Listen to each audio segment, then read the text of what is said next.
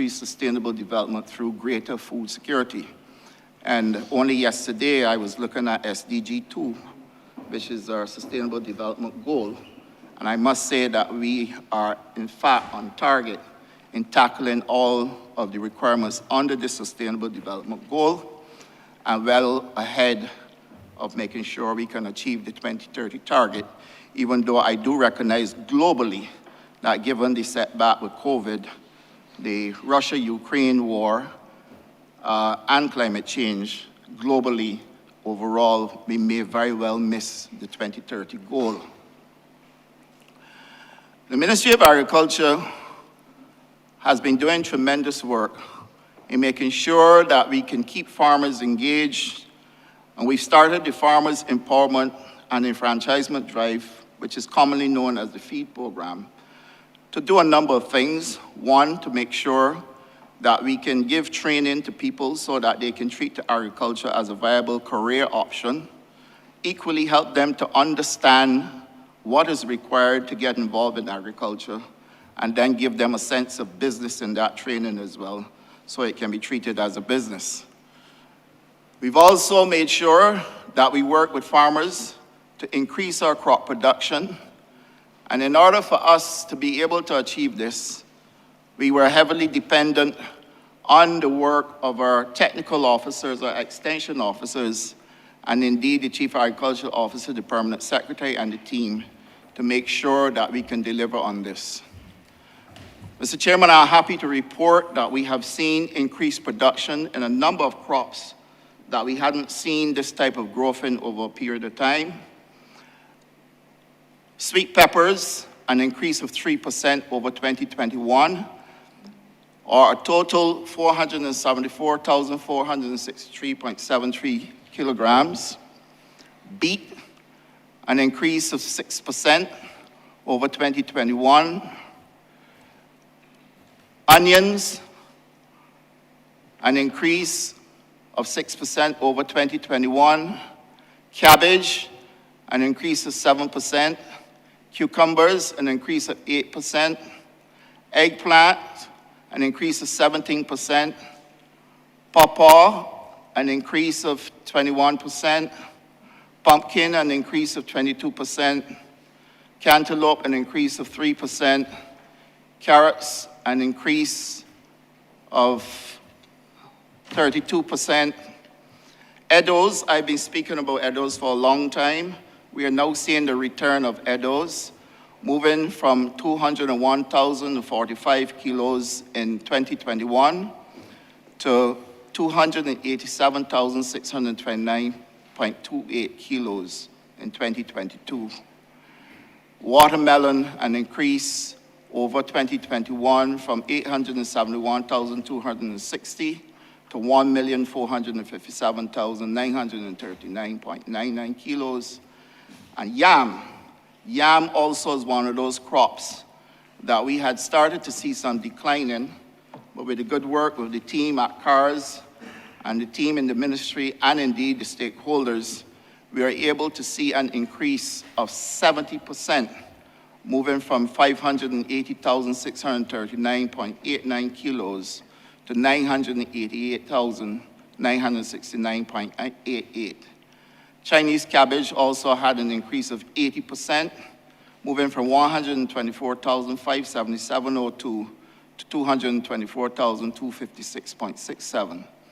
And muskmelon from 7,484.35 kilos to 38,356.16, or 42% increase. This, Mr. Chairman, represents solid work that has been done in the ministry and indeed within the sector to be able to propel us forward in being able to deliver for Barbados and reach towards our food security and, of course, the second plank within the ministry, our nutrition objectives as well. I must say to you, Mr. Chairman, that we have seen also some movement within the livestock sector, and we do know that livestock is very topical right now, given the fact that we are grappling with the increase in cost, particularly as it relates to feed prices. But I'm happy to report to you that commodities like eggs and poultry continue to improve. We are seeing increases. Eggs have moved from 2,605,662.07 kilos to 3,099,413. And chicken, when we looked at chicken, based on the amount of chickens that were sold in form of baby chicks, we recognized that when we finish the calculations on chickens as well, there should be an increase in production. Mr. Chairman, I strongly believe that the activities within the ministry should be highlighted so that the country gets a full understanding of what was required in order for us to achieve our objectives. We did state that we were going to develop a catchment pond at river in St. Philip because we recognized the challenges that the farmers were facing over there. And we kept our commitment and was able to deliver a catchment at Browns Pond at river in St. Philip, which would carry 6 million gallons of water at a cost of 1.1 million to service 60 acres to start with. And there would also be a phase 2 of this project, which would then give us an opportunity to connect the other farmers at river.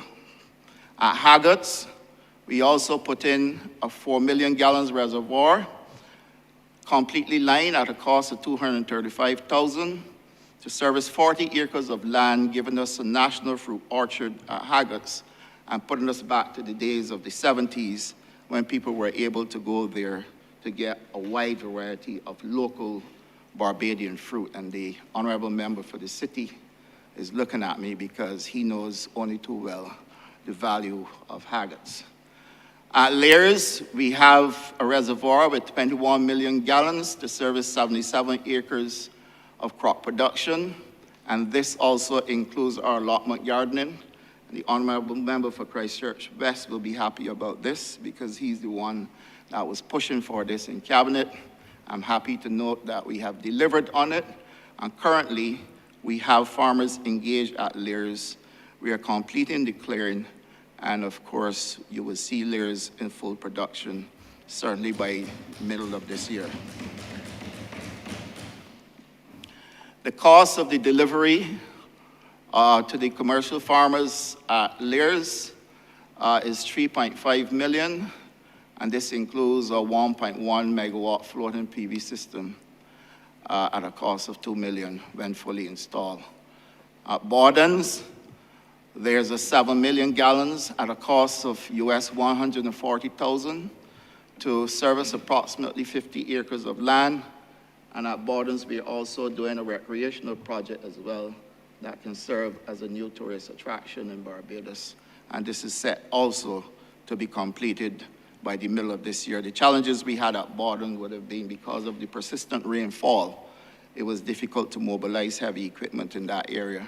But we are forging ahead and would certainly be able to complete that project, giving Barbados a new agri-tourism project, in addition to all the others that we've been examining and looking at with ICA. In addition to this, we've heard over and over about breaking hard pan soils, and I'm happy to report that the ministry, in fact, has embarked on this work, not only on government properties, but also for private farmers as well. And so far, we've been able to do subsoiling on 1,163 acres of land right across Barbados, and this also includes schools. Must state at this point in time that we are pleased to note that we have signed an MOU with Conscious Planet in February 2022 to promote the importance of soil health and collaborate on work towards sustaining soil health and maintaining soil organic content at a minimum of 3%. We're also involved in FAO project, Caribbean Soil Management, for restored watersheds and sustainable food systems. You do know already that the sugar crop has already started, and we've projected 107,000 tons of cane to go to the factory, and we can speak more about that today, Mr. Chairman. And then, of course, the Farmers Empowerment and Enfranchisement Drive is still moving ahead. And so far, I'm pleased to report that at Mount Poyer, at Bath in St. John, at Wakefield in St. John, at Spencer's in Christchurch, or on the border in St. Philip, and right across Barbados, we have been placing farmers on land and continuing to work with the feed program. And I wish to commend the work of the officers at the BADMC for getting us through this project. We've started a project as well, Mr. Chairman, that speaks to kitchen gardens or community gardens, and this is called Project Care. Project Care is designed for us to be able to reach communities. Care meaning community agriculture response and empowerment. And what we are seeking to do is to get communities back together. Of course, this should be of considerable interest to the honorable member for the city as well. Bringing communities together to make sure that they can, one, have the opportunity to socialize.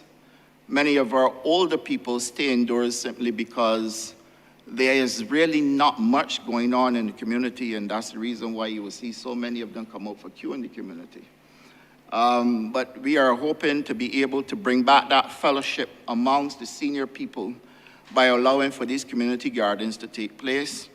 And I have to thank the BAMC and the BADMC for helping us to move this project along. This project so far has given us over 40 small farmers across the island benefiting from clearing and cultivation services on over 40 acres of land as well. And they also got the inputs. Some got seedlings, okra, watermelon, squash, and cucumber, clean planting material and fertilizers. And we were able to work with our private partner, Gales Hatchery, to be able to give out 8,000 baby chicks across Barbados for families, particularly the most vulnerable in this country, to be able to rear chickens as a source of income and indeed a source of getting food supplies. And at the Pine Basin, we have committed to 34 allocations of allotment gardens and 6 acres of land to give people in the surrounding area an opportunity to be able to go there and do active farming as well. Our Black Belly Sheep program, this expansion program is being accelerated with the assistance of Guyana under the St. Barnabas Accord.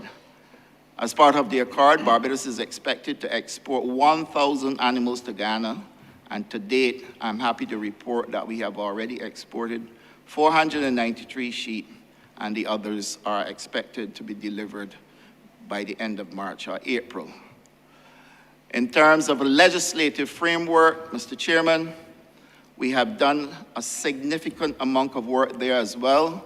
We've done work in terms of Animal Diseases and Importation Amendment Act 2022. This was when we were grappling with African swine fever. We are also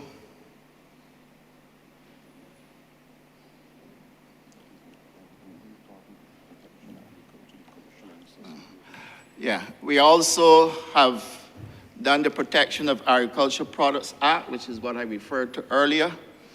The chairman of Project Care has just arrived, the honorable member for St. Michael East. We've started our work on our sanitary and phytosanitary program, and so far we have done the Plant Protection Bill. This was passed on December 14th, 2022. We've also done the Animal Health and Veterinary Public Health Bill. This was passed on December 14th, 2022. And now we are about to complete the Food Safety and Quality Bill. This bill is significantly advanced and is expected to come to Parliament either this month or early next month. And then the Three Houses Spring Act, this is an act that dates back to 1713. So we are truly Electrolux because we are now cleaning up all of what was outstanding at River, and we are expecting to be able to bring this, repeal the old Three Houses Spring Act and bring a completely new act to this honorable chamber this year. The Barbados Guyana Food Terminal, the process has begun. We have 2 private sector persons who have expressed an interest in participating. We've got the designs, and we've started the process with town planning to make sure we get the permission to construct. The aquaculture project at River, I'm happy to report that that project has been commissioned. The equipment has been installed, and we expected to see the facility ready for production by the end of this month. And we've just completed the work on a state-of-the-art abattoir where the prospectus is available to the private sector for them to be able to invest in that abattoir and give us an opportunity to be able to have our own specialty cuts rather than import all of the cuts that we currently use in the tourism industry and indeed across Barbados. Our medicinal cannabis licensing authority, we have been able to get that up and going. So far, we've had 29 licenses from 12 applicants and are currently at various stages of processing at the BMC LA, 7 cultivators, 6 import, 5 retail, 4 transport, 3 export, 3 processor, 1 research and development. It is expected that by the end of March, the Barbados Medicinal Cannabis Licensing Authority will collect between Barbados 1.5 to 2.1 million in application and license fees. And I said, there goes the naysayers who were saying that this couldn't be done, that we had the wrong approach. People must recognize there was no business during 2020 and 2021 and a major part of 2022. And Mr. Chairman, sometimes it makes me sad to hear the comments that are being delivered by people who are either ill-informed, not informed, or choose to be mischievous. But whichever way it is, here is the proof of what has been taking place at the Barbados Medicinal Cannabis Licensing Authority. And we have approved by Cabinet the Agriculture Production Acceleration Plan 2023, which will see us developing a plan that would allow for us to export sweet potatoes to the UK. And our target is to be able to export 100 million over an established period of time. It is not going to happen overnight. I don't want to give anybody the impression that this is going to happen overnight. In this current estimates, we have $15 million allocated for us to set up a germplasm bank at the home agricultural station, which will be second to none in the region and should be able to provide us with all of the cling planting material that we need for Barbados.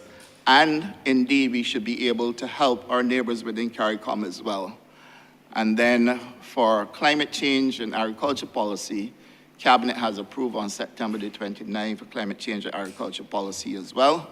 So, Mr. Chairman, I'm pleased to report overall improvement within the Ministry of Agriculture, Food and Nutritional Security, and I'm pleased also to report to the country that we have met our manifesto commitments, surpassed them, and are on to new work as well.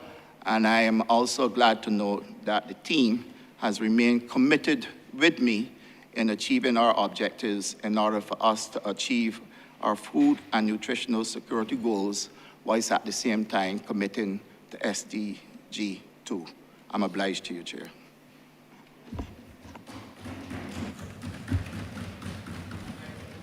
I beg to move that this head now stand part.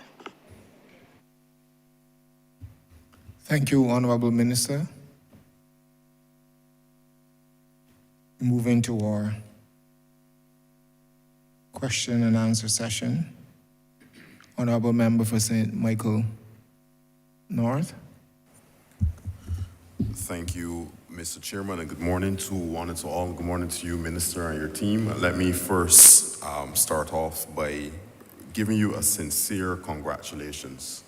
I feel like calling you the dream team, because I don't think that agriculture has ever received this level of attention, this level of effort, this level of vision and strategy.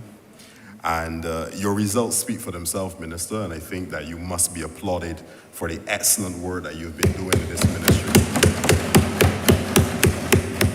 Excellent work. And, from my position as an outsider many years ago, looking on at what was happening within this honorable house and how ministries and ministers operated and functioned before, it always seemed like if agriculture was something just pushed to the side. It was a ministry that was never really given the level of attention and given that strategic position of importance within a functioning society. But you have brought agriculture to the fore, and I think from the time our Prime Minister, the Honourable Member for St. Michael Northeast, and Prime Minister would have created this ministry and added food security as one of the tenets thereof, I think that was a pivotal moment of transformation for us as a nation, and I think that you are helping us as a nation to become more secure. So I applaud you and your team for that. And you alluded to, and I'm going to give you the opportunity, Minister and team, to expand for us now at this stage on the relationship with Guyana. Of course, as a minister who holds responsibility for industry in our country, in our government, I'm particularly interested in this one because I hear mention of the food terminal.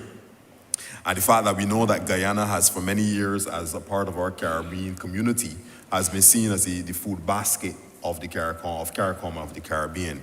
They have rich expanses of land. They have almost every mineral and asset you can think of. And it is, of course, strategic for us to link with them, given our small geographical size and their large geographical size. It's important for us to see how we can strategically link with them.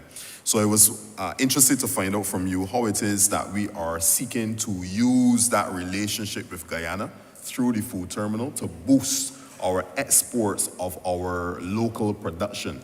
And I want to twin with that all in one as one question so we can then go to the second one.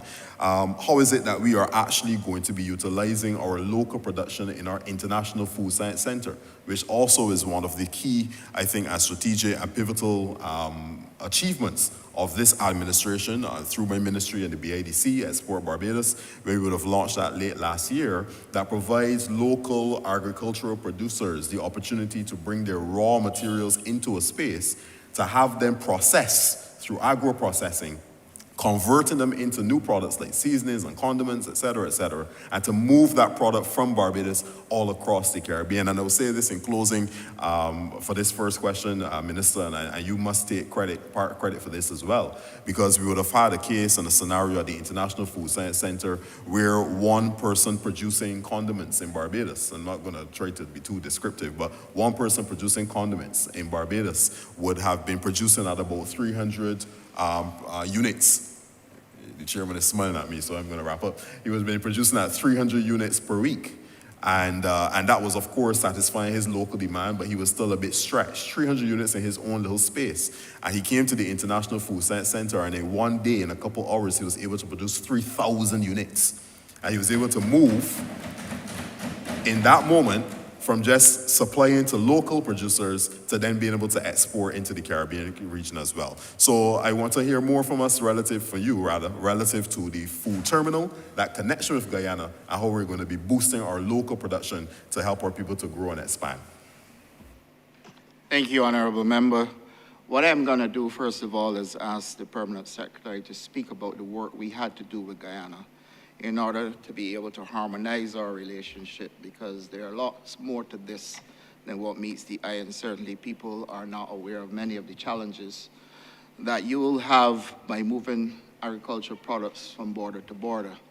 And we were able to establish a committee that helped us to be able to settle most, if not all, of the issues related to moving agricultural produce between the two countries. And then I would let the Chief Agricultural Officer speak to the operation of the food terminal. You'll be interested to note that it has similar tenets to what you mentioned in the Innovations Food Science Center. And because we are a good logistics hub, given the fact that we probably have more flights to the UK than most other CARICOM countries, to the US, to Canada, and then with the ability to connect to other flights as well, it makes Barbados the perfect location for us to be able to get involved in export, and Guyana the perfect location in order to give us scale in terms of production. And then when we combine that with the potential to also tap into Roraima, which is just across from Guyana, moving through Latam, then you can see the potential for us to be able to expand, giving us real scale in production, but at the same time using the logistics that we have here in Barbados to be able to tap into the diaspora for sure, and then give us new markets in order for us to be able to export. So I would let the Permanent Secretary speak first about the work that was done between us and Guyana, and then the Chief Agriculture Officer, and Dr. Leroy McLean can also at the same time update on the Black Belly Sheep Program. And thank you, Minister, Chair. My name is Terry Bascom, and I'm the Permanent Secretary of the Ministry of Agriculture, Food and Nutritional Security. Now, I know you only have 3 minutes, so I'm gonna try to be succinct as possible. And from where I sit, the relationship with Guyana, I would prefer to explain it within the context of the strategic repositioning of the agriculture sector in Barbados. Minister Ishmael, you made a reference to strategic positioning when you spoke. And we have to accept that when we look at Barbados, we're a small country, we're limited in resources. Much of the agriculture that we're still involved in is open field, requires lots of land. And we also know that there is a significant demand for land for other areas of development activities in Barbados, housing, renewable energy, etc. It therefore meant that the government, through the Ministry of Agriculture, Food and Nutritional Security, had to find strategic ways to expand our production base. We all know the historical relationship between Barbados and Guyana. I don't need to go back to that. And we also know the congruence in terms of the vision of the Honorable Prime Minister and President Irfaan Ali of Guyana. And that paved the way, Chair, for the two countries to sign St. Barnabas Accord, which identified several areas of activity, but for the purpose of this exercise today, we will focus on agriculture.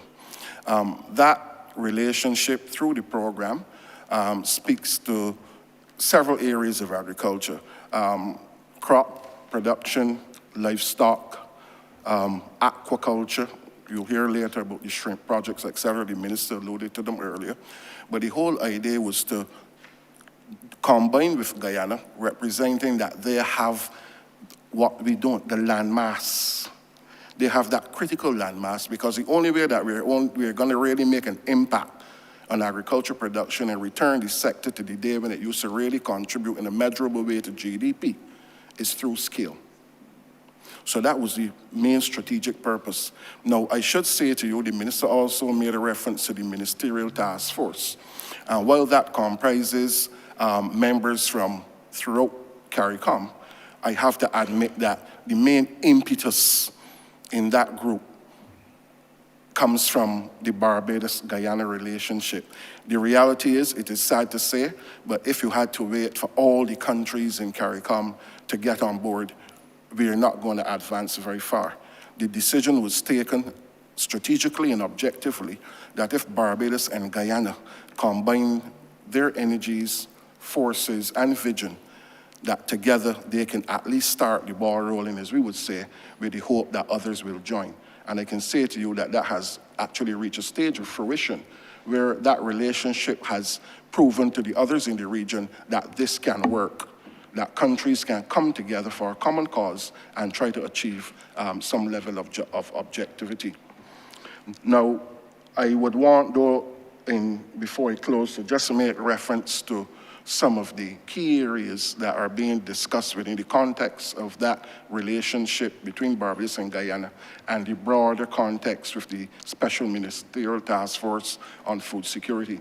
For example, transportation.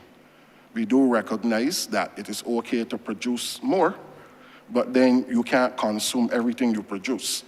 You have to be able to export, move goods across the region, and that is one of the challenges that we have. As we all know, we have some serious roadblocks as it comes to easy transport of goods throughout the region. I believe we are coming closer to a solution, and I will leave perhaps the minister to speak to that if he so desires. Another issue that came up as a result of that was the whole notion of sorry, application of crop insurance and the availability of crop insurance for our farmers. The reality is that when persons invest lots of time and energy and financial resources and effort, and they do not see results almost immediately, they tend to recoil, they consider themselves a failing, and then it becomes difficult for even the ministry to convince them that they should go again. One of the ways to encourage the farmers throughout the region to get into agriculture and to produce more is to provide some level of protection for them so that at least they can hedge some of their losses. And we know where we are with respect to hurricanes and those kinds of exogenous developments. So we have to make sure that we try to provide a mechanism within which our farmers can feel protected and produce more. Another big one, the minister made reference to it. We've made some advancements in terms of the legislative framework, but again, within that mechanism with CARICOM in Guyana and Barbados, we've also developed an SPS framework that would allow for products of plant and animal origin to move seamlessly throughout the region without being obstructed because of technical barriers to trade. So those are some of the main things that we would have achieved as a result of partnering with the Guyana. It's a very strategic approach to ensuring that we produce with scale and contribute in a meaningful way to the economy or the socio-economic development of this country. Thank you. Good morning. My name is Keely Holder. I'm the Chief Agricultural Officer at the Ministry of Agriculture and Food and Nutritional Security. As it relates to the operations of the food terminal, first of all, I want to contextualize it by looking at the fact that Barbados is logistically considered as a hub for interregional trade, particularly in the OECS countries. Currently, as it stands, we import most of our fresh produce from the United States, from Miami. This takes about 12 days from ordering to actually get here. This presents a food security challenge for us, not only a risk in terms of about a 12-day turnaround time with a 1-week shipping time, but there's also the impact that you're supplying all of your fresh produce from one area. The relationship with Guyana and with CARICOM in general is strategic because it means that we are relying more on the region for our food. Specifically for the food terminal, the opportunity then exists for us to set up a terminal here in Barbados, which would allow us to move produce from Guyana, which is PS indicated, has a large land mass, into Barbados and onto the other OECS countries, potentially onto other trading partners where the region does a lot of business, US, UK, Europe, etc. The key thing here for Barbados is that we tend to have a significant amount of airlift. So typically it's about 17 flights a week in off-peak period and more than 30 flights a week. And from what I understand from Grantley Adams International Airport is that those flights are going back half full every single day. So this creates an opportunity for us to export and move product not only from Barbados but to US, UK and Europe, into Europe in particular. So the opportunity to move product from Guyana, which does not have that significant kind of airlift, into Barbados and then onward to other destinations is a significant opportunity. What it also does, particularly for agro-processing, as Minister Ishmael was asking, is that it opens up the opportunity for greater agro-processing above and beyond what we would be able to do in Barbados. Before you can get into agro-processing, you need to have an affordable and abundant supply of raw materials. And that is a critical point. It has been a critical point for the manufacturing sector. So the food terminal creates an opportunity to boost our agro-processing capacity above and beyond what we are currently doing. It also, at the national level for farmers, is also going to create an opportunity because inherent in the food terminal is also going to be a national pack house, which would allow us to receive more product from our Barbadian farmers, allow us to hold and store for a longer period of time, which also speaks to the aspect of food security because we are now increasing our fresh produce stores in Barbados. And it also then creates an opportunity for our local farmers to participate in opportunities for export. So not only is it addressing food security by sourcing from our nation nationally, but also regionally. So we're looking at a two-phase approach. And of course, one of the things that we would want to encourage is that there are certain things that we know Barbados does well here.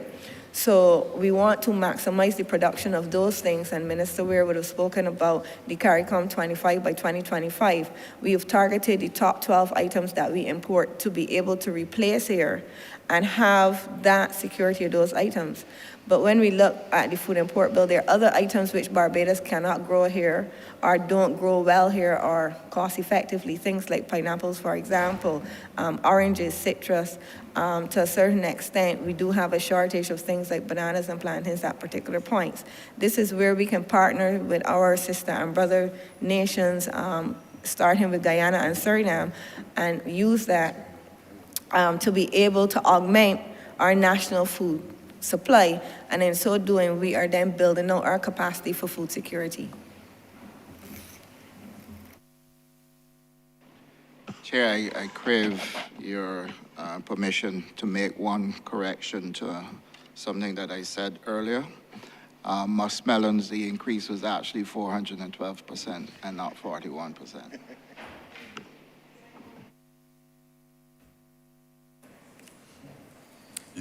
Minister, you wanted to have someone else respond to the question, I think, or was that it? Just the two? I think you had said Dr. McLean was going to say something as well, but I'm not sure.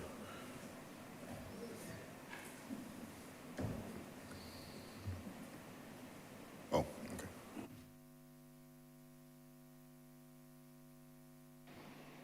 Yeah, Dr. McLean will speak to the progress we've made with Guyana and the Black Belly Sheep project. And I'm hoping that he can also inform us that if there were some lambing since we did the shipment. Yes, thank you, Mr. Minister. Good morning, Mr. Chairman and members.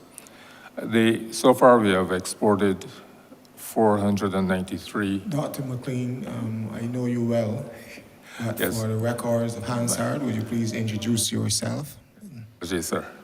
I'm Leroy McLean, consultant with the Minister of Agriculture. Yes, we have exported so far 493 sheep to Guyana, and many questions have been raised as to whether this is a viable operation or not. I must say that it provides Barbados with great opportunity to expand the Barbados black belly sheep population. Since, as has been mentioned before, the resources that are available in Guyana, we don't have here. We have large land masses, the forages which are available there, water, which is essential for development of the population. So if we can have this relationship with Guyana, and I just want to explain that it is not the case for the benefit of members and the general public. This is not the case of Barbados giving away sheep to Guyana.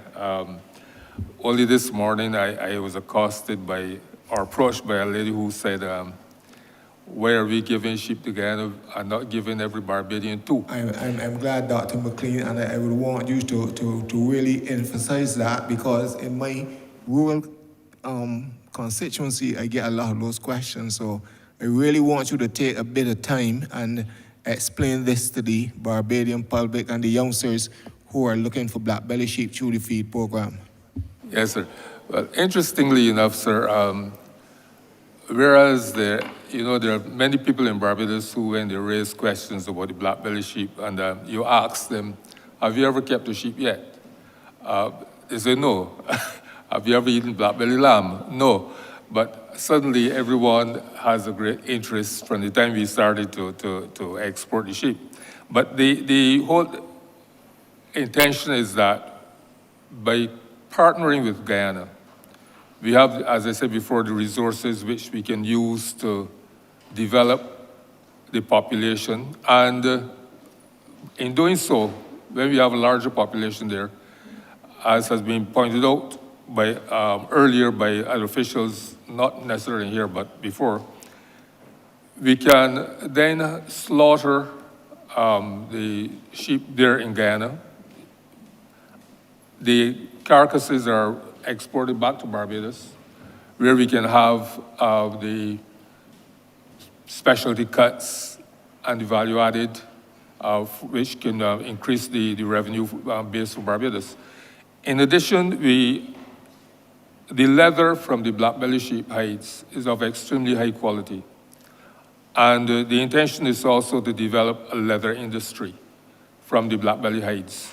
We can't do this if we don't have that critical mass of sheep. The average black-belly hide is only about 6 square feet or so. Now, which means that we need large numbers. And if you're going to get the population up to that 1 million which the Prime Minister has suggested we should reach, we cannot do that in Barbados alone. And therefore, this is why it is essential that we get into the Guyana. Now, I would also like to suggest that Barbadian farmers who are interested in sheep production should also consider the possibility of locating to Guyana. As far as I know, the St. Barnabas Accord makes provision for Barbadian farmers to move to Guyana.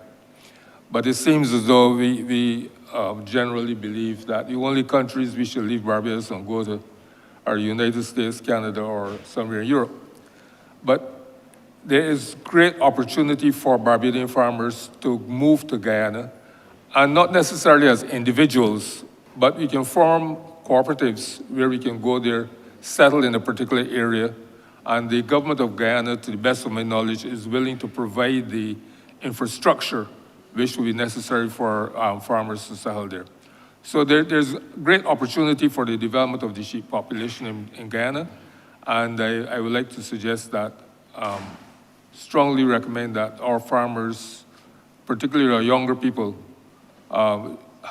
take up the opportunity to expand their operations in Guyana.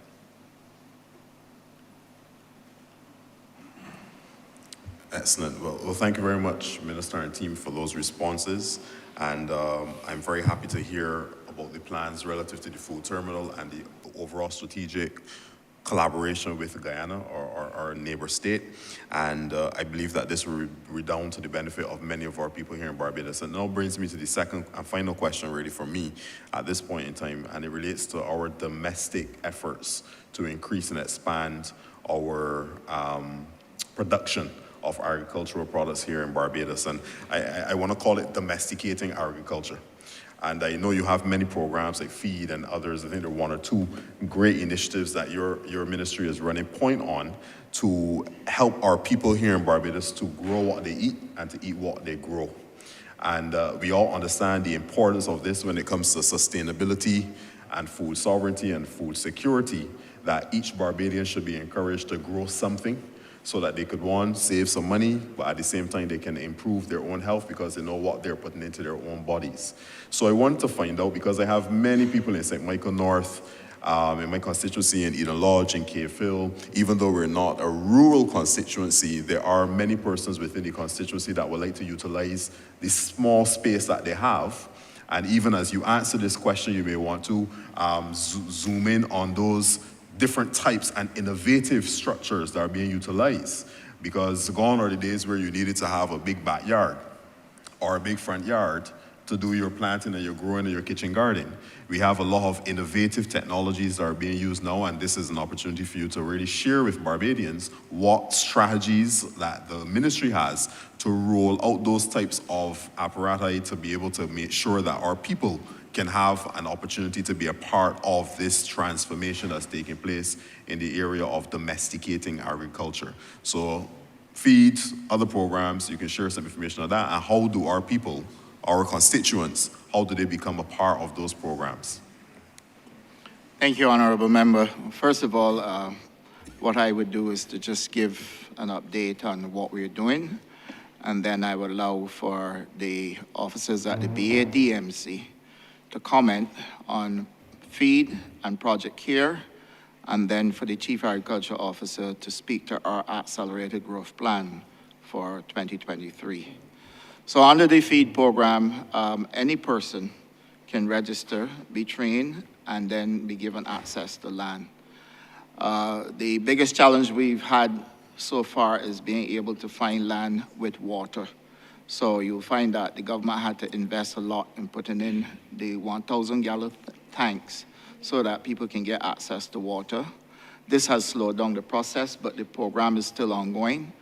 So people in St. Michael North can easily sign up for the feed program, get the training, and be allocated land. Under Project CARE, though, what you would find is that this is a faster process because you're not talking about acres upon acres of land. You're talking about a quarter acre to an acre of land.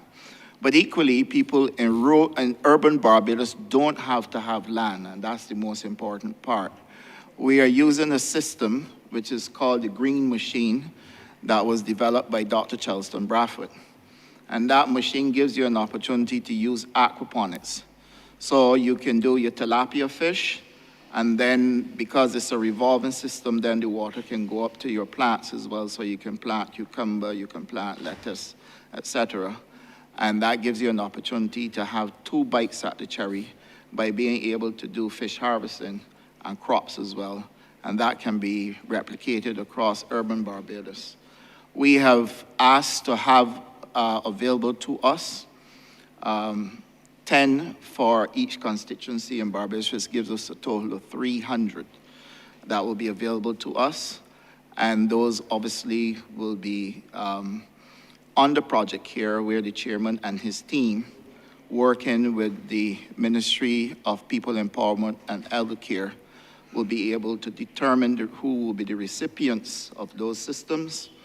And then we've just received, out of a total of 50, we've just received 15 shade houses from Guyana, 16 shade houses, the PS is telling me, which will be set up here in Barbados. And again, they will be part of the feed program, where we have included schools as well, because we want to make sure the schools are participating in agriculture. And those shade houses will be used in schools, they'll be used at Lears, some at Pine Basin, and of course within the feed program itself to those farmers who want to take a new approach to farming rather than the traditional open field approach.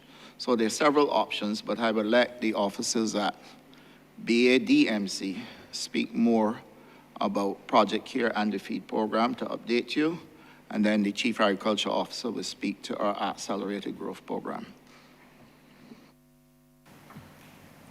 Hi, good morning. My name is Frederick Innes, CEO acting at the BADMC. I'll speak first to Project CARE, Honorable Member. Over the course of the last year and a half, we've worked with the BAMC to actually provide access to persons who have either small gardens or have areas within their control that they want to bring into agricultural production. So we provided land clearing, access to some of the implements, as I mentioned. I think the objective there is to bring and make accessible to those who want to start on a small scale and encourage them along as best we can. So we've been working with BAMC in terms of the available tractor resources. We've also have an officer who's working with the various constituency offices to identify where those persons are and try to ensure that we can engage with them as best we can and facilitate that interest to encourage them along what we call household food security as opposed to the idea of commercial or national food security. I think in relation to the technology question, as the minister mentioned, there is a current push to look at some of the small scale technological solutions that could be offered. And I think as we move ahead with that, we are going to be working with the CARE committee that has been established. Honorable Member Prescott is the chair of that, and we are working with himself, BAMC, to ensure that we have, one, a structured program to facilitate, but also two, mechanism to actually engage with those community groups who have that interest. In regards to the feed program, over the course of the last 18 months, I think, we have had a significant push, both on the front in terms of training. This point, we have trained just over 880 persons through the feed program. The major limiting factor, I think also was mentioned, is the access to lands.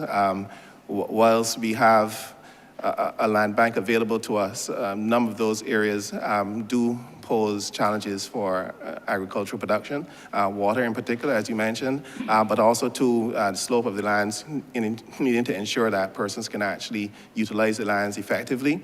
So we have been working to allocate persons throughout those plantations that we have care of. And the current total who have been allocated to this point is 252 persons across 343 acres of land in various districts. That would include a few new districts that we've essentially re-established or returned to agriculture over the course of the last year and a half. Bath, we've introduced a small group to the Wakefield area, also in St. John. We've re-established the Mount Poya plantation and established about 90 odd acres there for persons to actually farm and to utilize. So there has been a concerted effort to bring what would have been previously fallow lands, previously unused lands, back into agriculture, back into operation. So that has required a significant investment of time, obviously, and funds. The major challenge, obviously, still remains water, and facilitating that is a critical input for agriculture. I think, unfortunately, we can't get around it. So we work closely with the BWA, both at present in terms of delivery of water. We have been facilitating that from a couple of our existing wells, but also in relation to identifying new resources going forward. I think at present there is an exploration that we're hoping can get started in St. Lucie to identify access there that might benefit those in the Mount Poya and also the existing Spring Hall land lease project. So those two critical areas, I think, working with the BWA are the direction that we need to move in to improve that water access. Thank you.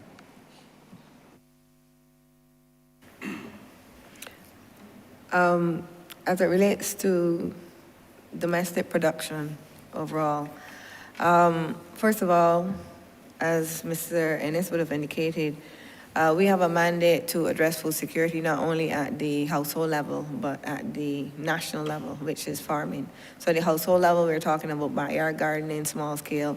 At the national level, we're talking about farming as a profession. So the CARE program deals with household security. Then we have the feed program, which was introduced in 2018 to specifically add to persons or invite persons who were interested in agriculture but didn't have the knowledge or the resources. So that caters to new entrants. Now we are developing a new program called the Feed Accelerated Growth Program, which now is going to cater to experienced or existing farmers. And the focus of the Feed Age program is twofold. We want to target the top 12 items on our CARICOM 25 by 25 list.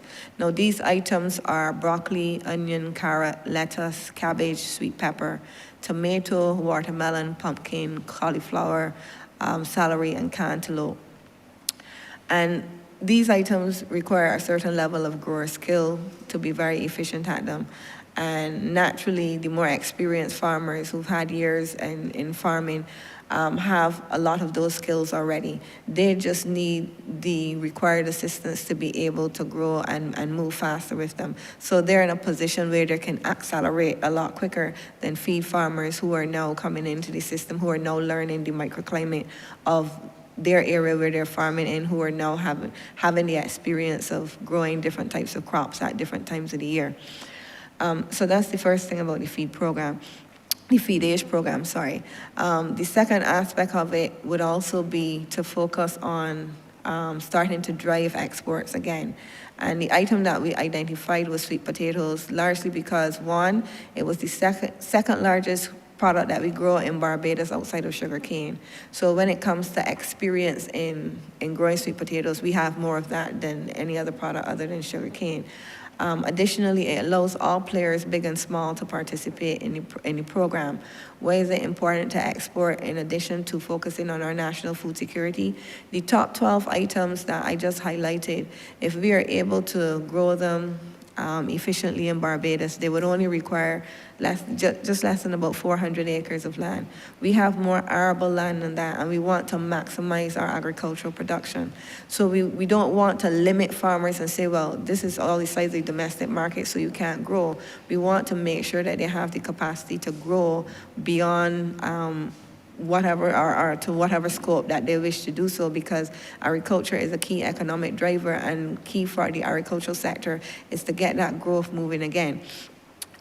So specifically as it relates to these crops, the other aspect of that is ensuring that we have sufficient storage of these items, and this is where a pack house comes in. Now, one of the things in stabilizing the gluts and shortages that we tend to have in the domestic market is that we need to be able to have some kind of warehousing facility to be able to hold product. If you think about it, all the business that we do in the world today, you are purchasing stuff off of Amazon or wherever you're purchasing from. It's not coming directly from the manufacturer, it's coming from the warehouse. So what this allows us to do by having more pack house capacity is that farmers get to grow at the time that is ideal for farmers to grow. And we're able to hold and store, and then buyers and consumers get the product at the time that's ideal for them to buy.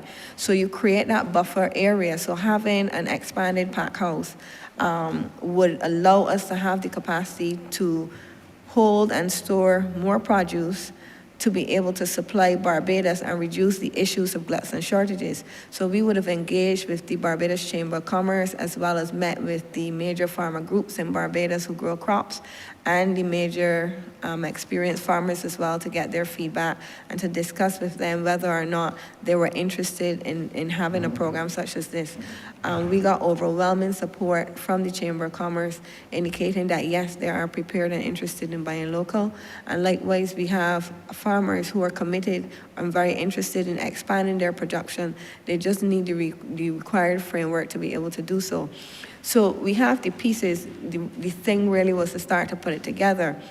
And again, just coming back to the pack house, one of the reasons why that is so critical is that the rule of thumb is that for every hour that you have produce that you don't remove the field heat after you harvest them, you lose a day of shelf life. So when we talk about food loss, we're not just talking about what we throw away, we're talking about high post-harvest losses, which can be as high as 55% in developing countries such as Barbados.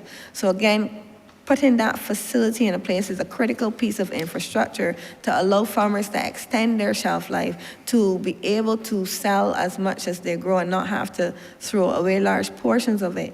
So now coordination of agricultural production will make more sense because you have a facility in there that can facilitate the holding and storage of this. So these are the key tenets of the program. And along with that, we are also providing technical support so that farmers would be able, first of all, to increase their productivity. That was one of the things that was highlighted. So not only do we want to increase production, but we want to increase productivity. So how many pounds per acre are you getting? What is the quality of the product per acre that you're getting? You want to be able to maximize that. And then additionally, what you want to be able to do is to ensure that you have the technical support in terms of if you're going to export, you need to meet the international standards. The typical standard is referred to as Global GAP. There are a number of standards, but Global GAP is an international standard, and it's pretty much like Visa, once approved, accepted everywhere. So we are going to be providing technical assistance in the form of a food safety consultant who would be able to guide farmers on what is needed to become Global GAP certified. For export, we're providing technical assistance in terms of boosting and supporting our extension and research support by having consultants in from Florida. And so we are building out our capacity, because when we talk about wanting to be excellent and moving our farmers to the next level, we want to be able to provide those supporting structures to allow them to do that. Thank you. Yes, we will move to the next level, Chief. Well, thank you very much, and I will end the same way that I began, Mr. Chairman, by congratulating the minister and his team. The responses were excellent and very informative, and I believe that the people of Barbados can now share and join with me in the confidence that they have in this minister and his team in putting us on the right footing relative to our agriculture and our food and nutritional security. So with that, thank you very much, Mr. Chairman, for your indulgence, and I reserve the right to come back in. I have one more question. With your permission later on, I reserve the right to jump back in at some point in time. But thank you very much, Mr. Chairman. Thank you, Honorable Member. Honorable Member for St. Andrew. Thank you, Mr. Chairman. I believe it was during the signing of the loan for the Scotland Road Rehabilitation Program that the Prime Minister would have mentioned her intention to set up a Scotland District Authority for the purpose of managing the lands in the Scotland area, especially as it relates to soil erosion and land slippage, which are problems that still exist in that area today. Can you give me some insight as to where we have gotten with that Scotland District Authority?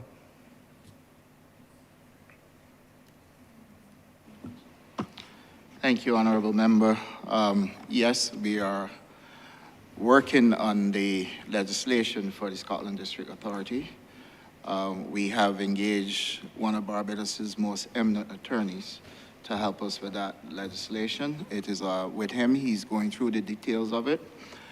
This is legislation that was passed in this honorable chamber in 2007, but it was never proclaimed. Since then, a number of things have changed in the Scotland District. What we at the ministry are doing, we're looking at the true role of the Soil Conservation Commission as it relates to the Scotland District, and then the role of the MTW as well. And coming out of that, then we would determine how it's going to be structured, and the legislation will be amended to suit what we are doing. And the attorney is currently well on the way and working with us and making sure that we can bring that to Parliament as well. First, I have to take it back to Cabinet, as you well know, and all of that will happen also by summer of this year. Thank you, and I truly look forward to that. Most of my questions will be related to St. Andrew. St. Andrew used to be considered, certainly in the glory days of sugarcane cultivation, as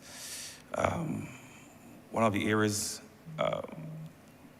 of outstanding production. In fact, I think St. Andrew was one of very few parishes to had 3 active sugar factories during the 50s and the 60s.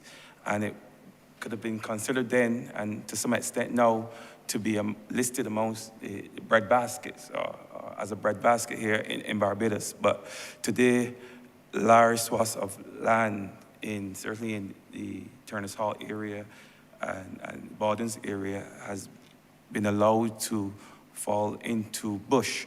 Can you just share with us here some of the plans for those areas? And while doing so, you can also expand a little bit on the agro part that you would have alluded to, that you have planned for the Bawden's area. Thank you, Honorable Member. Yeah, there are several plans in place for the Scotland District.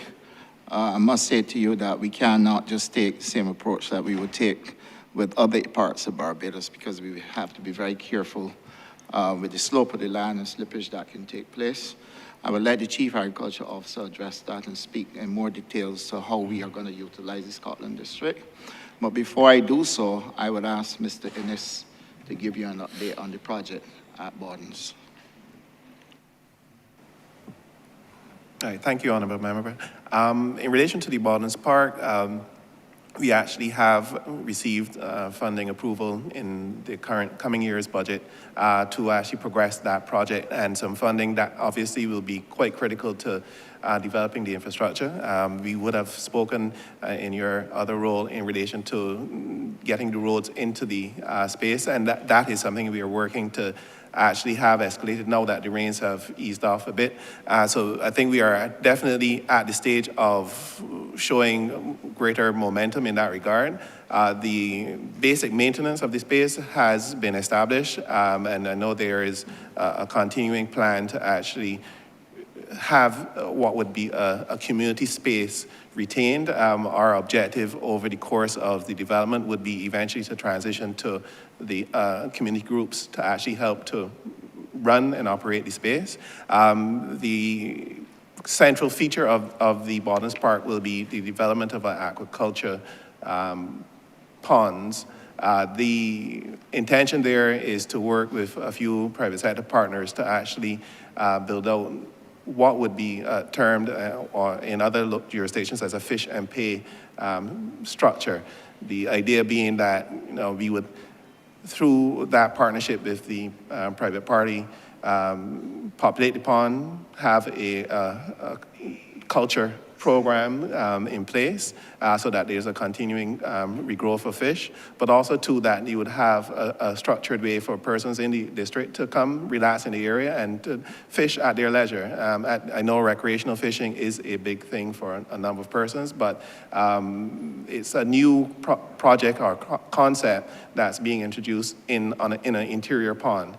So I'm hoping that we can have that concept and the full development completed before the end of the current coming financial year. We have, as I said, the funding, and the design has been outlaid. So we really just need to get started, and that is our commitment to work on that front. Thank you. Yes, as it relates to plans for the Scotland District in terms of agriculture, the Scotland District is, and St Andrew in particular, as it takes up the majority of Scotland District, it's very delicate. And that is one of the things that we've learned over the years. Coming off of a number of studies, about 50% of the land in the Scotland District is slipping or sliding at any given time. It is prone to a huge amount of erosion. And while, yes, 40 or 50 years ago, we were engaged in a lot of sugarcane agriculture, when you look at the Scotland District, the recommendations even from the 1970s was that we needed to focus more on agroforestry and planting more trees to stabilize the land. How we cultivate in the Scotland District then becomes very critical. It's not just a case of going to plant. We have to make sure that we use the right types of conservation measures. We need to move away from plowing up and down the hills and doing more contour type of plowing, terracing, those types of things. Now, of course, that is an expensive venture and it is a slower venture. The Scotland District is not necessarily the place that we want to try and push the fastest type of agriculture, because we have to be careful with it as a resource. And in fact, it makes up part of our natural heritage, our national park. So with that in mind, we need to start to refocus the position of the Scotland District in terms of agriculture. The other aspect of that is that the Scotland District also does not have a lot of wells, which you would see in other parts of Barbados, because of the nature of the of the soil there. So without a significant irrigation source, other than the ponds that we're now installing, we've already installed one at Haggops, as Minister Ware indicated. We have the one at Bawdens, which we are expanding. So there needs to be ongoing work to be able to move that runoff water and put it in the catchments. And again, that also aids with the slippage and the erosion that we tend to get. So part and parcel of that then means that we need to look at an agricultural structure that focuses on fruit trees, that focuses on conservation. It focuses then on ensuring that we're moving water into catchments. These have to be the basic tenets of how we design any agricultural program for the Scotland District. It also means that in terms of land clearing, if we want to do a farming enterprise, we don't want to go into the Scotland District and clear huge amounts of land at a time and leave it then without vegetation, because that in itself then creates its own erosion. So even as you may be setting up a fruit tree orchard, for example, you may not want to clear more than half an acre or acre at a time because you want to ensure that the land remains stable. We've seen a significant amount of erosion, especially around the Turners Hall area. And yes, you've seen more trees going back in, but in fact, the benefit in Scotland District as an ecotourism site is that it is now reforesting. And so that forestry is also an agricultural resource. So not every aspect of agriculture has to be for food. Forestry as an agricultural product also means that there's value then to develop true ecotourism experiences, tie-in agriculture to tourism, nature-based hikes, fruit tree picking, these types of things. So you have an opportunity to develop a more hybrid type of approach. And in fact, we've started to see that already right on the St. Joseph edge. You do have, I think it's Cocoa Hill Forest that is starting that model.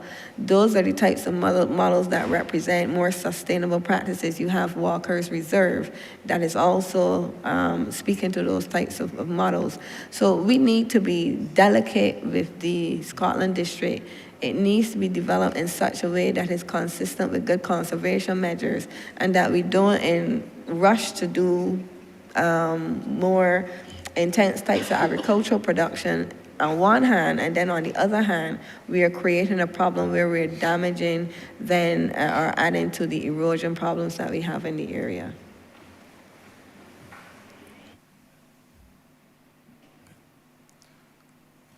Thank you. My next question has to do with the fact that within maybe 3 or so weeks, we will have a number of, in many cases, young persons who will be transitioning from contractual work to entrepreneurship. And a number of those young persons from SW, National Housing, they have expressed interest in pursuing careers in agriculture. Can you speak to how you have or you intend to engage these young persons and some of the programs that you have in place to pretty much train these young persons who will be transitioning from work to self-employment? Yes, there is a specific program that we are doing. The BADMC is working with the ministry that is responsible, so that, well, the two ministries, so that those persons who have expressed an interest in getting into agriculture will be facilitated. And there's a project with a project budget that the BADMC is working on, and Dr. Andriela or Mr. Innes can give you the details on where that is at and how it's going to be done. Before you proceed, gentlemen, just let me ask members, when you're responding to a question, we're having sometimes difficulty in hearing your response. You speak directly to the chair, which means that you have to come closer to your mic instead of necessarily looking at the person who has posed the question. It makes it a lot easier for everyone to hear what is actually being said. Thank you very much. In relation to the project that has been established in conjunction with the Ministry of Housing and the Ministry of Transport and Works, we have actually created a structure wherein persons who are transitioning out of those programs will be afforded a combined training and placement program. The outline, I think, covers 24 weeks of both virtual and physical in-person training, and the actual development of their proposed agricultural enterprise. That program, I think, has already been launched in a number of instances with the Ministry of Education already in a number of areas. The portion for the Ministry of Agriculture, I think, will commence in truth at the end of their transition period. I believe it was indicated as March 31st. So the actual placement and engagement with those individuals will commence shortly thereafter.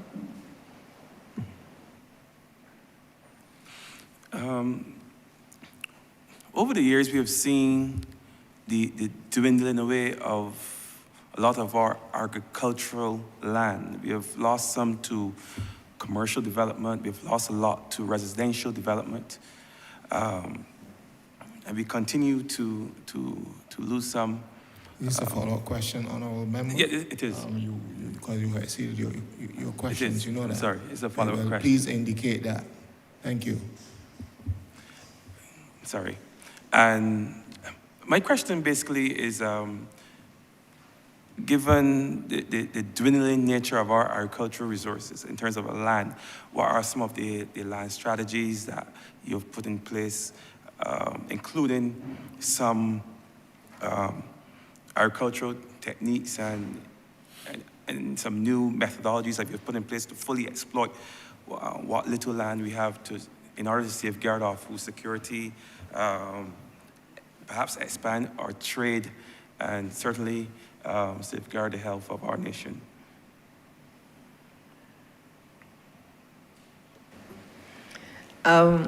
Yes, as it relates to how we're going to maximize the use of the limited land we have, you're absolutely correct. In the late 1960s, I think it was, we had about 50,000 acres in arable land.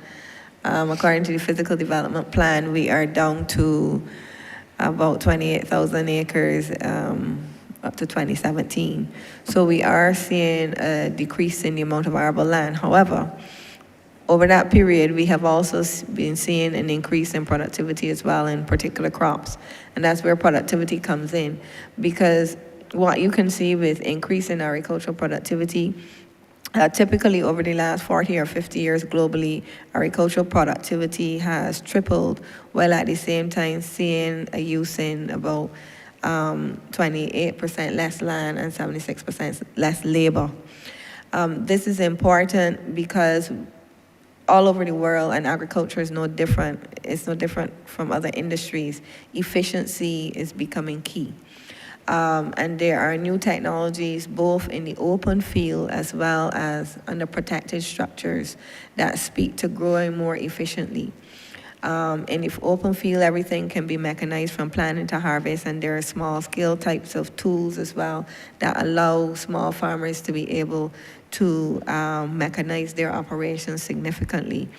Appreciate that not every type of crop can be mechanized, or should be, not every type of crop would be able to be grown in efficiently in open field versus in protected structures.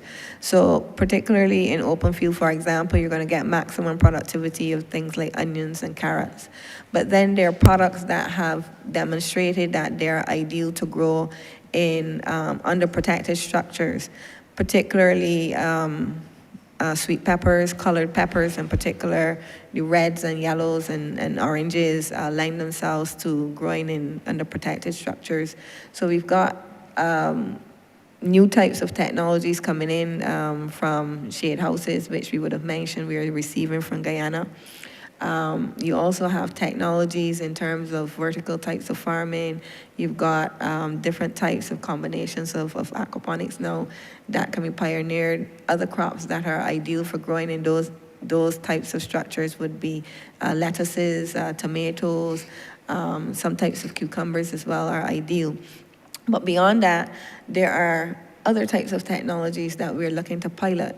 So we have had at least one demonstration so far at the Ministry of Agriculture utilizing drones for pesticide application. It may also be used for foliar feeding application. And we are also looking at robotics at our AgriFest, tent. Last Saturday, Friday to Sunday, we demonstrated as part of the Barbados Innovation Center for Agriculture the new FarmBot, which is a robotic arm that demonstrates how robotics is being used to automate the process of planting, weeding, watering. So we are starting to introduce those new types of technologies to Barbados. Obviously, we have to expound and investigate their effectiveness for farming to be able to guide farmers because they are costly. So we want to be able to walk with farmers on the journey and provide them with information and guidance on how best to use the technologies and maximize their return on their investment. But we are starting to pioneer that new aspect of digital technology. There are a number of other tools out there in digital agriculture that are really very exciting. And as we go through this year, we would look to see how many more of those things we can introduce. Thank you.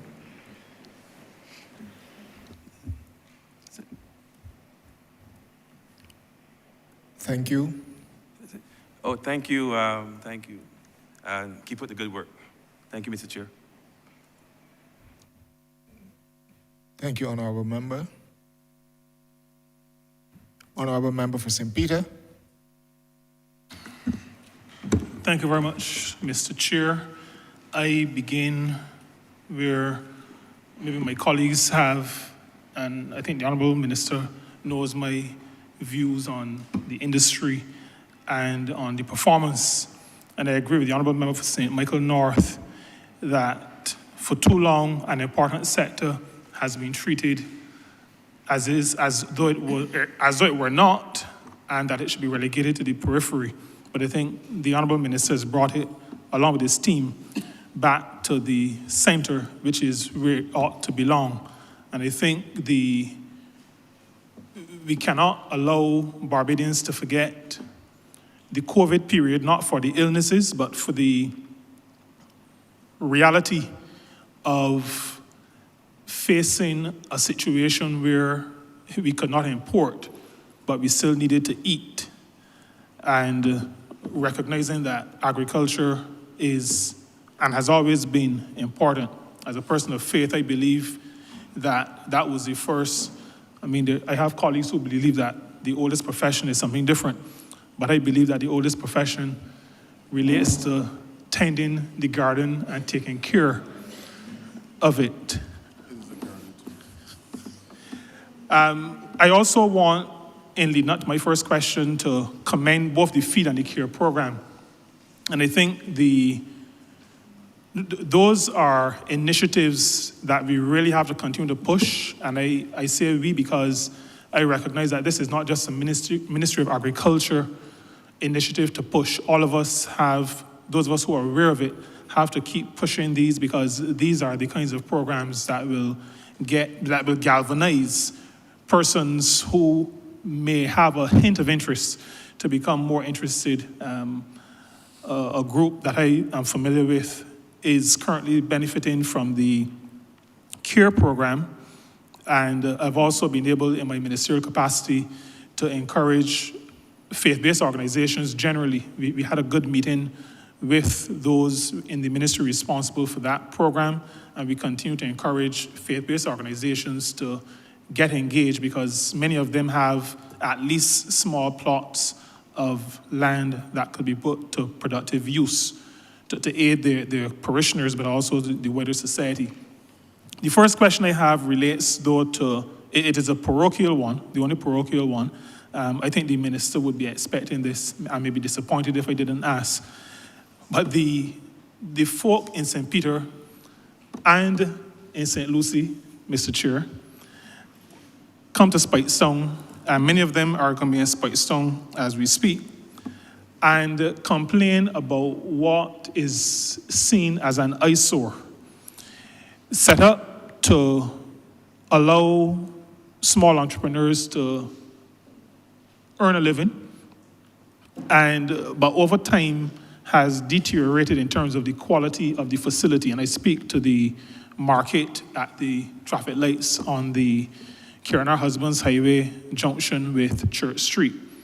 The minister and I have been speaking about this over a period of time, but I would want to give him the opportunity, or any of his officers, as he identifies, to give to the public, particularly the public in the north, a status update on the plans for that market, because I know that there are plans, some update on the plans and what they can expect, we and they can expect to see in the not too distant future.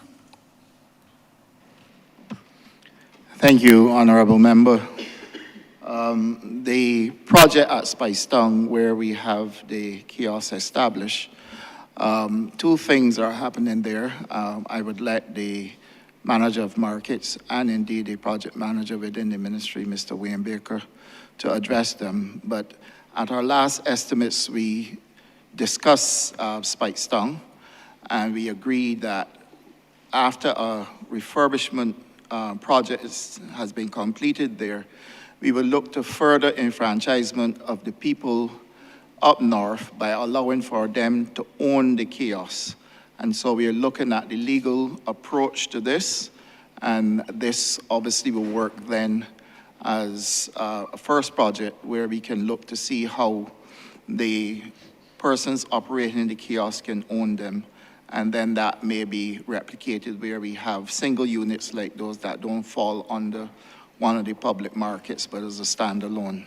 So what I'll do is ask Mr. Baker to address where we are with that project and also the manager of markets.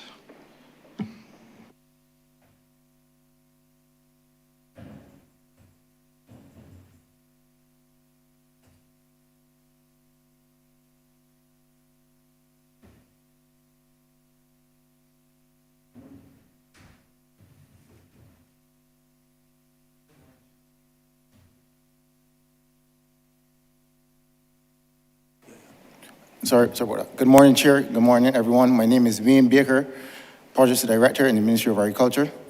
With respect to the project at Spicetown, we completed designs and we had submitted drawings to the planning department last year. We received planning permission approval on the 15th of February this year. As a result of that, now we will have to go to tender with this project, but because of the time frame that it came within the financial year, we have to wait until the new financial year before we go to tender. So on that basis, and based on the tender process, we expect that construction can start sometime around July of this year, and the construction period is estimated at 10 months. In addition to that, what we are planning to do is for during the construction period to provide the current vendors with temporary stalls that we are seeking to relocate at another part of Spicetown, and we are in discussions with other agencies to accommodate that so that they will not be dislocated during the construction period. So that's where we are with that process, sir.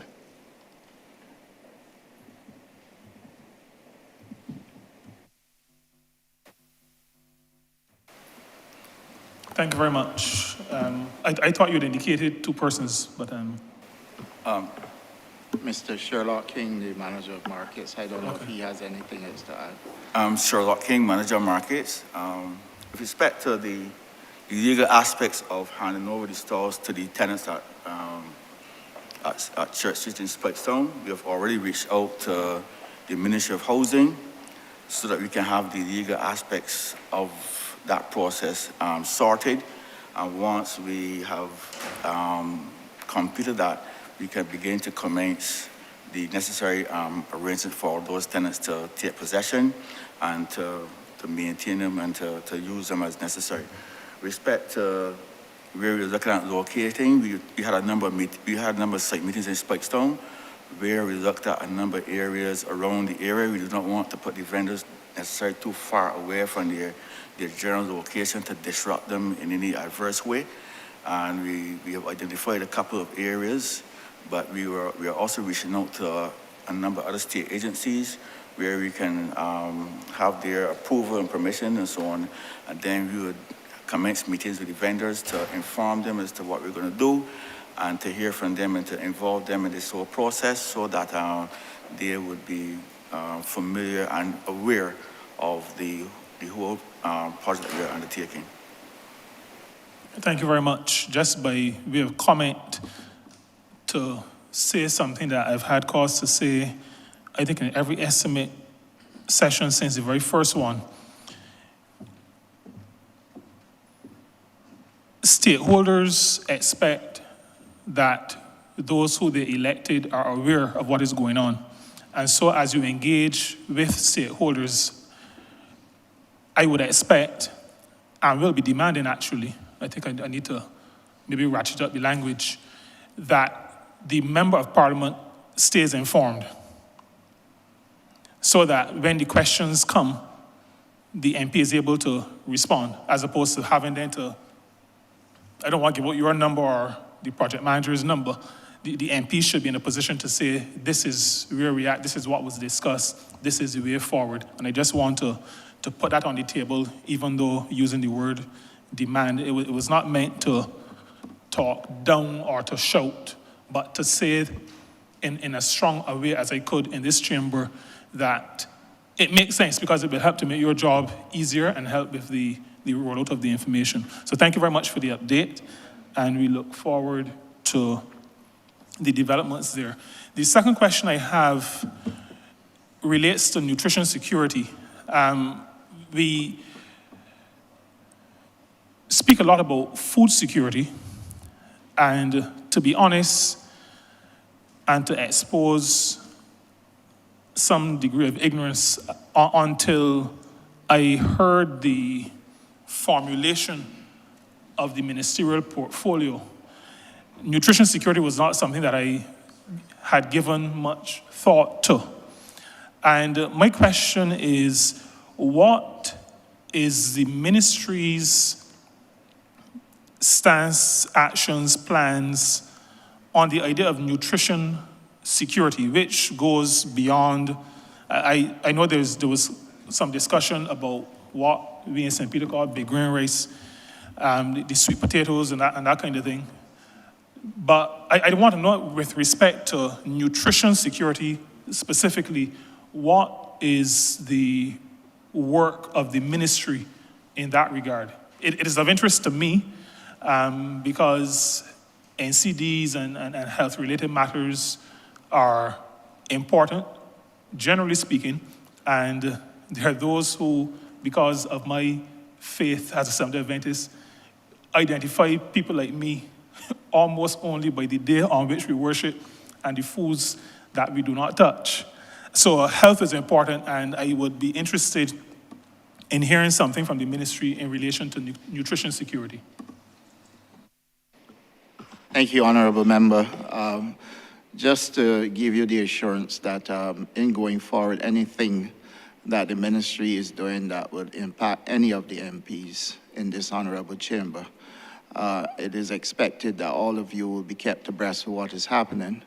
And if on any occasion we should fall short, please let me know so that we can have it rectified. I think all the officers in the ministry are on board in making sure that all MPs are kept abreast of what is happening, and we will make sure that that happens. In terms of nutrition, the ministry, first of all, we are tracking our Sustainable Development Goal 2, and we are working along with the FAO in making sure that we can keep up with what is expected. But the Chief Agriculture Officer has also been doing work, and I would allow her to respond to what we are doing and how we are setting about to achieve nutrition security. Honorable Member, thank you so much for that question. Because, of course, you know, we have worked very hard as a nation to reduce hunger in Barbados, and currently hunger is below 5%. However, overnutrition which is also a form of malnutrition, is at near crisis levels with about 52.4% of adults and 1 in every 3 children overweight or obese. And what we've seen with obesity is mainly due to the overconsumption of ultra-processed, energy-dense foods, and especially empty-calorie foods, which are generally low cost. And it means then that we see a significant impact in the most vulnerable. But there are also other major factors such as insufficient exercise and genetics that add to this. The thing about it is, for the Ministry of Agriculture, nutritional security is a partnership with the Ministry of Health and Wellness. There are 2 aspects of nutritional security, and we have to look at both how people eat, the types of foods that they're going to eat, and how they put those foods together.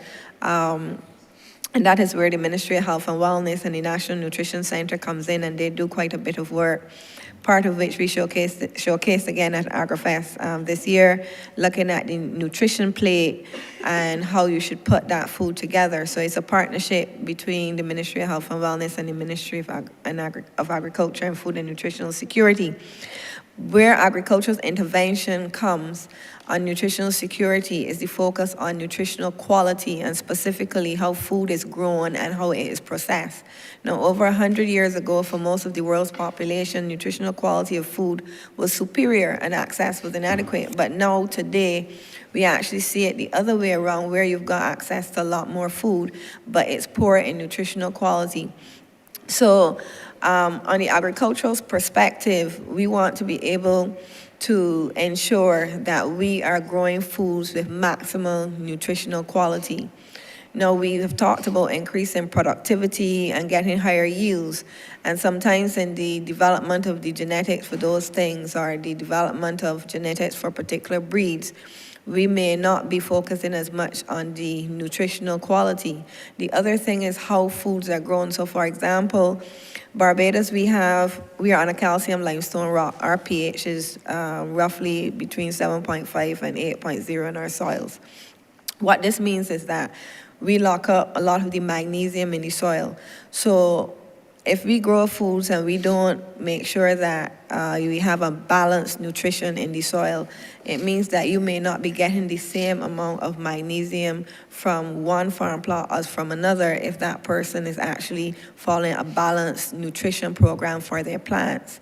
So this is really advice towards farmers and encouraging them to make sure that they do their soil testing, they try to apply the right amount of composition of organic matter as well as fertilizers to ensure that you have a balanced soil, and so doing, when you grow your crops, you're going to get balanced nutrition. And the same thing applies as it relates to growing livestock. You can give, and I am aware that you may have farmers, especially when the cost of feed is high, supplementing with alternatives, things like bread, etc., to just get the animal calories. But the same way that if we don't eat a nutritious diet, we are not going to be as healthy, even if we get the certain amount of calories. The same thing for livestock, also for milk, dairy.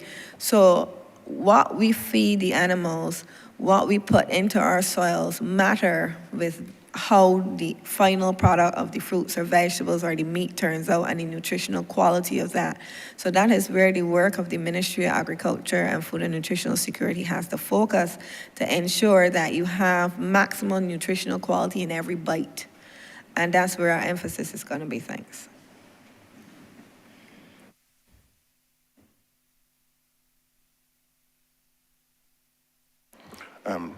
Chair, Permanent Secretary is going to add a bit to that. and to add to what the Chief Agriculture Officer just said, it's not only trying to achieve nutritional security through, the planting of the food and the attending to the soils, but the very institutional arrangements that I spoke to earlier helps to support this.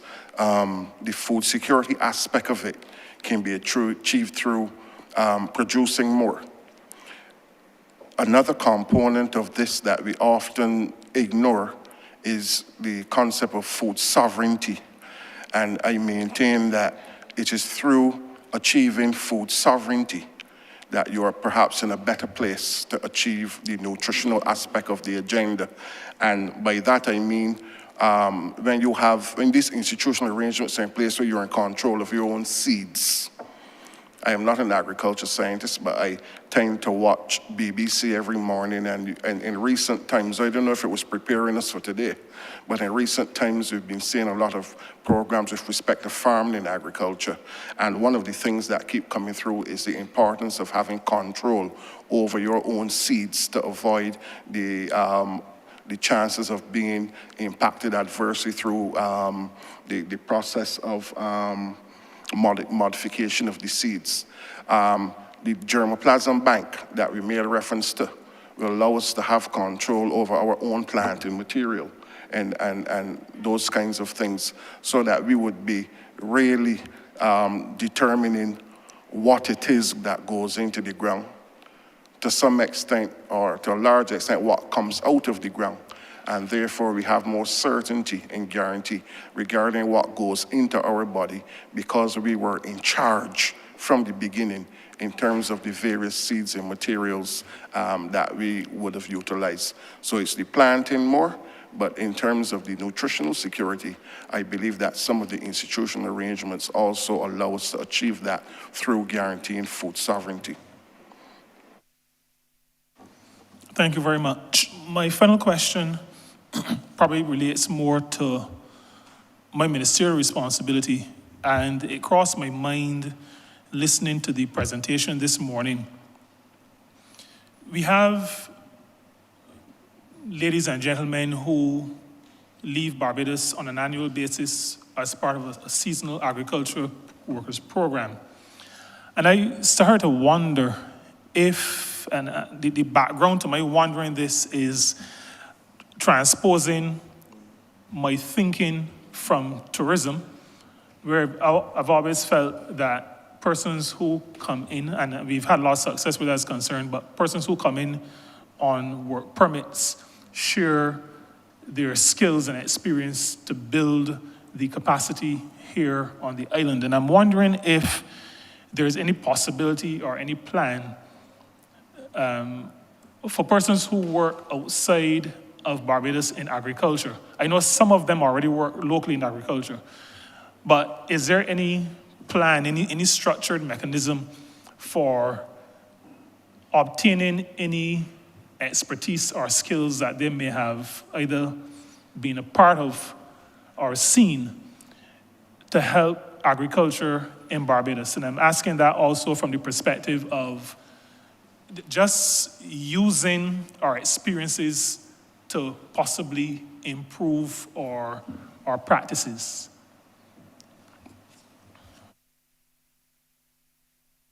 Chair, I will say a little towards that, and then I'm sure the others who are more versed will follow. But it is interesting because only 2 days ago, I had the opportunity to have a conversation with a gentleman who came to pay a courtesy call on the minister, but the minister was unavailable because he was here attending to another ministry's presentation. This is a gentleman by the name of Professor Magamutu from McGill University in Canada. And he came to see me because from his interaction with the Canadian High Commissioner here, they were looking to see how they could augment the Canadian Farm Labor Program so that persons not only leave Barbados, go to Canada, work in agriculture there, earn money, and bring it back to Barbados. But they recognize that there is an opportunity to develop a broad program throughout the region, including Barbados. They want Barbados to be the main driver of it, which is why he came to see the minister. And the whole idea is that when the persons go up to Canada, they not just go and pick apples and fruits, but they're also exposed to the technologies that are used in those countries, that are used in Canada in particular, with the view that when they return home, it was not just a working experience, but a training experience, and that they can then use the knowledge that they acquired there to help advance the cause, the agriculture cause in Barbados. So I was glad to engage him because it was an interesting dimension. I have relatives that would have benefited from that program over the years, and it has always been seen as one where you go to work, earn money, and return home without bringing back home any of the skills that you could have acquired while you were working there. So I look forward to being part of that project, and I gave the commitment to the Professor Magamoto on behalf of the ministry.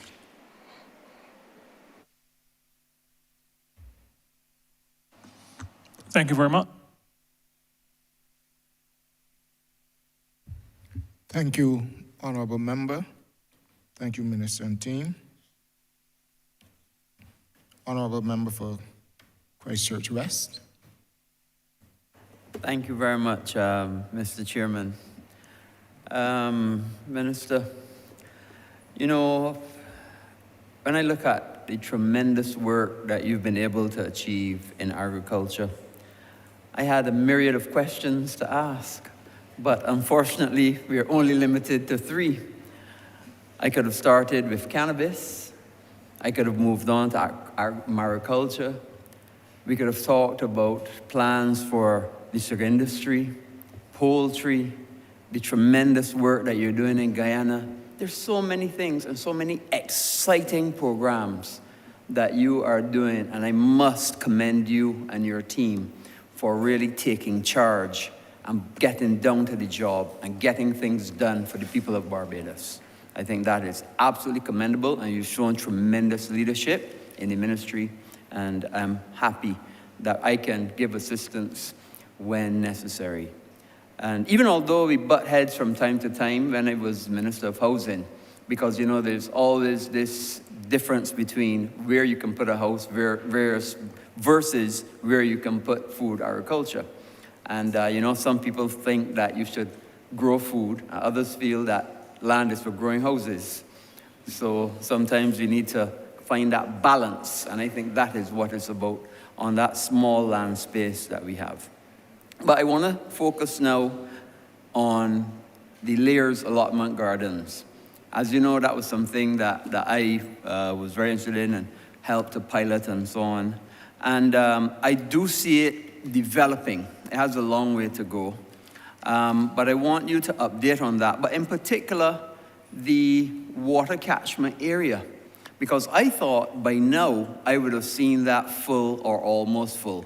I mean, in my mind, I could see the roadways. I can see when it's mature, people would have their garden houses, and people would have the water irrigation and be able to pass through. And it becomes not only a place for people to grow and have an opportunity, but also to recreate. And that was my idea. And also, I don't know if there would be some fishing involved in the pond, all these things on what the opportunities were. But if you could update on the Layers Allotment Garden, I would be happy. Thank you, Honorable Member. The Layers project in itself is being managed through the BADMC, so I would allow the BADMC to give you an update, a full update, including what is taking place with the reservoir. Thank you, Honourable Member. In relation to the allotment gardens, we have actually reached the stage where the lands are being prepared. This weekend, actually, there is some activity to control the weeds that are in that area. We anticipate another 2 to 3 weeks before the water will start to flow from that and to allow the irrigation network to be actually utilized. We have been in discussion with the contractor in terms of the progression of that work. There have been some delays, unfortunately. As I mentioned before, the rainfalls that we would have had not only impacted agriculture, but also the construction efforts that were underway. The irrigation network is, I would say, about 80% laid. The commercial area has been covered. They are, in fact, in the process process right now of putting down the irrigation network for the allotment gardens. Once that is complete, our irrigation extension unit is actually ready and waiting to put in the meters that we have already in stock. So we are just working with the contractor to actually complete that process as quickly as we can.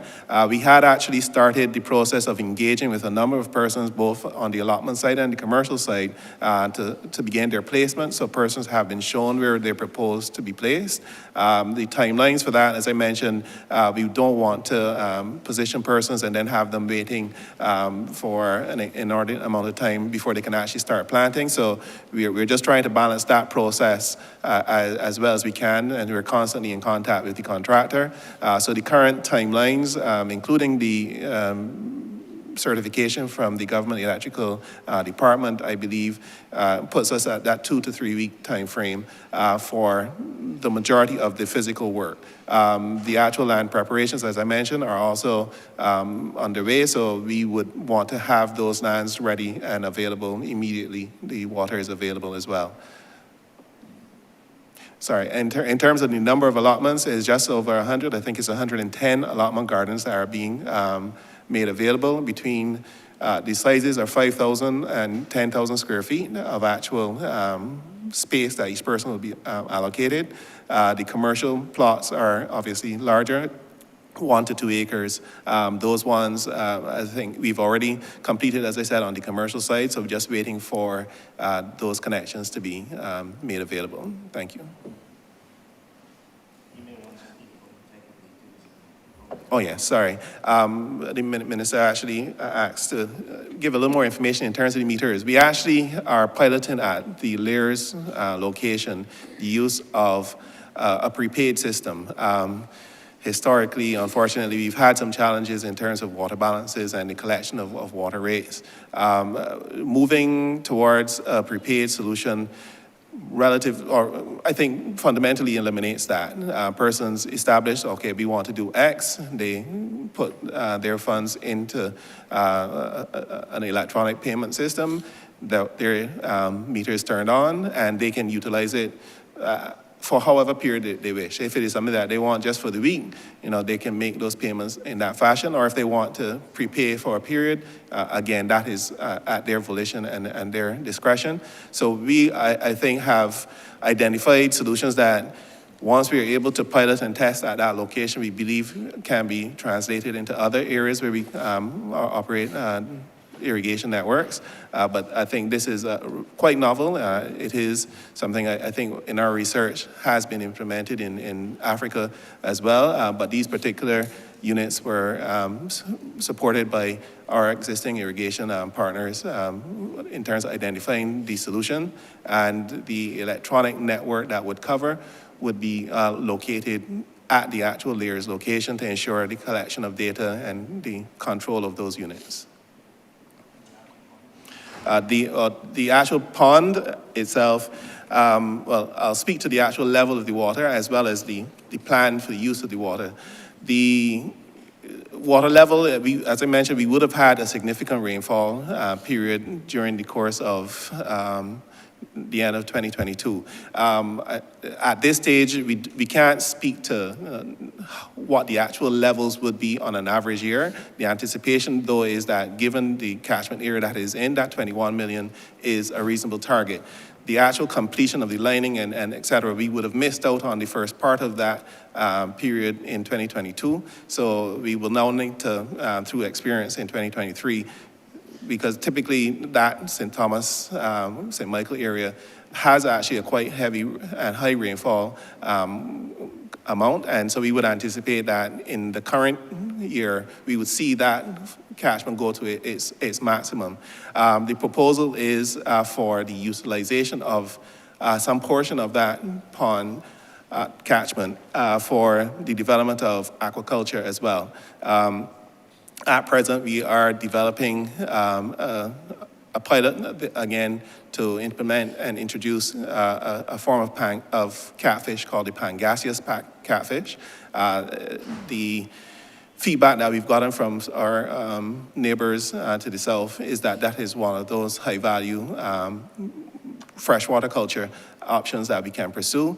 And we are working with both partners in Guyana, but also we've reached out to experts in Jamaica who have developed similar ponds in Jamaica as well, and are actually actively operating commercial ponds in that country. So the timelines that we have started to build out would see us start sometime in April, with an objective of getting to some form of harvest by, I think is September, October of this year. So again, using that to demonstrate the actual capacity of the pond, we would be using floating cage structures in the pond itself so that it would be able to utilize the space without interfering with the operations of the irrigation operation.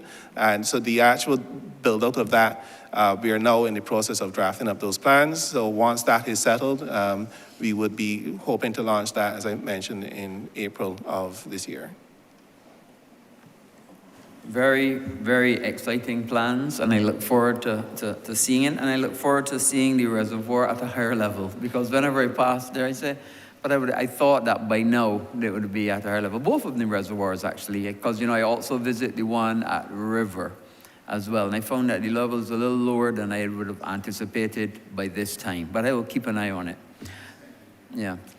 The second question, Mr. Chairman, that I'd like to move into, and obviously it is also related, because obviously you wouldn't want people planting at their allotment and come back the next day and not see things there that they planted.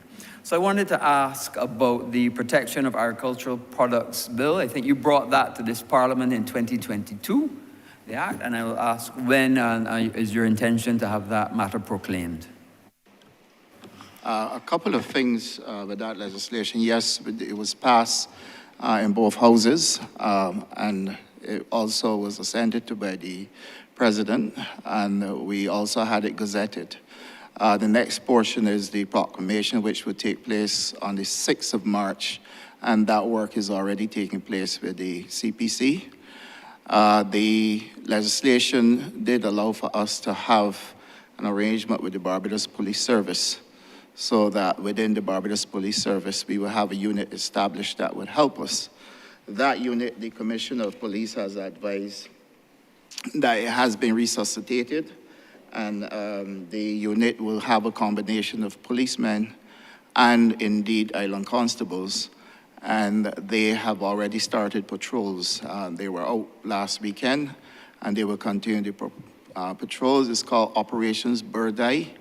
And they are usually around farms that tend to have problems with periodic larceny.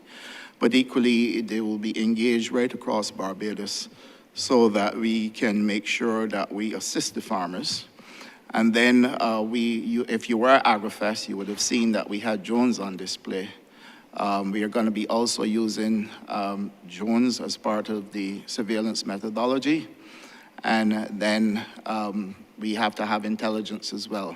So a lot would depend too on people giving us information, but we are using the Barbados Police Service, and we are using the drones as well to be able to help us to deal with the issues of periodic larceny.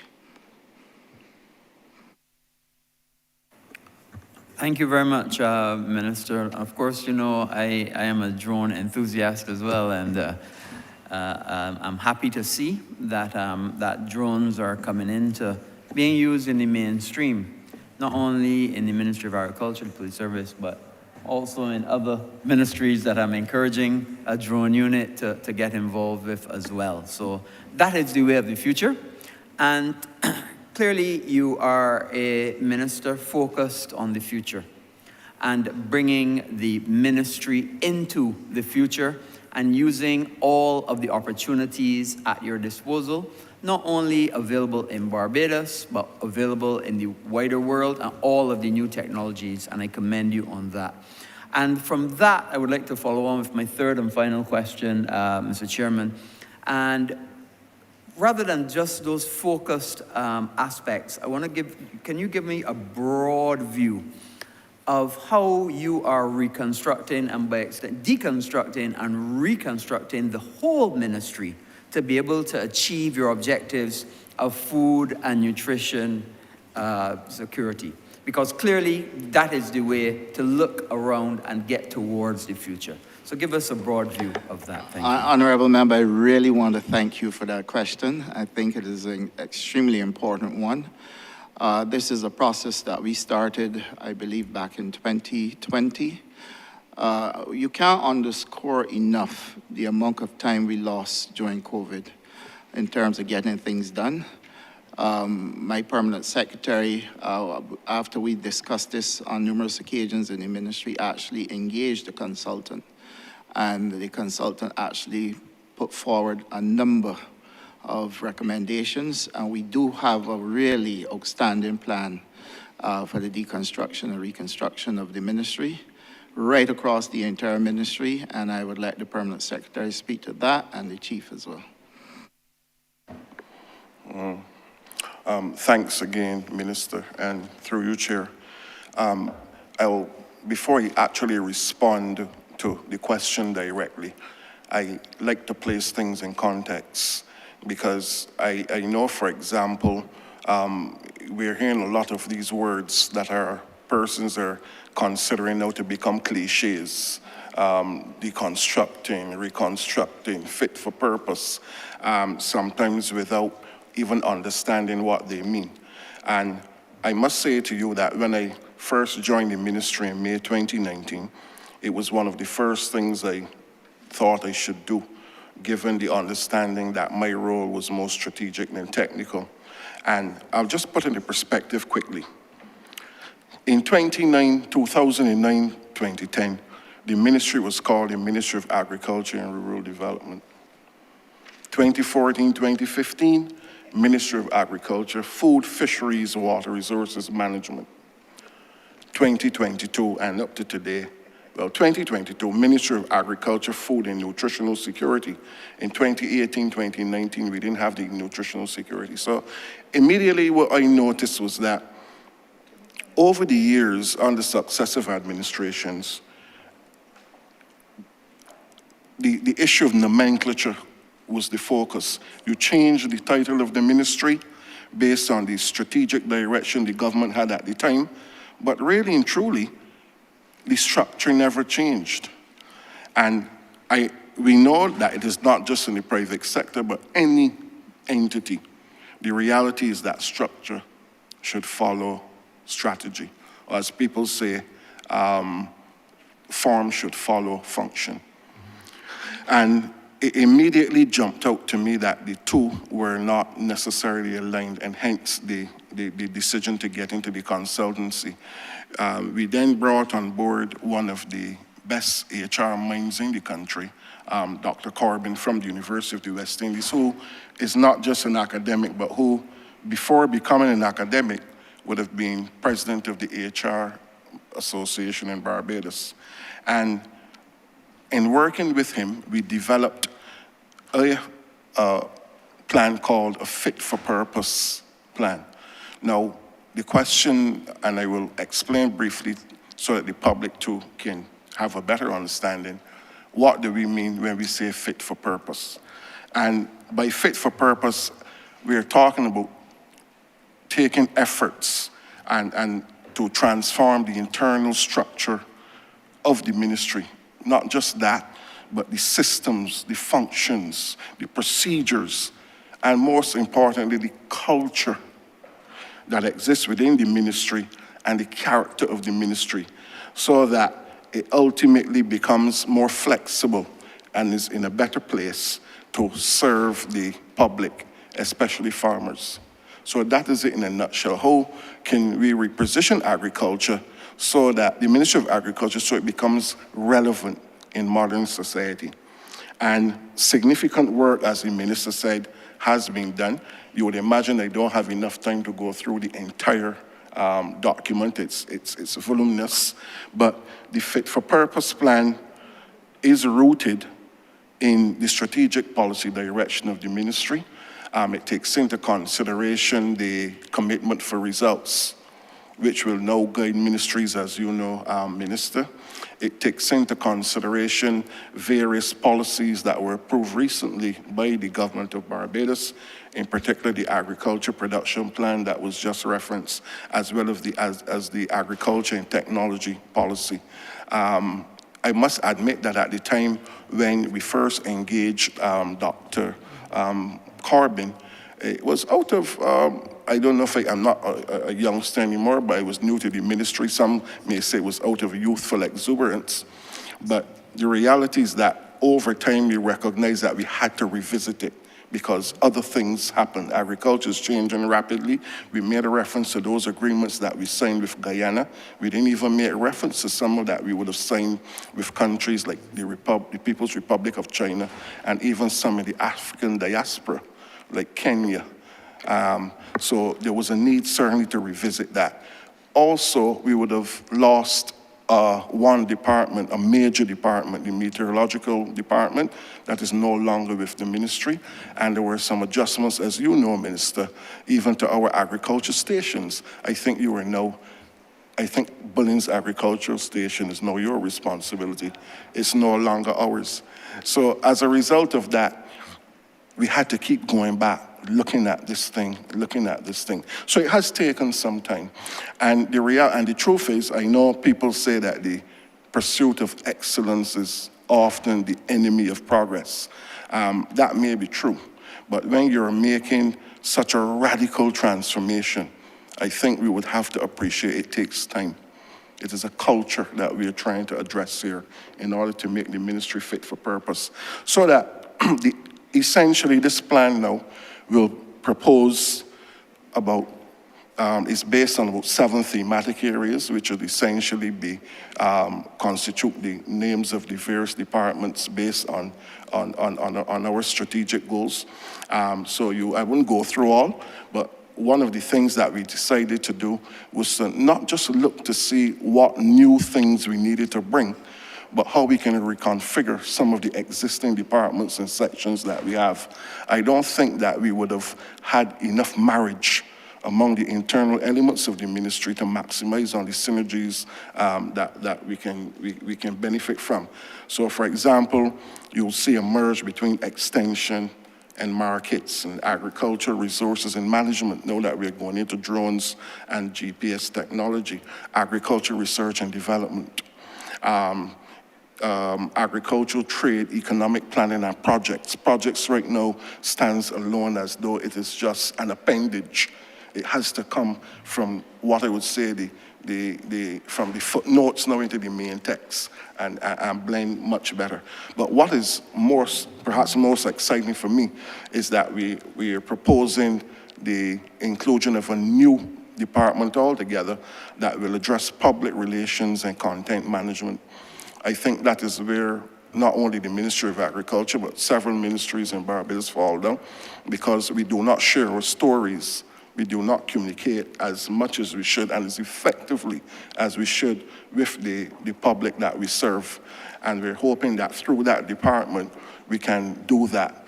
And the content management is important, not just giving information, but ensuring that the information is relevant, making sure that the information is coherent and cohesive, so that those who are taking in the information can make proper decisions. The restructuring we'll see, for example, under these new thematic departments, several new divisions. There was a need, and you would imagine based on what we discussed earlier, there's some new things that we'll be taking on, and we have to make sure we have a ministry that can respond to those new areas. You made a reference to the aquaculture. Not new, but perhaps a greater emphasis now being placed on it. Mariculture, for example. We want to place more emphasis on apiculture, which is dealing with bees, etc. Extension services. We want to place more emphasis on extension services and the use of technology in agriculture. The new model also will try to embrace some, not all, and I want to make this clear. I know we talk a lot about the public service functioning like a private sector. I don't think that is so. The objective functions of the two are different. Private is focused on profit maximization or sales maximization, government welfare, well-being of citizens. So that government would engage in a project even if it has a negative net present value. And I keep saying to people, while we would try to eliminate as much of the bureaucracy as possible and the red tape as they refer to it, it is still there for a reason. It is a controlling mechanism that must remain within public institutions. Control this mechanism from here, you can just get 2 seconds. But there's, right, so remember we are trying to transform, Chair, a ministry that has north of 450 persons. So it's difficult to put it all, but essentially, the whole idea, and you will see it, we are coming, I had promised the minister that I would have it with him by the end of this month. I didn't meet that, but it's with me.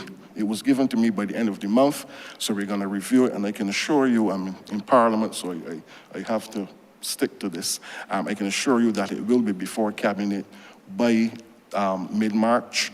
We have to review it very carefully, and it's very exciting because I believe that what we will propose has the potential to bring the Ministry of Agriculture into the 21st century. Thank you. Yes, Honorable Minister. Part of developing a new structure for the Ministry of Agriculture, we first have to look at what is the future of food and agriculture going to look like, not just today, but what's it going to look like at least 10 years from now? So we have to look at that context. We have to look at the context of the role that agriculture plays in socioeconomic development. It plays both a social role as your allotment gardens, but it also plays an economic role. And then you have to also look at it in the modern functions of a Ministry of Agriculture. What are the things we are required to do in today's global world to meet our international obligations, whether it's WTO, whether it is our SDG obligations, etc. So we have a lot of different publics that we need to be able to meet. And you want to be able to design a sector, a new ministry structure that is responsive to that. We are also talking about the use of technology and how all of those things are going to impact. So specifically in looking at a new structure for the Ministry of Agriculture, we wanted to be able to encompass those aspects. But then additionally, we also want to be able to encompass the other side of it, which is the funding. How is it going to be funded? How is it going to work? What is going to be the effectiveness of it? And create a framework then that would allow for growth. So in this regard, as Permanent Secretary would have indicated, we're looking at some key things. One, specifically a facilitatory arm, and that's where research and extension and education comes in, because we know that agricultural productivity is driven by innovation.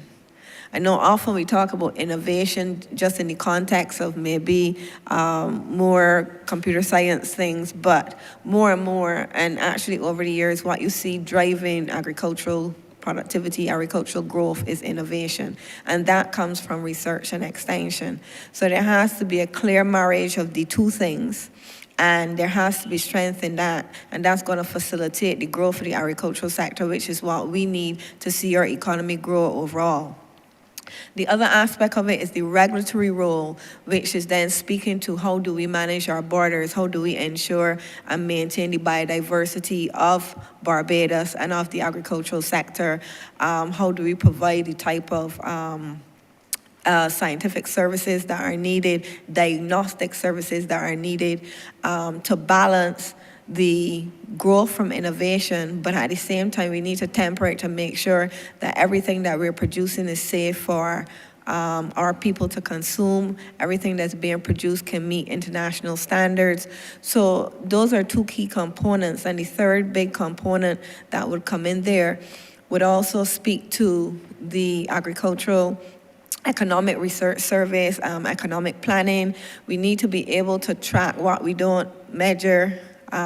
We definitely won't be able to see progress in. So we need to have that kind of economic focus as well, because agriculture is an economic sector and there are a lot of exciting technological things, but not every single thing that is exciting technologically will actually lead to growth in the sector. So it's to temper those things. So we've had to look at a number of things and start to pull together a structure that would speak to that. Thank you. Thank you very much, Minister and team. I continue to keep a watching brief in this ministry. It is clearly doing wonderful and fantastic work, and all I can say is keep up the good work. And also, please look for those comments for planning and development and make sure I get them back on time. Thank you. Yes, Minister. Thank you, Honorable Member. I can assure you that your planning files should be coming back to you faster because I've changed the system. Those files no longer have to come to me as Minister. They go from the Chief Agriculture Officer straight back to you. So now if there are any delays, you have all calls to call me so that I can make sure that I remind the Chief that the process has been changed and therefore there should be no delays. Bear in mind, though, they were never delayed at minister's level. You go into my office now, you won't see a file unless it's placed there this morning. Thank you, Honorable Minister and team. We're going to take one more question before we take a break. I could imagine we're going to go to the Honorable Member for St. Michael East. Thank you very much. Thank you very much, Mr. Chair. A very simple question, and probably it's on. Yeah, it's on. Yeah, a very simple question, but the conversation seems to be very incestual. In other words, we're involving a lot of interior knowledge being shared, but what I'm very concerned about is, based on many of the presentations, some people are saying that people are not, in fact, Dr. McLean, PS, and others are saying people are not inspired to be part and parcel of this industry and this discipline. And I think that that is something that you need to focus on. So although we talk about the structures that we have, and we talk about the laws that need to be changed and all of that, there's a major encumbrance, especially based on the history of agriculture in this country. And it has serious psychosocial and psychohistorical challenges, but even with all the technology. I know growing up as a boy, and that was long, long ago, I used to see people going to work on mornings in the field, but by force. There, in some cases, were not even paid properly. Although we would love to be able to pay them as much as we believe that they deserve, I certainly know that they pay a lot more than even when they were not even paid at all.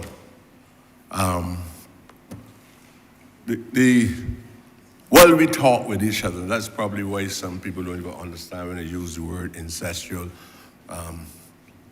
In other words, we're talking to one another.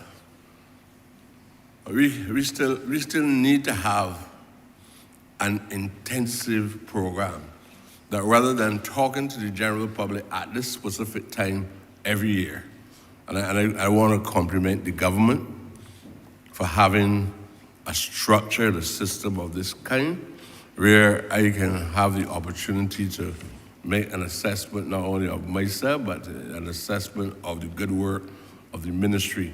As you have people in this ministry that are extremely intelligent and knowledgeable about the subject matter, probably more knowledgeable about the subject matter than some Christians are about Christianity and the Bible. And that's where you are at present. So I have no doubt about how much I admire the answers today. But my view is that you got to reach people. You got to reach workers. You got to reach potential workers.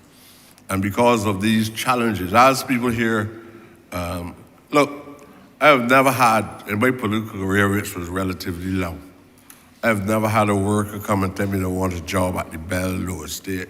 Nothing so. Most of the times they might get as far as sanitation. But nobody don't tell me they want to work in agriculture. So I'm saying that it means that you have now to reach out. And I'm asking you to put a program. They have some very noble and revolutionary type programs in the Ministry of Agriculture, and they're having some impact. But you can make quantum leaps in terms of productivity, even with all the limits and the financial constraints which you have. You can do that if you structure a good educational program and have a conversation on a regular basis with the people who need to be enlightened.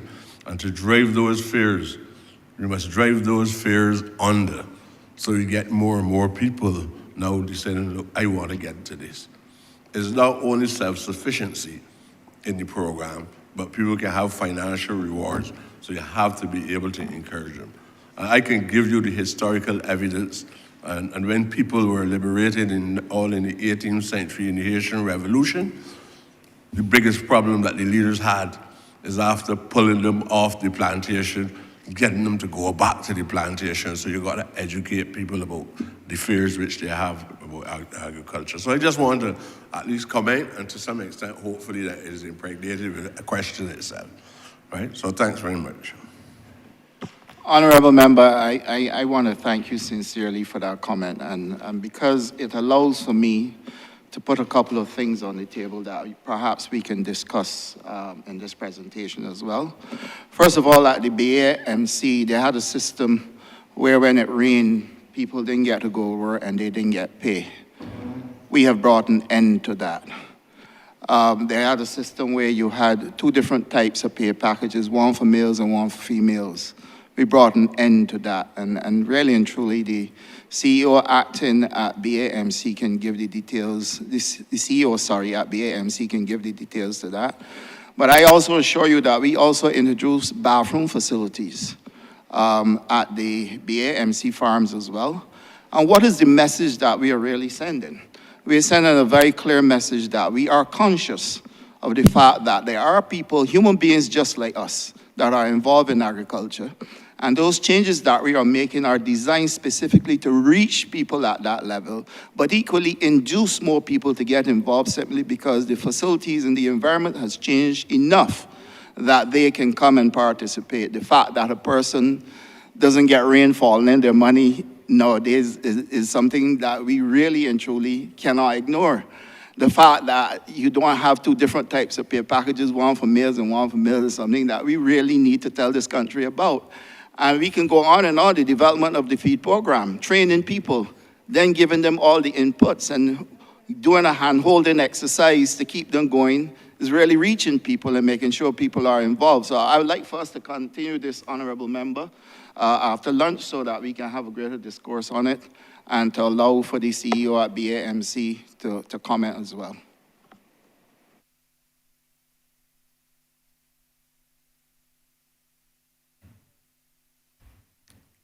You wish the CEO to comment now, or? Yeah, let him give his comment now.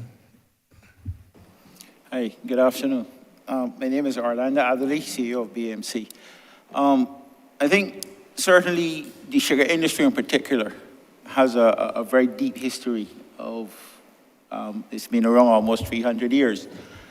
And as the minister pointed out, when we took over, or when after the last election, there were some inconsistencies or some challenges that the industry had, particularly around paying workers.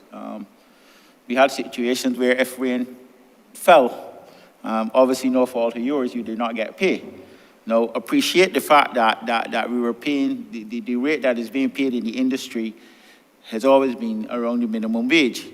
But what we have sought to do is obviously change the narrative at BAMC by setting the standard for the other private farmers. So obviously moving away and done away with the farm worker A and farm worker B, and obviously it was some level of discrimination, right? Same work, but one was female, one was male. The whole issue of you know, taking old buses without any sort of sanitary facilities and traditionally asking women in particular to go in the cane ground. I mean, it is something that's come up through the years. I mean, my own mother had that experience as she worked on a farm. So it was an initiative that for us was significant. Along with the fact too that on top of the work that we've been doing and obviously driving change within the industry is a project that was supported by the government 3 years ago called the NICAR project, which was created in the height of COVID. And it was used as a transition project. And what we have seen is that we started to change the face of people who want to enter agriculture. Obviously, some people want the tourism sector open back, went back. But we've moved away now from obviously just seeing people coming into the industry as laborers. What we've done with our capital program is increase the number of tractors and then therefore move people to a level of the jobs you want to offer now are more of operators, mechanization, and moving away from labor.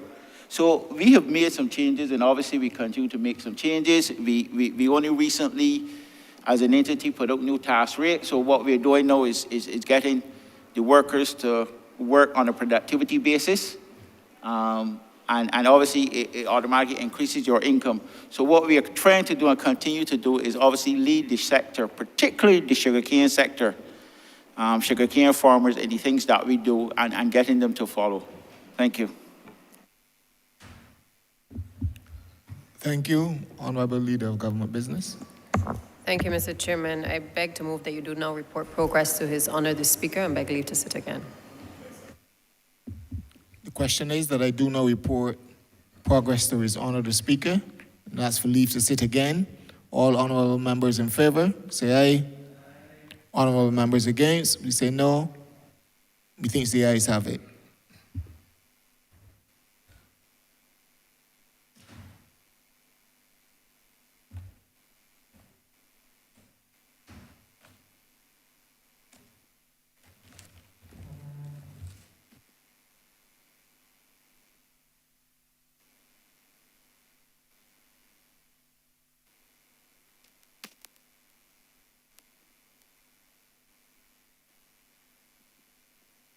Chairman has reported progress and requests leave to sit again.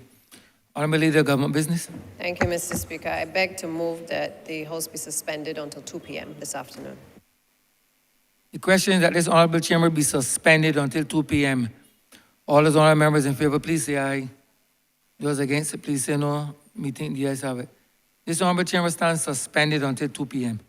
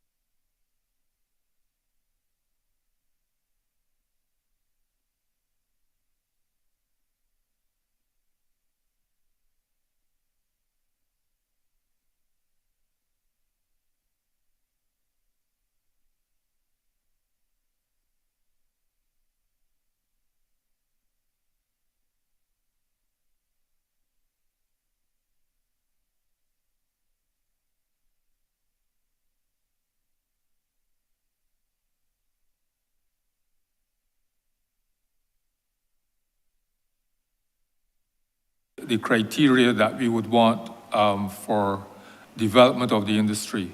So that reduces the number available for us for the breeding program and also for the export. So we are trying to see how we can get that program ramped up. And in addition, we have a problem where the population is highly inbred. And those of us who are familiar with what the black belly sheep looked like years ago will know that nowadays we see rams, for example, that are much smaller than what we were used to.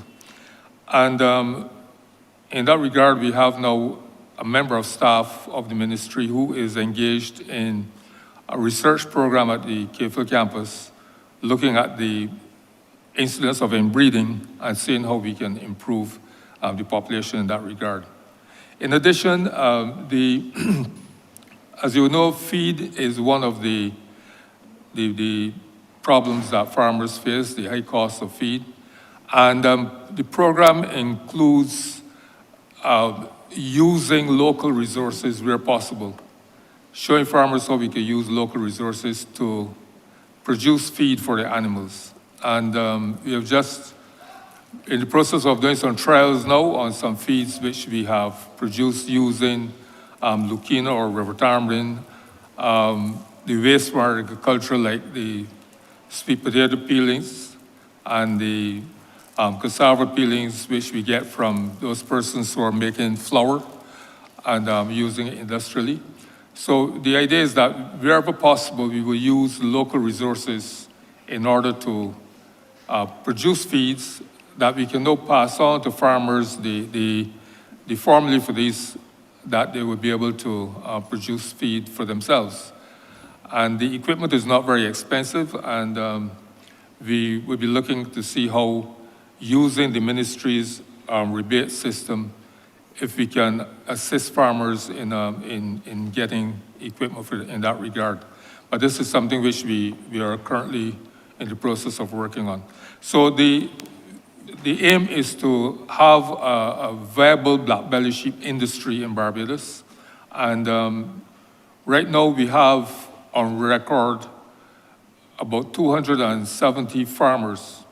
But of those farmers, only about 11 have more than 100 sheep, and about 60 that would have more than 25. So the numbers, it means that we have to spend a lot of time finding farmers with the numbers and also the quality sheep that we will want to put in the program. And what the feed program, I know there's a demand for sheep for the feed program. And when we get the program going, the rapid multiplication program going, we will be able to meet that demand.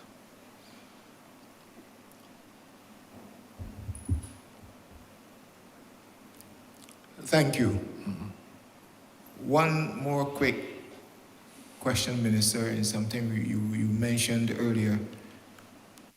In relation to the dam, the pond, remember there was plans to do one at, for the land lease at, behind the police station or the back of the police station. I would have visited the old building. There was an old building below of BADMC at Friendship. I visited there with the manager of agricultural services when I was in the ministry.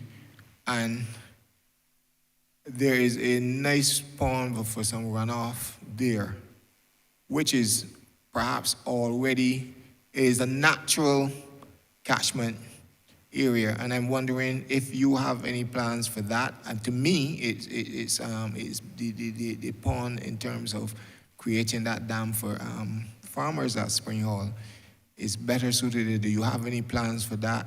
You know, has it been discussed in the ministry? Thank you, Chair. Crab Hill is one of the sites we identify to do the shrimp project. we are really very close to settling a lease agreement with the owners of that land. The lease agreement was sent to them, and they are going through it with their attorneys. All available reservoirs we're prepared to use so that we can provide water for the farmers. But the thing is with the north of the island is that we have been reliably informed that there's water down there that we can use, and we did a tour with the Barbados Water Authority with the hope that we would do drilling over there and establish, rather than put reservoirs, we would establish a water supply for the north of the island so that the farmers on that side of the island will have access to water. And we do know as well that there's also water available closer to Spring Hall Land Lease Project. I would let the BADMC give the details of it and the details on the plans for the Crab Hill area in terms of the aquaponics and the aquaculture project. Thank you, Minister. Thank you, Chair.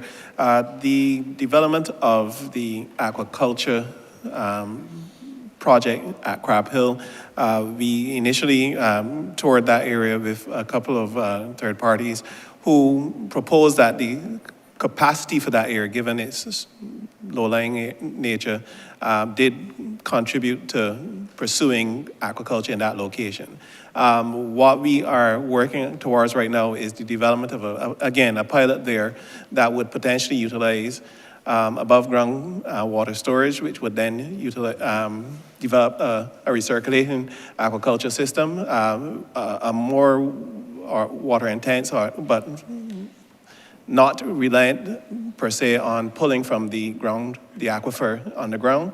The idea there is to, considering how sensitive that area in terms of access to water is for the farmers, we're just trying to find a way to balance that approach whilst introducing the aquaculture.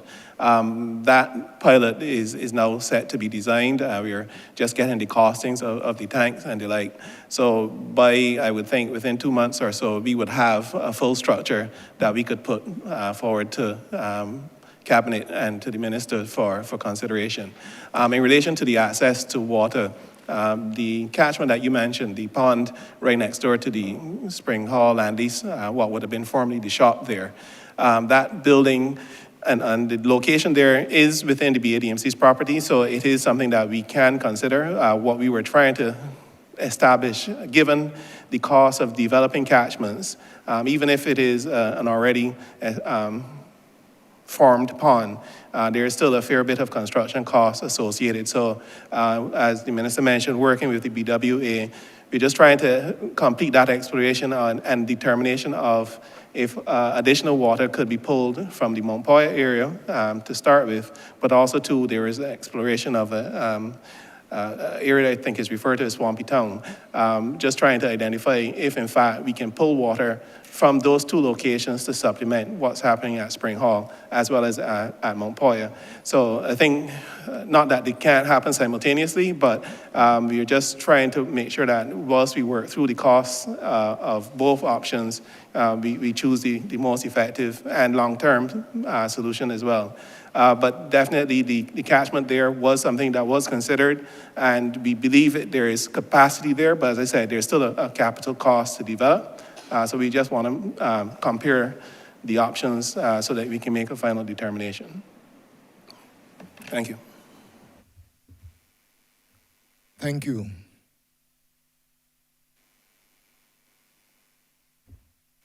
Honorable Member for St. Michael, South Central. Thank you very much, Mr. Chairman. Minister, I want to associate myself with the comments made earlier by some of the other honorable members about the performance of the sector, about the dedication that you and your team have shown to the sector, and that the importance that the government has clearly placed on renewing agriculture as the original economic sector, and also as a source of securing people's livelihoods and well-being. I was going to start off by saying that you're one of my favorite ministries, but then I discovered that you waited until I had left. I had given up responsibility for town planning to decide that comments only had to go as far as the chief agricultural officer, which I had been asking for some time. But I'm still encouraged to see that the ministry is orienting itself towards progress and towards efficiency. Now, in that regard, my first question, for which I may have a follow-up or two, has to do with the role of extension officers in the community programs and in the overall strategic objectives of what the ministry has been targeting. I was very interested to hear Ms. Holder talk about nutritional quality. So you're not just talking about yield, but you're trying to make sure that we are targeting nutritional quality. But I understand, Minister, that the number of extension officers in both the ministry proper and DMC, I believe, has fallen as an overall total. I'm concerned about that. And I hear the narrative about replacing extension officers with technology, but I'm also concerned about that. Meaning to say, there is a notion, and I see you shaking your head, so that's good, but meaning to say that there's a notion that you can send out a video showing somebody how to do something, and they can watch it and execute it. Now, the farmers are your constituents as a ministry, so you know that where we are today in 2023, that is not the case. It is not the case for many established farmers, and it is not the case for people who are interested in farming. In many cases, you have to get to people. You have to be able to look at what is happening with a particular plant. You have to be able to look at the leaf and see, well, is this a particular challenge that you're having? You have to be able to show techniques. What is the plan for this challenge that you're having with the number of extension officers? Because, you know, I found myself about to say in my day, and that's very telling, but when I was younger, we had environmental health officers, we had extension officers, people coming around to homes and communities and checking to make sure everything was good. And in a country the size of Barbados, I don't think that is an overinvestment of resources. There are things that you have to leave home for. There are things that you have to get out on the ground and look at and look for. So can you say a bit about what is the plan to increase the number, perhaps back to where we were, or at least to some objective of a number of officers per parish or per number of farmers and so on? Thank you, Honorable Member, and thank you for your kind remarks. Yes, we do have a plan in place. As a matter of fact, we're working with a consultant. Since this is the area of the Chief Agriculture Officer, I will let her address it. But yes, we really do have a plan in place to address this issue. Thank you, Honorable Member. First off, let me say that extension agents are really educators who are translating science for the public, for farmers. And they're engaging farmers, homeowners, the general public to act and prepare for a better life using agriculture and things related to that. And extension officers play an important role. I always say that extension officers are to farmers what the Apple iStore is to consumers, because most people would not have an iPhone if you didn't have an iStore that you could have gone to and get help with it. So they are a critical and important cog in the wheel of moving the science of agriculture and putting it into practical, real terms and allow farmers to be able to take it and run with it. So research without that, you're not going to get that diffusion of the innovation. And that's one of the things that has hampered us, yes, in the past and currently, because what we have been seeing is that the staff within the ministry, we have been losing staff to retirement. The average age in the ministry for a lot of staff is quite high up in the 50s and 60s now. So this has certainly been a challenge, as Minister Ware has indicated. We have engaged a consultant to help us look at how we are going to redesign the extension program. Now, having said that, we also have to look at extension in the context of a changing world. So we do want to use the technology. There are tools that we are working now to develop that would allow farmers to have more real-time access. So not that it would replace it, but now you have Extension has another tool available to them to be able to not only provide the hands-on service that is needed to guide farmers and to guide communities, but also to allow them to have the opportunity late at night, early in the morning, to learn at their own pace and have access to the information that they need to make decisions right at their fingertips.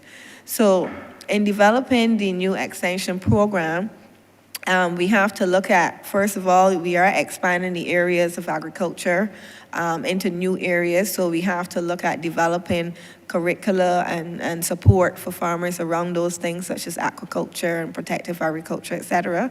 And then we also have to look at making sure that we help farmers with the adoption of the technology so that they can be more efficient. So it's not just, okay, here's some technology, go ahead and use it, but there has to be connection from one place to the other. So it is a process that we are looking at, and we need to engage with our farming community to determine what are their needs and how we are going to help them with the transition. So this is the work that is being done, and yes, we are losing extension agents, but it also gives us an opportunity now in developing new training programs, and also in terms of part of the youth succession planning that is needed to start now to bring in new persons to be able to develop that succession plan and have the transfer of knowledge. Thanks.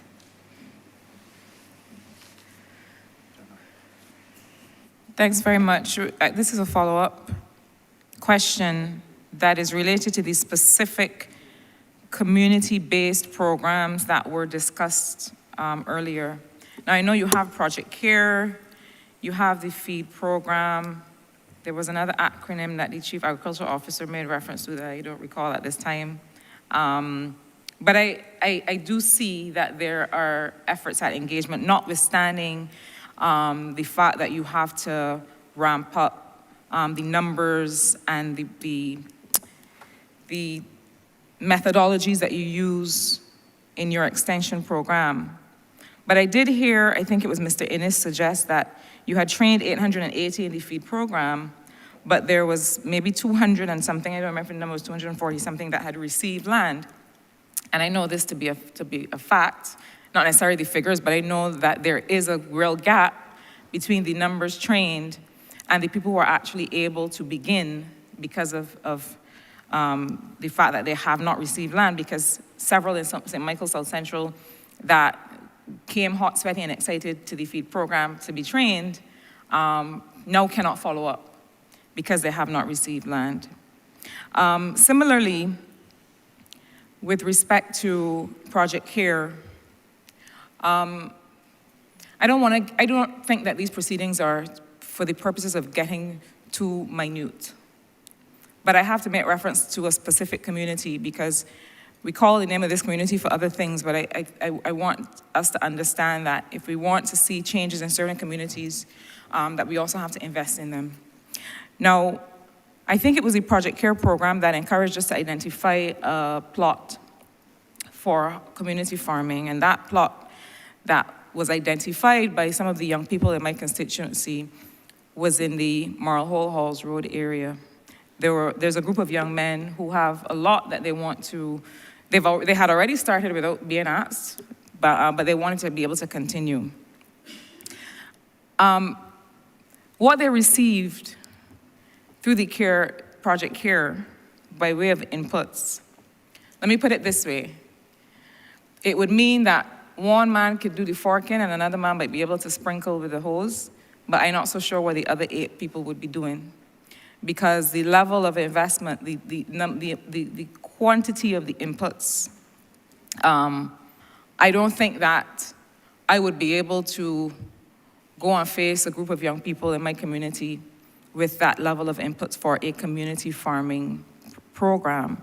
I link this to the question of extension officers because similarly, they do have some knowledge of what to do to get things to grow, but they would similarly need some help in making sure that this project is as successful as it could be. And I regret to tell you that that help was not forthcoming. I called the name of the community, and I am specific on this occasion, not in order to air any dirty laundry, because Minister, you know that you and I have a solid relationship in terms of making sure that our communities benefit from this sector. But because I want us to understand how the fine work makes a difference, because the project has really not taken off. And I really want to understand because we are talking to the people of Barbados, and I want people to understand what may have been the challenges, what may be the options, for them to hear what are the prospects to make sure that this is something that they are able to benefit from. Thank you, Honorable Member, and thanks for raising it. Let me get the BADMC to respond, and if it is not them, the BAMC, because you may very well have a case where it's one or the other. So let me get them to respond, and then what I can assure you is that a team will visit the area, and we will have this project moving. Thank you, Honourable Member. First off, I would want to render an apology to the community group in that if they have not been adequately served, I would want to make sure that they are. We do have an officer who is assigned and working across all of the constituencies and has been engaging. And so if there is a scenario where inadequate support is being provided, we would want to address that. And I think the Minister just made the point. I would try to make sure that we have that engagement happen straight away. In relation to community groups, though, I think I would just need to perhaps offline have a bit of clarity as to what has been provided, because there is a structure that has been developed in conjunction with the CARE Committee as to what happens where you have individual versus church groups, community groups, etc. So there's a bit of a difference in terms of how we cater to each group, because you recognize that you're working as a group, you can't have a single fork, etc. So I would want to perhaps have that conversation separate so that we could try to make sure that we address that, but there is definitely a structure that we would want to ensure to engage and facilitate. Thank you for that. Your response makes a lot of sense. Mr. Chairman, this is my final follow-up on my first question. And it relates to the issue of we're doing this community outreach and engagement for nutrition security and quality. And at the same time, you as a ministry have a partnership with with other ministries that have nutrition, in particular the Ministry of Health, as their focus. But I am wondering whether we are using the engagement, the extension to people and community groups to reinforce some of the nutrition messages that we also want to reinforce.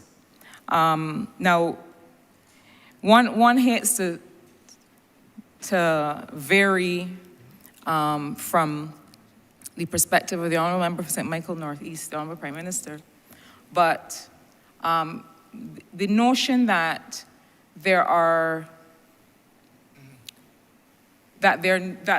particular things that we need in our context, that we need to originate for our context. we were having a discussion about the notion of being able to count calories, to know the nutritional content of food, of the food that we're eating. The truth is, Minister, that I track my calories and my macronutrients in something called MyFitnessPal. I don't want it to be an ad for anybody else.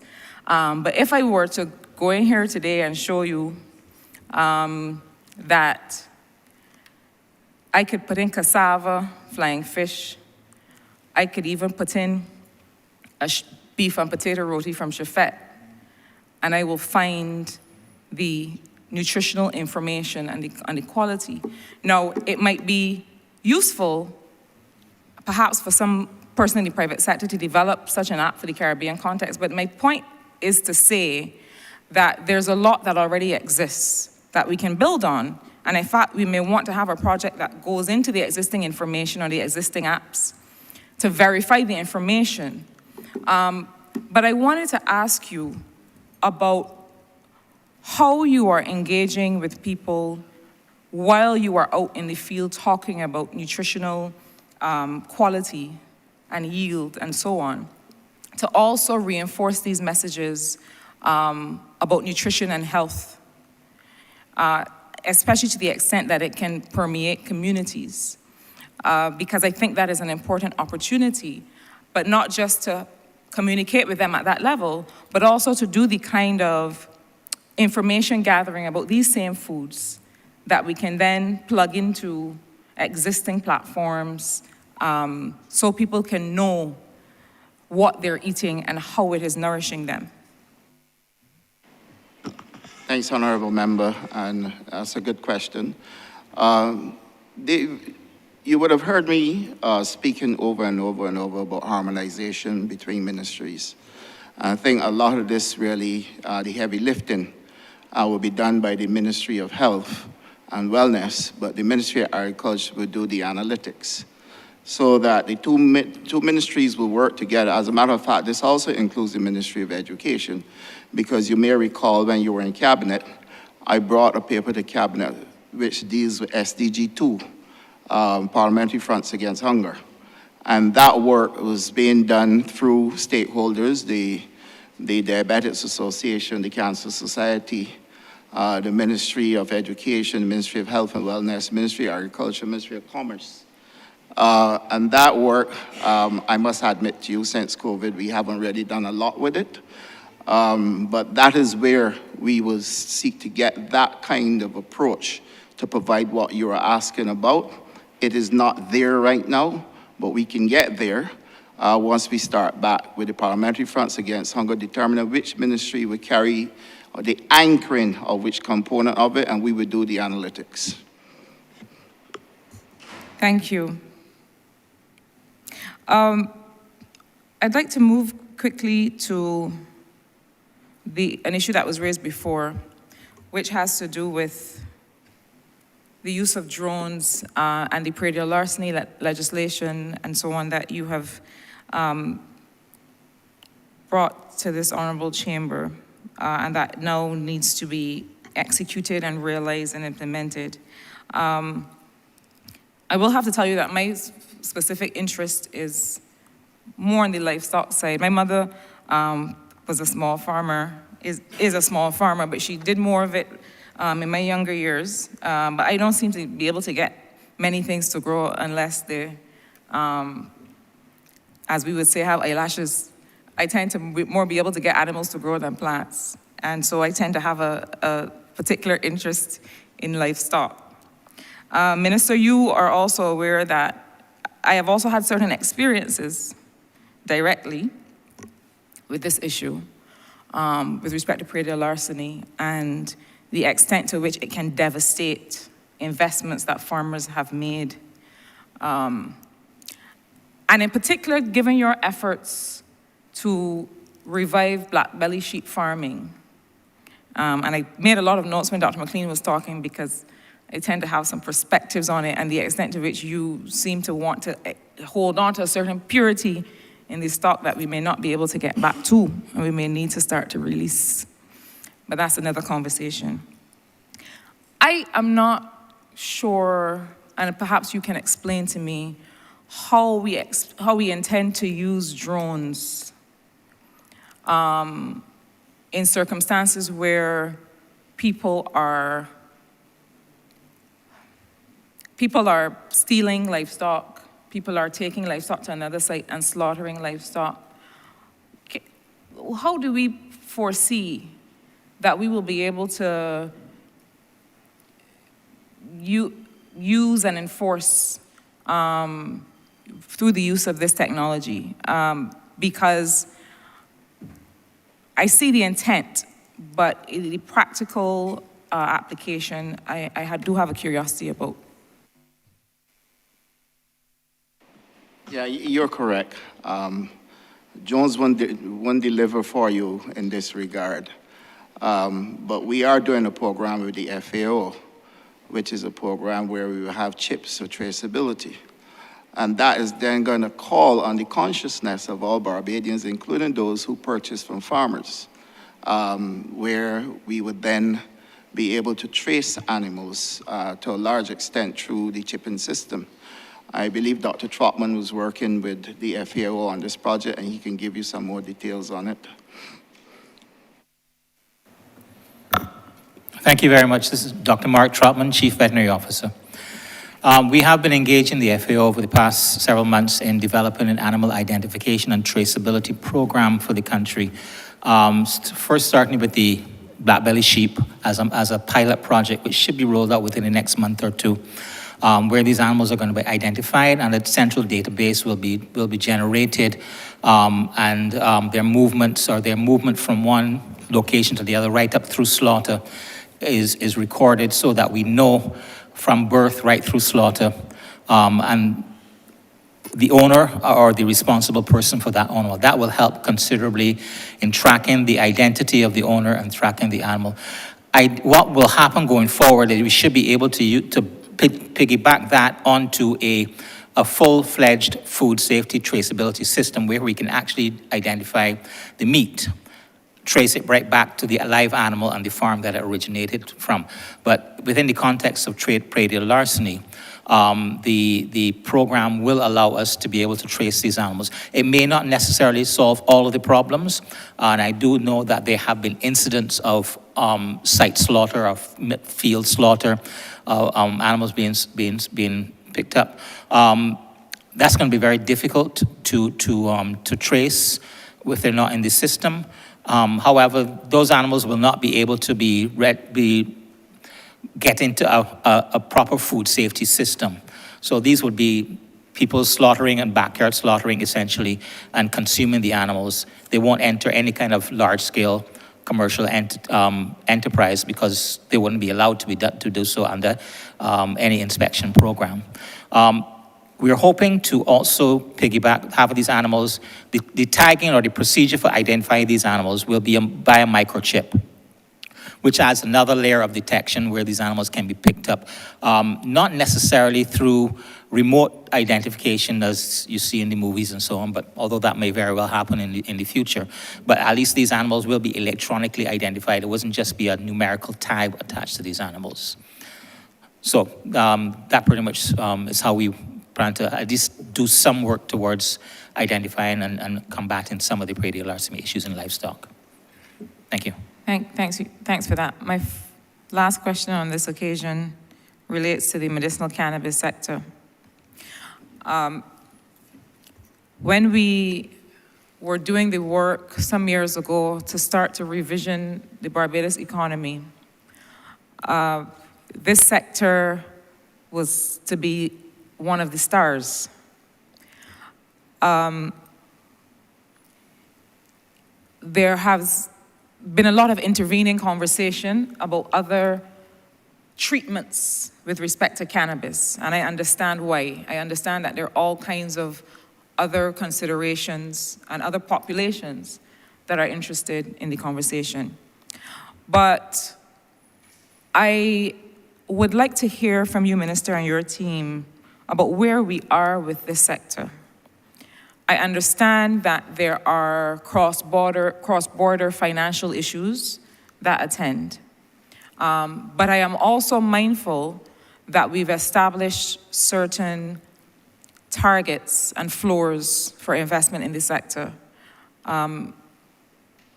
As I pointed out when we were discussing the energy sector, that notion of 30% local ownership is a target for the energy sector.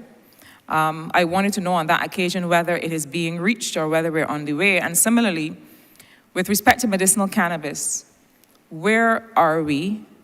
What levels of investment can we expect? What is the size of this sector that we forecast in terms of how much it can really generate wealth for Barbadians? I'm assuming we are not talking about the bulk commodity export, because we took a decision to step away from that when we decided we wanted a different relationship with sugar. And also how are we tracking, and are we tracking, and is there this, are we getting towards this 30% local ownership? I really would like to understand where we are, what are the prospects, in particular in this financial year, and perhaps forecast for the medium term, the next 3 or 4 years. Thank you, Honorable Member. I know we have seen some uptake in activity at the BMCLA after a protracted period of people not showing interest because they weren't sure of the investment climate. A lot has changed since then, and there is a lot of activity taking place. The acting CEO can speak to that, and the chairman can also speak to the activity that's taking place in terms of approvals that have come to the board. Thank you so much, Honorable Member. So what we have seen in the past couple of years is that, yes, medicinal cannabis was allowed to be legal in Barbados, but a lot of things would have happened in the intervening years. As we've stepped into this globally, a lot of the persons who would have put in their application. You are known to some of us. For the record of the House, please introduce yourself. Apologies. As is the order. Apologies. I am Senator Shanika Roberts-Odle. I'm the current acting CEO of the Barbados Medicinal Cannabis Licensing Authority. Thank you, sir. So what has in fact happened is a lot of those persons would have put a pause on their interest in terms of coming in, considering COVID, considering a lot of the global financial outcomes that would have happened at that point in time. A lot of that interest has reheated, one may consider that term, and we have continued to process through applications at a significantly increased pace. We have currently 2 licensees representing 8 licenses who are active, so to speak. We have also had another 12 licenses that have been approved by the board and are currently in the process. While the country has recovered, and in a lot of ways the global outlook has recovered as it relates to COVID, a lot of these licensees are still in the process of recovering, and a lot of these applicants are still in the process of recovering. However, they are all very, very reinvested and here towards getting their license and getting their facility up and running. As it relates to the 30% ownership, I am very, very happy to see that that is indeed achieved as it relates to our applications. There are no applications that we have before us that do not include the 30% ownership for Barbadians in this country. And I am extremely happy to say that. In some cases, it's far more than 30% ownership in Barbadians. In some cases, it's 50. Some cases, it's an entirely Barbadian-owned enterprise. So we have definitely been able to achieve that versus a lot of other territories which that hasn't been able to be significantly achieved. So I've been very happy on that point. As it relates to our outlook for me is very, very good. This year, my anticipation is that we have at least 12 of these licensees that are coming on board with having their facility up and running. We currently already have a facility up and running. There's cannabis grown in Barbados currently, medicinal cannabis grown in Barbados currently. There is a retail distribution facility that should be coming on board as well. But the outlook, economic outlook as it relates to that is very, very good. I want to say from the authority's perspective, we only receive license fees every 5 years. The license is for a 5-year period. Most of the economic reverbers you're going to see is in the licensees, in them hiring persons, in them being able to sell their product and to be able to, generate income in that area.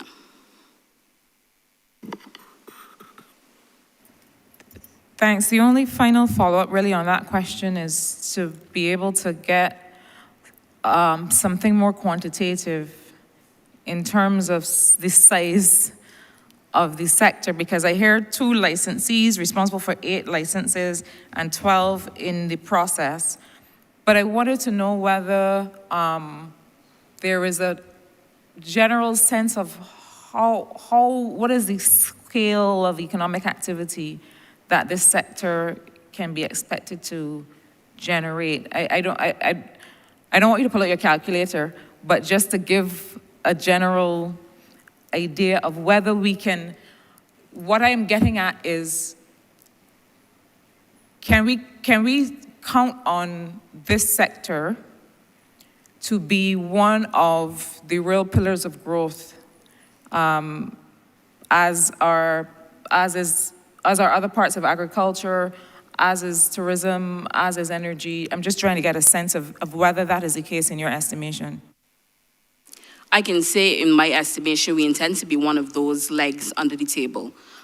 The reality, if you're looking for, I'm glad you don't want me to pull out my calculator, but I can say that I can speak in terms of what are the size of the facilities that you're looking at, and I can speak in terms of what those are intending to do. So we have 6 cultivators, right? So there's 4 tier 1, that's an acre and under, and 2 tier 2, which is between 1 and 5 acres in the facility, right? So each of those facilities is allowed to produce at any one point in time at least 3,000 plants per acre. So there's some that can have 6,000 at any one time on their facility.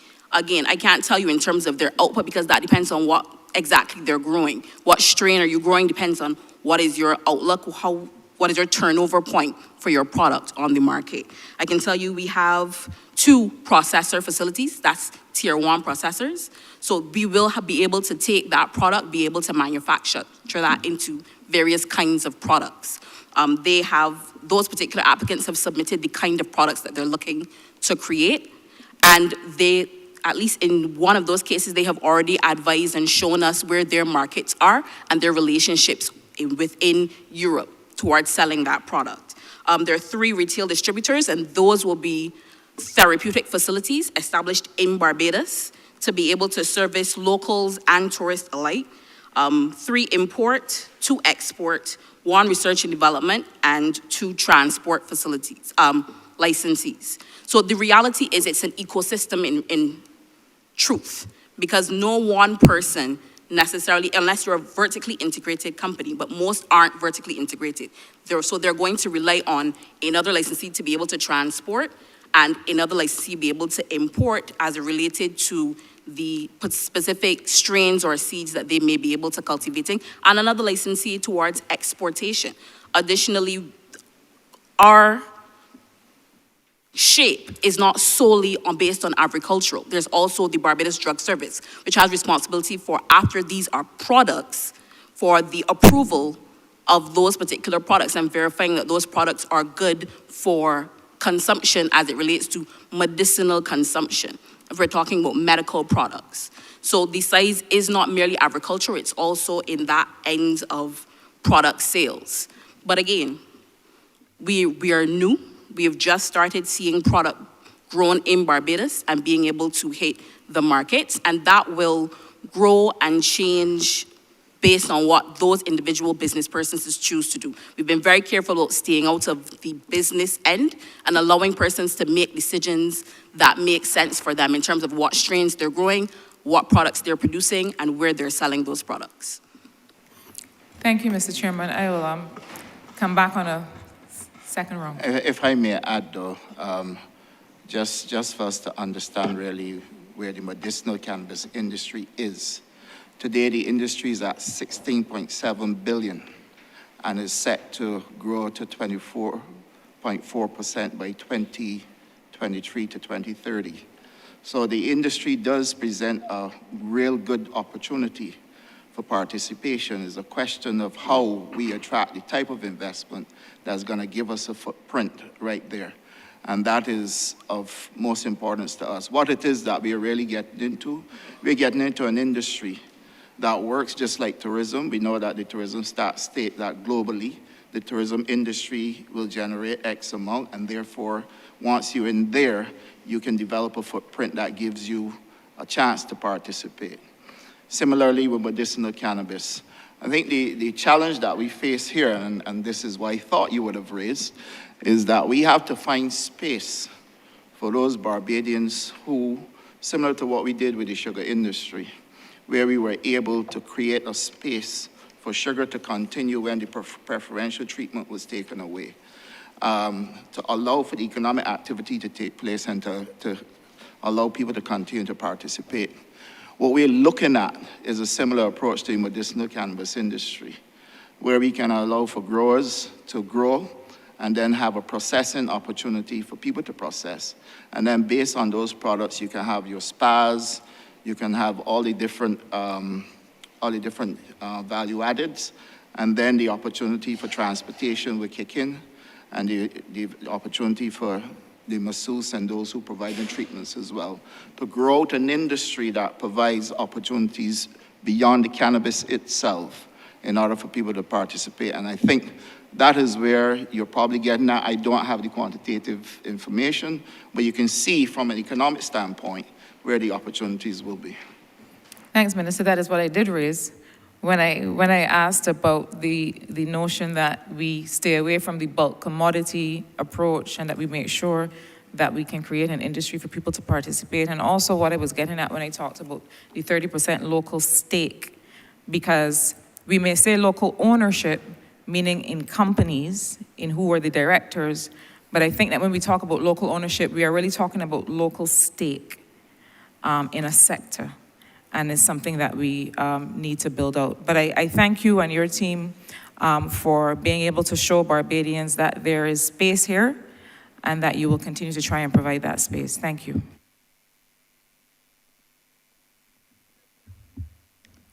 Thank you, Honorable Member for St. Michael South Central. Honorable Member for St. James South.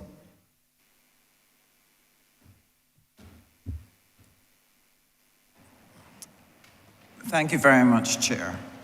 I want to start by congratulating the team at the Ministry of Agriculture. I have watched and observed the number of things that you are doing, and I know that these things are extremely transformative for Barbados. And I really look forward to the continued success of the different initiatives that you're doing. So, congrats. The Ministry of Agriculture, we've partnered a lot within foreign trade. We partner in relation to business to help take Barbados forward in terms of the development of agriculture. And one of the areas in which you are critical to the country is in the development of trade and when it comes to imports and exports. On the import side, I know that we have been trying to focus on promoting trade within the CSME to be able to work with Guyana, Suriname, and we also want to see some work being done with the OECS because the continued viability of those economies are critical to Barbados because we export a number of goods and services to them. So part of the remit you have is to participate in helping us in relation to the ease of doing business. We've signed a number of trade agreements that mandate that we remove a lot of the obstacles that may delay imports, etc. And I know you're part of a general ecosystem that is trying to speed up. I want to ask you to share with the Chamber and with the country, though, the challenges you have in that area, because at the end of the day, while speed is important, being accurate and safeguarding the border is critical. So if you could share your role in the ease of doing business at both the airport and seaport, and what you would want us, the general public, to understand about that process. Thank you, Honorable Member. Actually, we were working with Customs on a program to help us to be able to develop a trusted trader program. Michael James, who is the person heading that area, can speak in details to what is happening and where we're at in terms of the ease of doing business at the seaport and the airport. Hi, good afternoon. Michael James, Plant Pathology, Plant Protection, Ministry of Agriculture. It's a very interesting question, ma'am. It is not only about, I think most Bajans, when they hear about free trade, they think it means just everything just free up. You can just go and trade willy-nilly. It's not like that. There's some measure of responsibility, both on the Ministry of Agriculture as well as persons trading with bringing in produce, or for that extent, exporting. So with respect to what the minister was saying, the Customs does have a trusted traders program, but both myself and my colleague, Dr. Trotman, we look at different things. They're about, yes, if this thing has in, is it what it's supposed to be? So let's say it's oranges, yes, it's oranges. Our remit is basically look at the risk that set of oranges or that meat might pose to Barbados. Okay, so it's kind of different in that person might say, okay, but if Customs pass it, well, you are looking at it because they're different risks. You cannot see, you cannot x-ray an orange and see if it has a virus. It's impossible to do it, at least not yet, all right? You can't x-ray a piece of wood and see if there's a particular bacterium that's in there.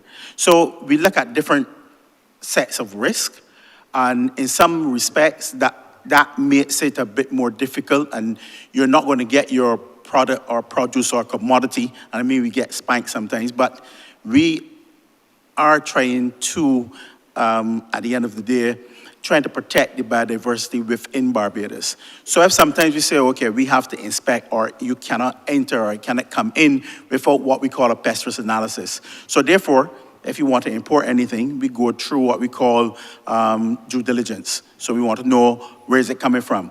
What are the pests associated with that particular product from the exporting country? Do we have a similar pest?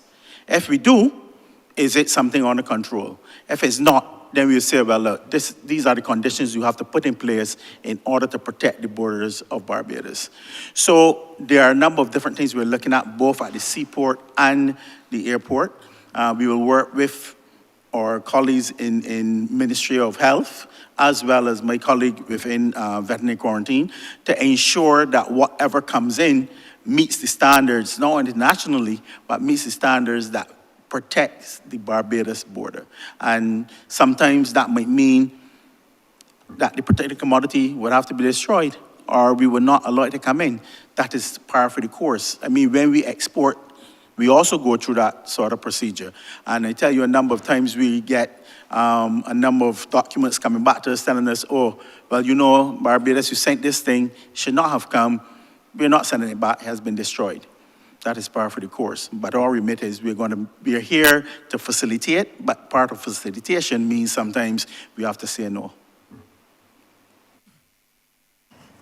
Thank you very much. I've had a wonderful education from you in terms of all the things that you have to do in terms of examining the geographical areas and so on. I never really realized how much went into it until we had that session a few months ago.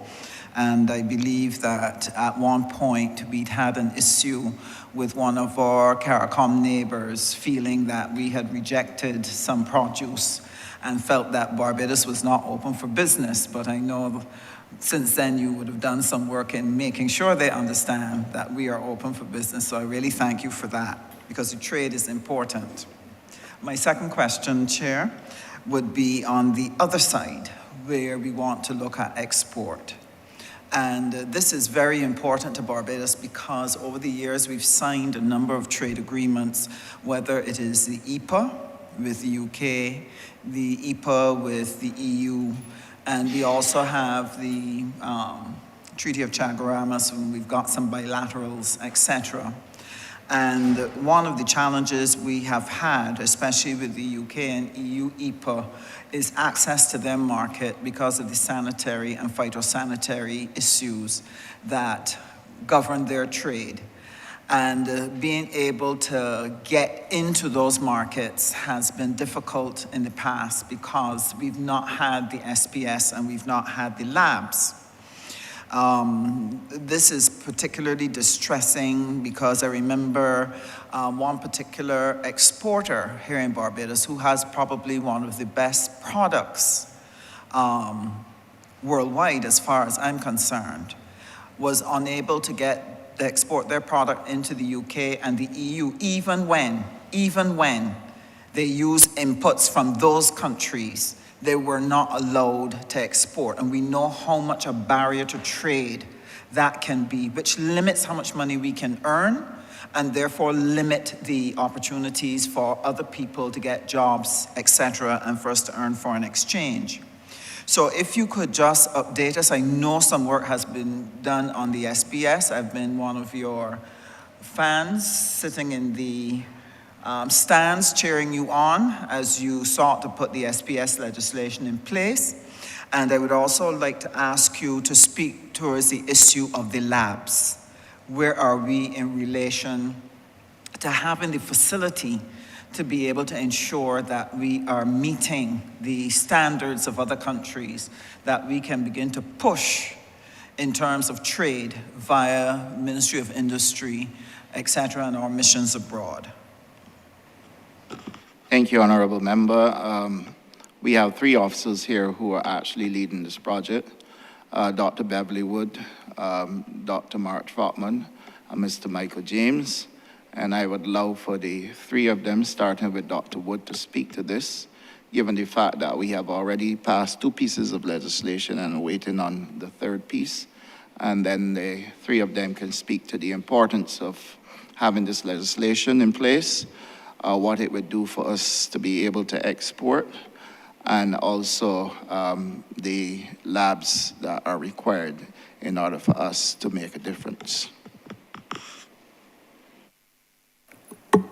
Good afternoon. I'm Beverly Wood. I'm Director of Government Analytical Services. It is a laboratory. I'm also working on the SBS issues. As the Minister said, and you would have known, there are 3 pieces of legislation that form what we call the Agricultural Health and Food Control System. That is the Food Safety Bill, which directs the quality and safety of food. There's also the Plant Protection Bill and the Animal Health and Veterinary Public Health Bill. We had 3 draft pieces of legislation. And as you note, that in December, both the plant protection and the animal health bills were passed in Parliament. The 3rd piece, the food safety bill, we have just gotten some comments back from the Ministry of Health, and we will be passing those comments on to the CPC, because when the draft bills were sent to CPC, they sent us back asking us some queries that they had. And we as a team had looked at it, and as I said, Health has finalized some of their comments, so that will be going back to CPC for their further work. There will be some amendments and so that would need to be made. So when they have completed that, they will send it back to us for us to review. And then that process will continue until we've agreed that the bill really addresses the areas that we want. Once those 3 pieces of legislation are passed, that is not the only thing that is required when a country wants to export or re-import commodities from a country. There's also the regulations, which are the enforcement procedures that need to take place. And what I should say that the bills or the legislation we had before was a reactive one, in that an officer may go and examine something and then find that there's a problem and ask that it be put in place. These 3 bills now are preventative in that you put systems in place that persons will have to follow, that you will assured that at the end of the process, the food that is manufactured is safe for the animal, whatever. So the regulations then are enforcing what the act is. It would say, well, we do this, or you have to meet these particular things. And one of the other things that we have to also work on is the operation procedures. So you have the primary piece of legislation, you have the regulations, which are enforcement, and then how do we do business? So a country who wants to import a product from Barbados would want to have that the chief plant protection officer or the animal health officer or the food safety person has a good overview of what is happening on the ground. So before, let's say for food safety, there is no requirement, let's say, for a person to have a food safety policy, or that they show they have a HACCP plan, hazard analysis critical control point. Those are some of the things that the new piece of legislation will have a requirement. And the onus is on the manufacturer to be able to say that the food that they're producing is safe, and the regulatory agency will inspect or monitor their progress to see really and truly that it is safe. So the three bills, once they're passed, then we are working on some regulations. We have already started on the one for plant protection. There's an import and export regulation, and we are also working on certain requirements that we will put on the ministry's website to say if you're doing business in Barbados, these are the things that you must comply with. With respect to laboratories, as I said, I manage the government analytical services. We do work with respect to microbe in terms of food microbiology. We also do in terms of water quality. And we also do some work with respect to nutritional labeling. There are certain requirements through Codex that there are certain things you must put on your label. In terms of labeling within Barbados, it's not mandatory with respect to nutritional labeling that you have to have a label. In terms, if you want to say that you're making a claim, my product has so much or my product is this, then you have to put that. So we do some things we want to bring on board, and that's what in our estimates are. We put measures in place to add certain other analyses to our suite to be able to complete what the labeling requirement is. There are things in terms of pesticide residues, some work with veterinary drugs. We are hoping to improve our capacity and capability to do so. We have acquired recently new pieces of equipment. Some of it was given to us through the IAEA regional project. We also got some training, but we really need to have persons dedicated to developing that capability with the analytical instruments that we have. So those are some of the areas that we need. In terms to when persons are exporting to a particular market, they need to understand what that market demands of them. In terms of, let's say, pesticides, some countries have a suite of pesticides that they would want you to be able to analyze for, and therefore then we would develop the capability to be able to see what range of pesticides we can analyze for. Those things are complicated analyses, and you have to have persons dedicated. We have the analytical equipment, and by the sometime later this year, we will have another piece with us. And also, we are working with a project with the IAEA, a national project, where they can assist us in developing further our capabilities in those areas. So that is what we're dealing with now. As I said, with respect to fish, We are just ending up a program now with funding from the FAO, where we looked at what the traceability system is for Barbados.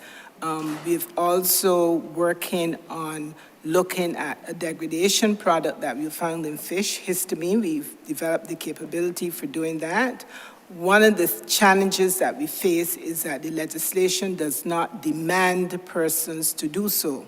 So a number of the companies and facilities that send samples to the Government Analytical Services is that they want to do their due diligence. They want to get market acceptance. We are hoping that once the food safety bill and all the other pieces are put in place, there are certain things that will be required of persons, and therefore the samples will come to the laboratory. I hope I've answered your question.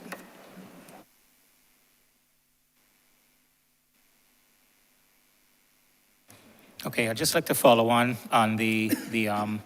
first the legislation and what it means. We've just, as Dr. Wood mentioned, we've just had the Umbrella Act, which is the Animal Health and Veterinary Public Health Act, passed.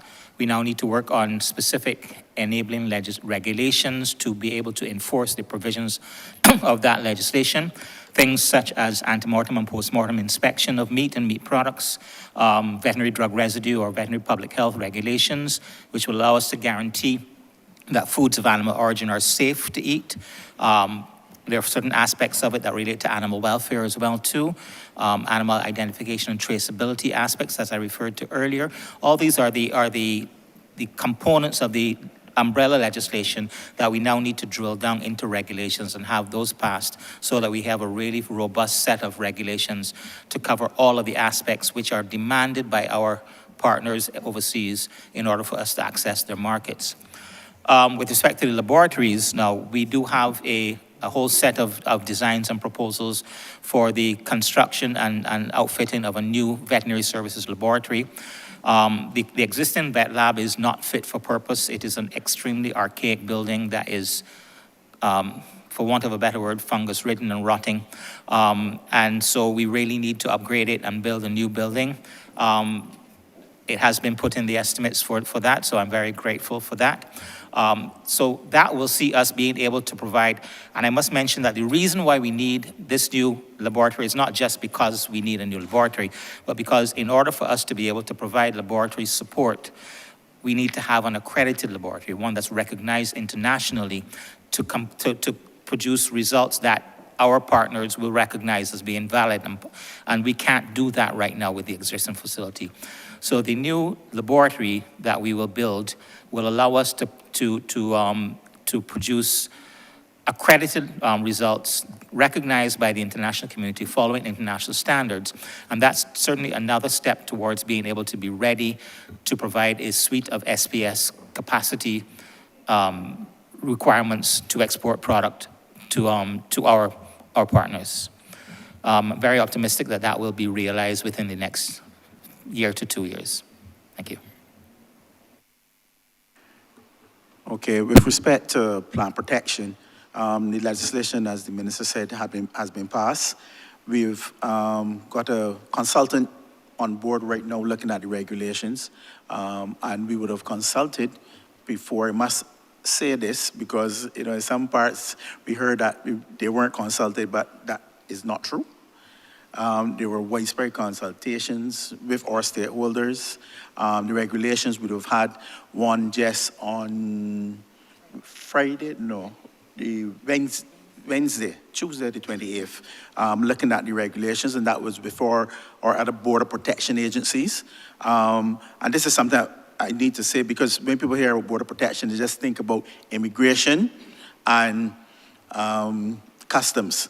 But border protection is also related to the agriculture as well as health, you know. So persons must take that into consideration when you hear about border protection. With respect to the other part of the regulations, what we're doing is we're going to revamp the manual, the manual that deals with inspections. So we have the plant quarantine manual that's going to be revamped, and as well as Diagnosis is something that both Beverly and Mark spoke about, very important. If you can't diagnose, especially have some sort of reference diagnosis, then it's very difficult for you to say, well, I don't want that particular product in. So we need to have some measure of diagnostic capability, and that is what they're speaking about. So we are on our way. The new legislation basically made it more international. We went back to international best practices. We aligned ourselves to the IPPC as well as the regional plant protection bill that we also looked at. So it's harmonized to that extent. And we are working again with another part, the electronic single window, where we're going to look at getting what we call electronic phytosanitary certificate, e-phyto, so that will not now be signed and be taken manually. That will be sent directly from country to country, so that you don't have that sort of intermittent persons dealing or trying to steal or trying to pull up one on one another. So all of that is going to be part of the new formation. So you're not only with Asakuda World, electronic single window, e-phyto. So we're trying to get a very tight ship so that all of these things can work in harmony. What I can also add to is that we will be discussing with the port in terms of the central container examination facility and what we, the plant health, animal and food, would need to have within that facility to be able to examine products that come into Barbados. It's amazing how with the amateur, the non-agricultural person, you can easily think that all agriculture is to know how to drop a seed in a hole, cover it down and put a little water on it and pray. But I think what the team has shared today shows the level of technical detail and the amount of foundational work that is absolutely necessary to make something like agriculture grow. I would want to say that the success in the SPS, in the labs, and getting the opportunity for export is going to provide opportunity for small farmers to become big farmers, to make farming a fully dignified activity, area where you want to pursue commercial levels of farming. Until we can produce farmers who are earning significantly, we're not going to get enough doing the uptake of land in Guyana or land in Suriname because they want to expand. And the SPS and the other work that you're doing is vital to creating the opportunity for that. My last area is a little parochial. One of the things that I've noted about the work of the ministry is that you're dealing with big macro issues and you're also dealing with the micro issues on the ground in relation to your care program. And the issue of the involvement of the ordinary person. In my constituency, I have a fairly urban, suburban area. But I do have a significant number of people who are interested in agriculture, but they don't have that background. They didn't grow up in the country and saw mommy doing it or daddy doing it, etc. And they're eager to be involved. I wanted to find out, in terms of engaging them, do you have sufficient resources, the issue of equipment, to be able to help each of them as they express that interest? Do you have the resources that are necessary? And I want to ask a follow-up question about if they can grow into, from micro farmers to small farmers to big farmers. I have another question that I want to ask following on.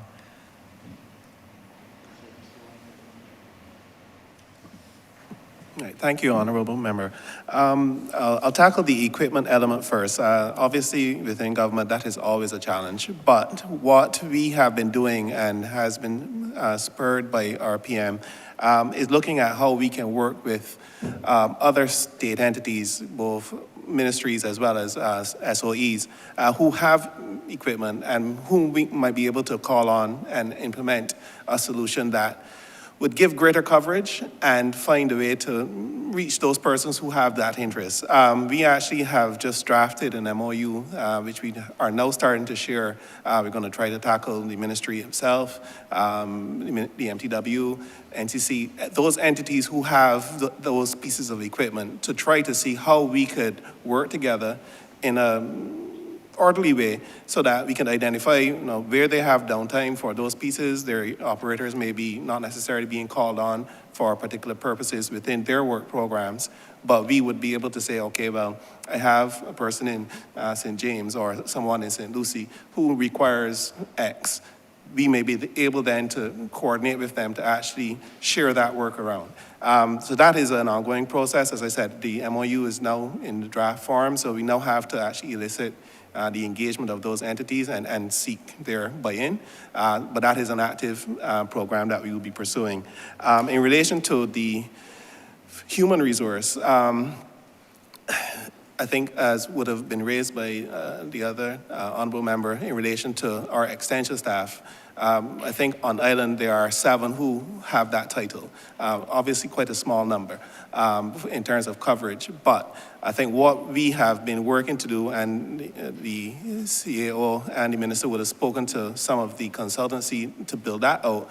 In the interim, we're also looking at using the electronic tools to actually build out some measure of content that can allow for persons to actually participate and have access. As part of the CARE, we've actually engaged with a number of the international agencies, ICA, UNDP, to try to see how they can assist with that building up of the resource. And one of them have actually pledged to develop a number of those, what we would call how-to videos.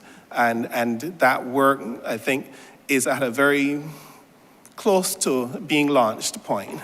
We had actually hoped to debut it at AgriFest, but that didn't quite work out. But we are hoping within the next few weeks that we can actually launch those videos and start the engagement with persons through that electronic avenue, at least as another step. But obviously still, there's still the need for the human resource as well. So there are going to be multiple layers that we would have to pursue, but the objective would be through CARE, through FEED, through each tier that we are building up within our engagement with the public, to have a mechanism to actually allow them to both reach us, but us to reach them as well. Thank you. And the last follow-up question flowing out from that, we've been able in St. James South to get a few communities to start community gardens.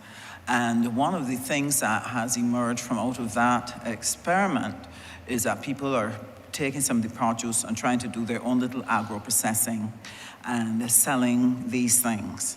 And what it has reminded me is that Barbados really is in deep need of a new generation of healthy snacks that we can put into the schools, we can put on the vendors' trays, that we can encourage people to use in their homes if we're going to beat the NCDs, which we have.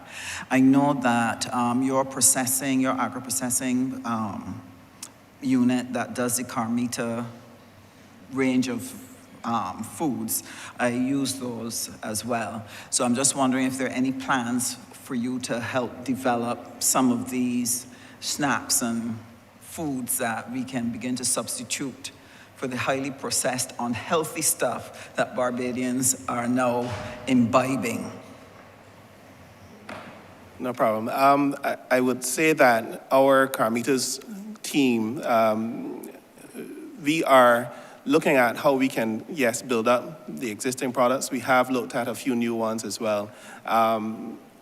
There are no firm plans in terms of trying to go back to the stage of facilitating small and micro business in that structure, because I think would have been mentioned, the agri processing facility that was established in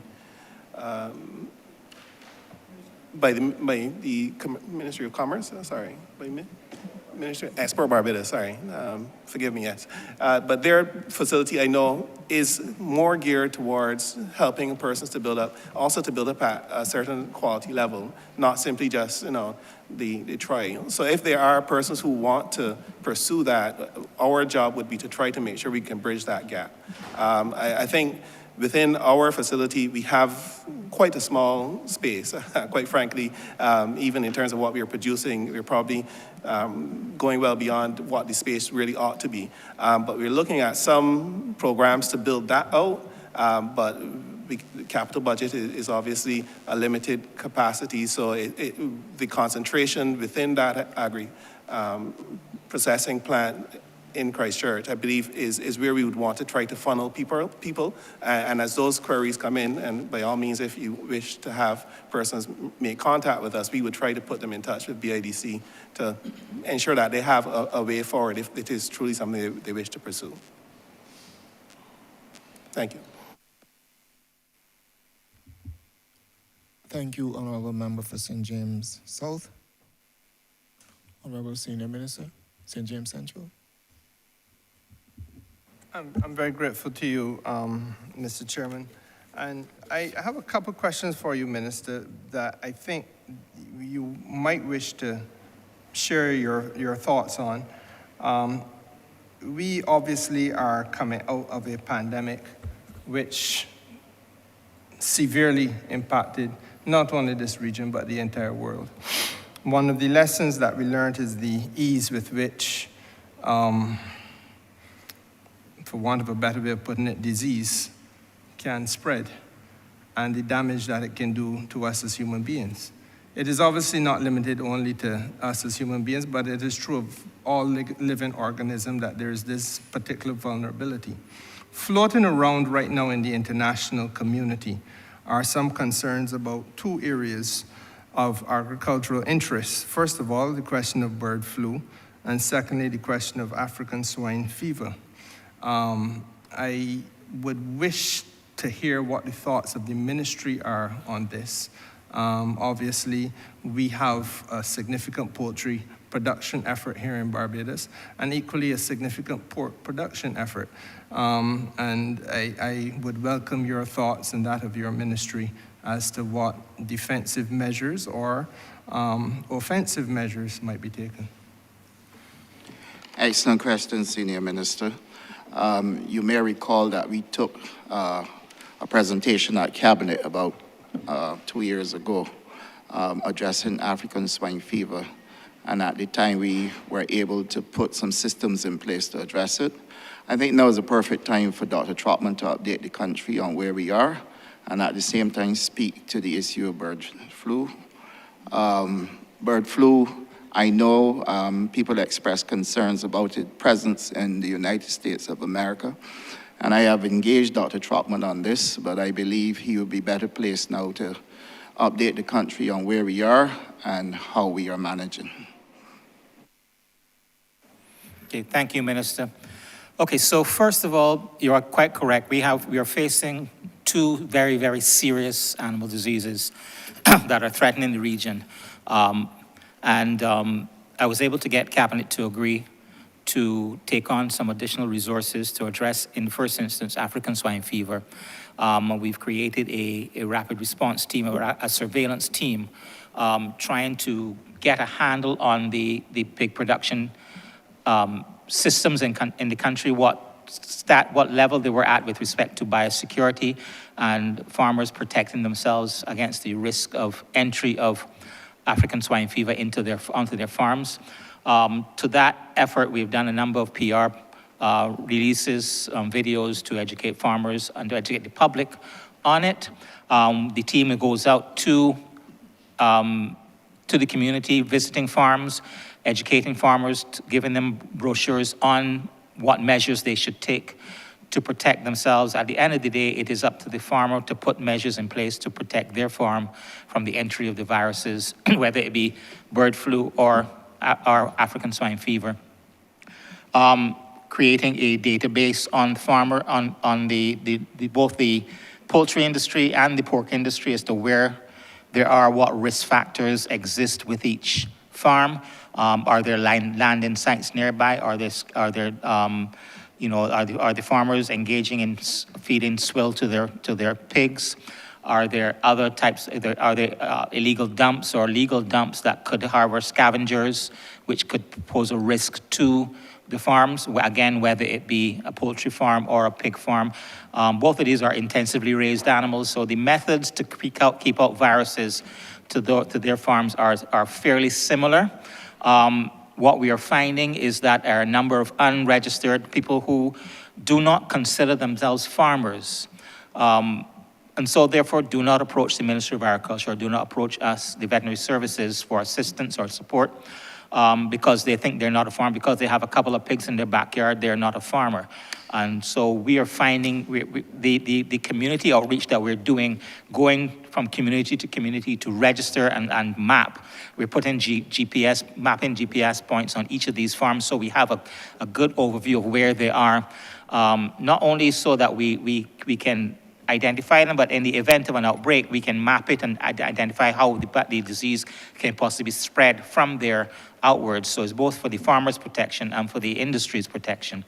So these are some of the things that we are doing right now. We have found we have well over 1,500 pig holding areas, which were a lot more than we thought there were countless numbers. I don't have the exact numbers. The poultry industry, obviously, they're such a diverse group of farmers. You have your commercial entities, you have your smallholders, you have your backyard farmers.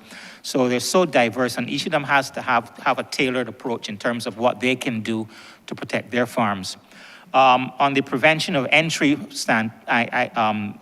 front, we are doing some monitoring of landing sites because the bird flu, or highly pathogenic avian influenza, to use the correct term, this particular outbreak seems to be transmitted through migratory birds, which is a little different from the previous episodes of HPAA that have occurred globally in the past, which makes it a totally different beast to deal with. So we have sentinel sites. We are monitoring sentinel sites where wild birds come into the country. Barbados, as you know, is right in the middle of the Atlantic flyway, birds traveling south in the winter, and they do rest in landing sites in Barbados. And that poses a risk for entry of the disease into the country. So sentinel sites and monitoring those landing sites becomes important. So if we do get birds that are potentially coming in, we can pick that up, making sure that farmers are aware when they're protecting their, putting in biosecurity measures on their farms, that they protect their poultry from the entry of wild birds. We don't want wild birds nesting in the rafters of the poultry houses, because that could very much be a risk factor.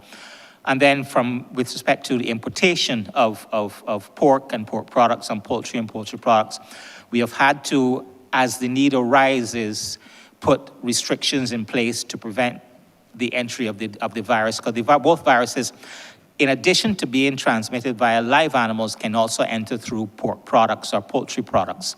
So fresh, frozen, chilled pork products, fresh, frozen, chilled poultry products, even cured or smoked pork products can transmit the virus as well too. So as the need arises and outbreaks become extended within certain countries, we put restrictions to prevent it from entering through passenger baggage, through commercial entries, while still doing our best to safeguard a certain level of trade. We're trying to take a more surgical approach to this rather than an outright ban on all poultry products or all pork products from every country. And so we've done that quite successfully with countries such as the United States and Canada. We're looking to try and do it with the UK as well, to a more surgical approach where we can still facilitate some level of trade while making sure that products which are potentially infected with the virus doesn't enter the country. So these are some of the things that we have been doing in the interim to try and safeguard the country from entry of these viruses. And thank you, but let me just go a little bit further then, because it may be me, and I confess that I am now doing 18-hour days, 7 days a week, so I perhaps do not have enough time to listen to the airwaves and so on and so forth. But are we satisfied that we're doing enough to alert the people in the farming community? And I noted that at one point you indicated that there's some level of expectation that some of the need to guard against this lies with the individual farming effort. But are we doing enough, in your judgment, to alert people to this general concern, first of all, and secondly, to assist those persons who are registered as official farmers and even those who are just trying a thing? Because there are a lot of people who are trying a thing. But if I follow it correctly, all you need to do is to have it within the stock of your birds or the stock of your swine for it to then start to spread almost like wildfire through a small community like Barbados. So are we doing enough, in your judgment, to strengthen the capacity to protect individual farmers? And if so, please tell me a little bit about what exactly you're doing to satisfy yourselves that this is in fact enough. Okay, I don't think we can ever say that we're doing enough to alert the farmers and to alert the industry about the risk. We're doing what we can. We have, as I said, put out some PSAs on certainly on the African swine fever. As I said before, we are trying to do a lot of community work, going into farms, going into communities. We often find when we target one community and we go into a listed farm, the officers, in addition to discussing with the farmer what they need to do to protect themselves, they usually will ask the question, are there any other people in the neighborhood who have pigs or who have poultry?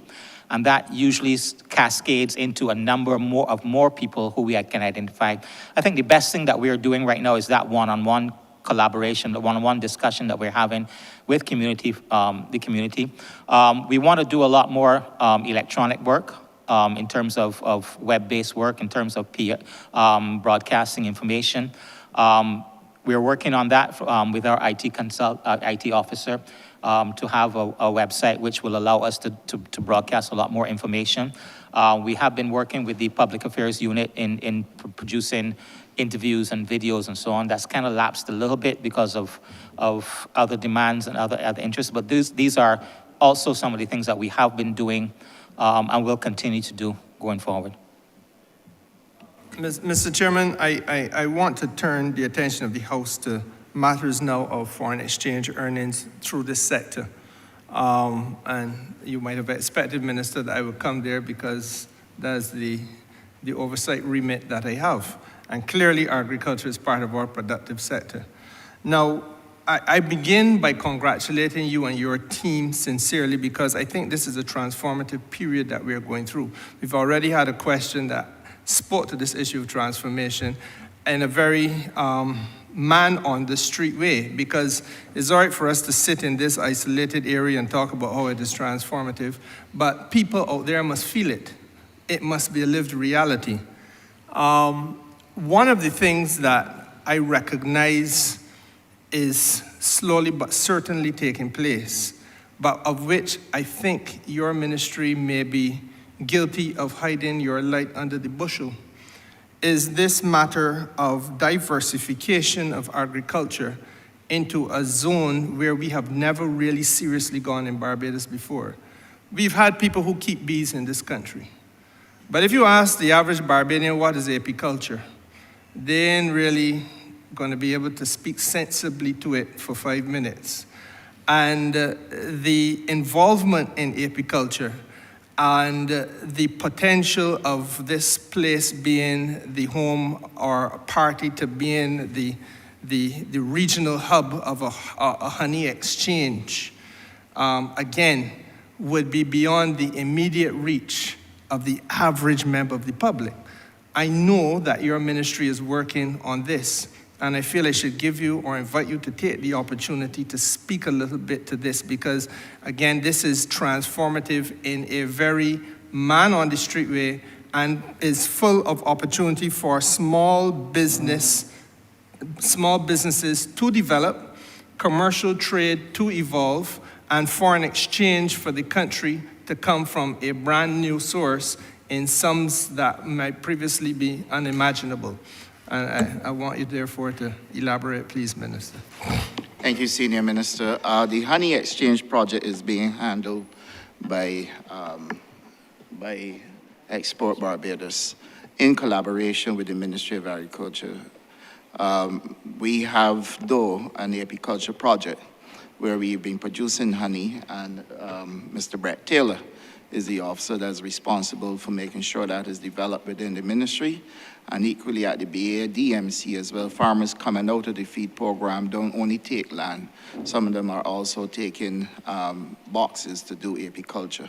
So there are two areas, but at the end of the day, is one apiculture project that the country is doing. And then the honey exchange is gonna be taken care of by export.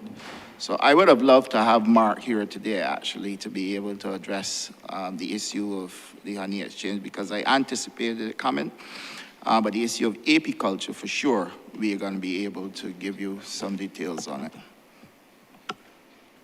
Mr. Taylor. Good afternoon, Mr. Chairman. Thank you.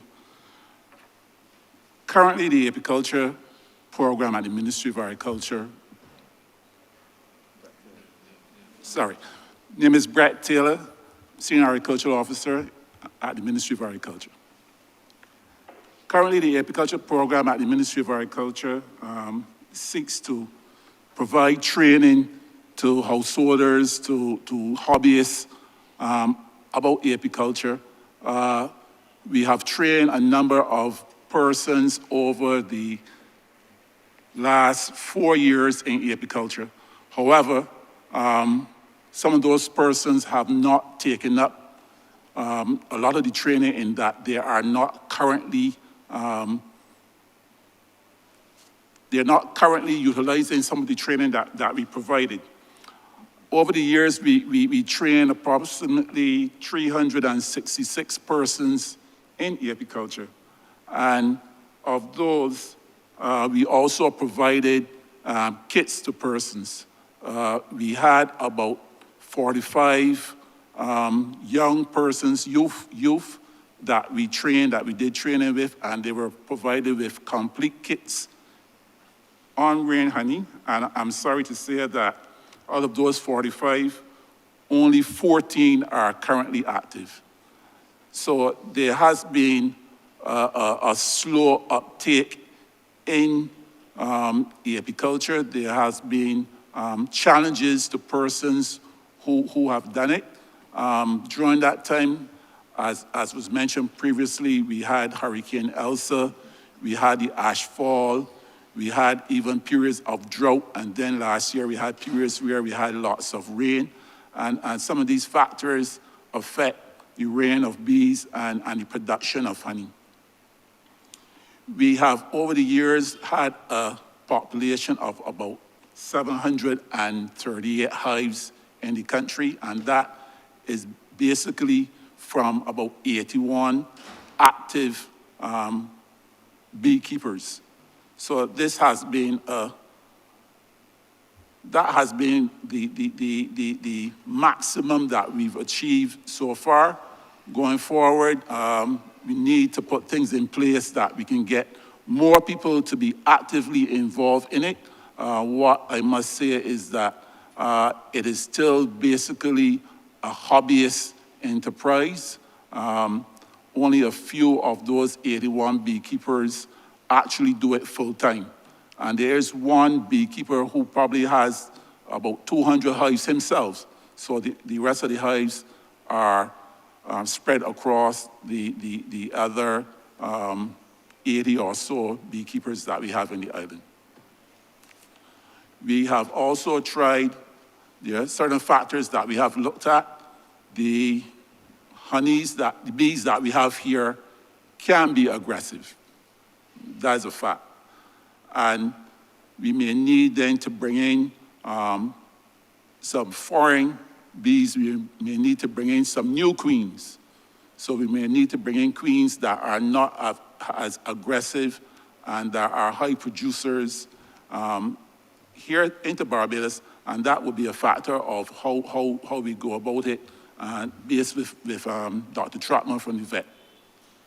So these are some of the things that we have to look at so that we can improve the industry in Barbados. Thank you. If I could just go into the follow-up to this question, Mr. Chairman. Mr. Minister, would it then mean then that you would be looking to broaden the scope of beekeepers in the island? And you can respond. I notice your head is nodding in the affirmative, but that cannot be communicated to the House. The broaden the scope of beekeepers, first of all, and secondly, would it also mean that this is a business opportunity for persons who are interested in the development of these bees for the purpose of getting the honey? Because if you connect it to a honey exchange, you're then talking about selling and trading honey at commercial volumes. And that can be done even globally, regionally and globally. Yes, there's an opportunity, definitely, for people to participate. But this is a process that is going to take a little while. And we're going to have to do a joint arrangement between CARICOM in order for us to be able to develop a honey exchange. The truth is that what I've found is that there are people who participate when we make the announcements, but then the pace at which they want to move, some things don't give them that pace. Beekeeping is one, and therefore you will find that they may drop off. Others will come, but they don't stay the course. So this definitely has to be a joint effort between us and CARICOM. And we also need, as Mr. Taylor just mentioned, we need to be able to source bees in order for us to get to the scale that we need to get to. The Chief wants to address the issues associated with it as well, so, Chief. Thank you. Honorable Member, the bee industry is a new industry, as you rightly said. We are now developing it, and there's an opportunity to diversify. We have seen that some of our CARICOM neighbors are already doing a tremendous amount of work in developing their industry. Namely, we see a large amount of honey from Guyana, and I'm proud to say that it's now on the shelves in Barbados. I've seen it on the supermarket shelves, and that's excellent. So that will definitely feed into our honey exchange. I'm also aware that Grenada had won gold at the World Honey Show some years ago. So they also have a world-renowned honey as well. So this will all contribute to the honey exchange that we're looking to develop.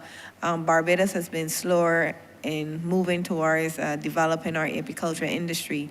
And there are some stats that need to be further addressed so that we can develop that. We have been working with the Apiculture Association of Barbados. They have already identified a number of forages, which is the things that the bees need to feed on, the forages that bees like in Barbados, so we have a list of that. But to really start to push forward the apiculture industry, we need to be able to classify which of those are better for pollen, which are better for nectar, because then that allows or informs the farmers who are getting into beekeeping, those who have land, for which types of forages to plant and in what composition. So that can then increase the amount of forage that is available for the bees. Additionally, as Mr. Taylor indicated, there has been some indication that the bees that we have here are not the European type bee. And that has implications as well. The European honeybee would tend to have a hive of about 50 to 60,000 bees. Bees that are more Africanized would tend to be about 10 to 12,000 in a hive. So this also have implications, which we're working with the association. We had some discussions over the weekend on, in fact, in terms of what's the ideal size to start a bee box, because that would impact on how much honey is made in a hive and how quickly the bees start to colonize the hive. But there are also other implications in how often the bees will swarm and how often they will abscond the hive. So there's also some management issues that we can assist the farmers with, providing that level of technical assistance would allow them then to move faster and be able to get honey a lot sooner than they have been getting it. So it's a new industry that is being developed. There is a tremendous amount of potential for it. We also have to mention the relationship, not only bees for honey, but there's also bees for pollination. So for crops in particular, like flowering crops, cucurbits, so you're talking about cucumbers, watermelons, things like that. You need, for good formation of flower into fruit, you need 8 bee visits per flower. So to get the maximum production, we also have an opportunity to provide beehives to farmers to enhance pollination and increase the output of those types of crops. So there's tremendous growth potential for the bee industry, but we have to work with the players in the industry to continue to develop it. Thank you. Thank you, Chief. I feel I should point out my own view that there's no such thing as an aggressive bee.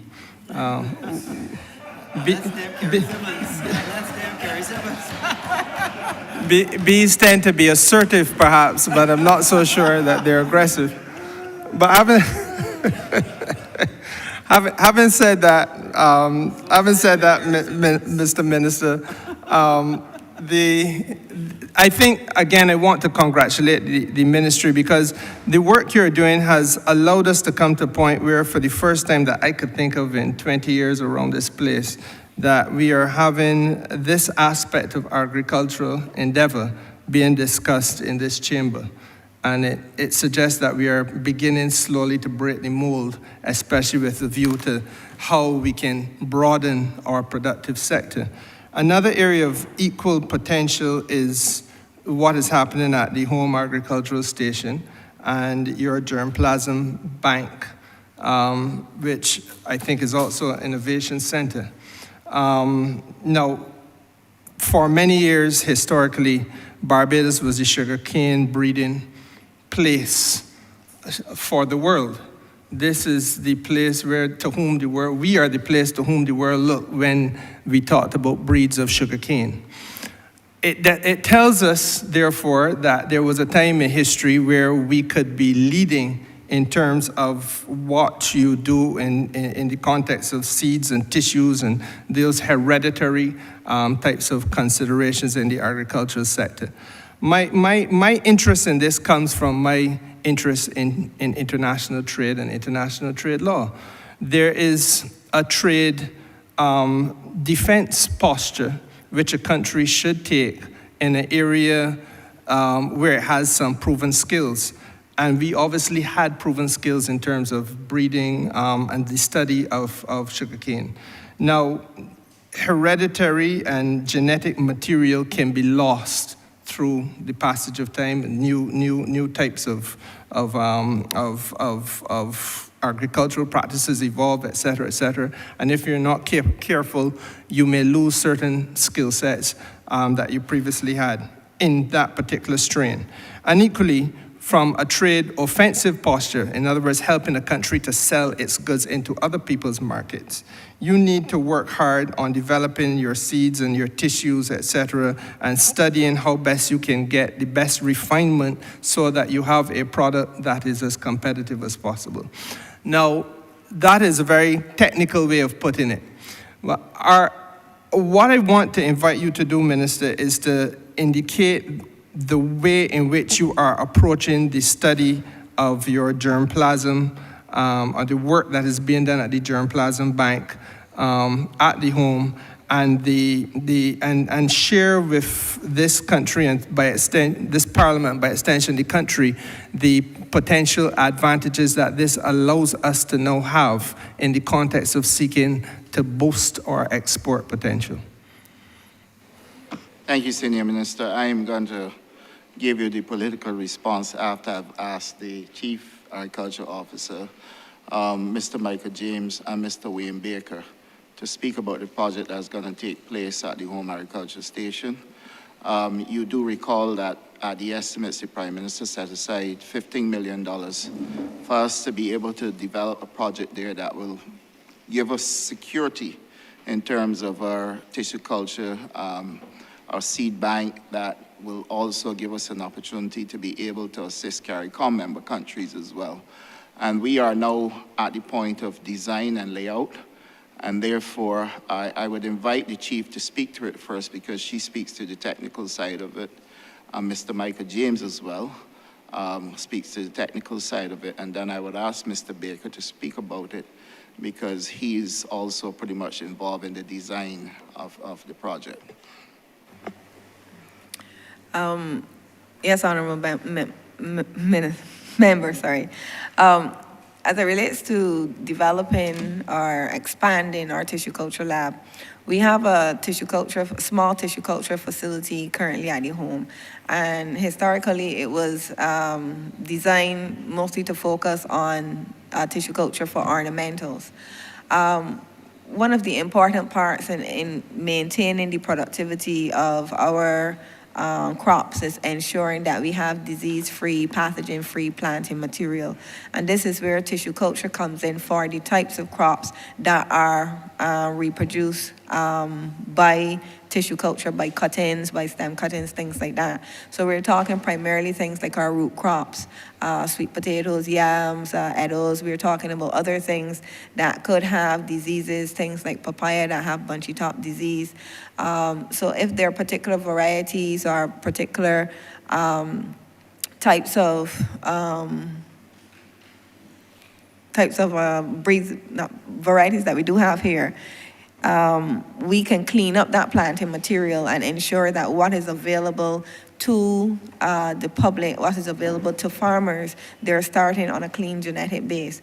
So the intention is to build a much bigger facility that would allow us to provide the volume of planting material that is necessary to really accelerate our agricultural program. So take a product like sweet potato, for example. The minute that you plant sweet potatoes, there are insects out there that are constantly infecting these sweet potatoes and transmitting viruses and things like that, and Michael James will speak more to that. But what happens over time is that you see the vigor and the yield going down, and sometimes when you go to harvest your sweet potatoes, you've got vines at the top and nothing at the bottom.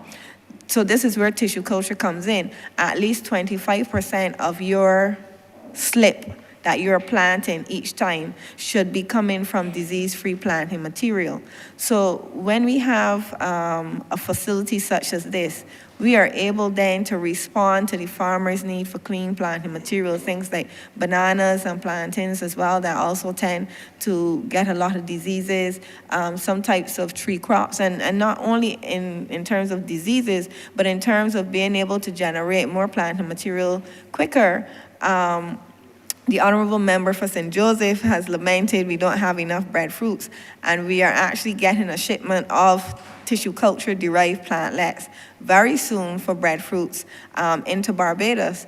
Soon we'll be able to generate that type of planting material, so we'll be able to propagate plants a lot faster and get the quality and the consistency that we're looking for.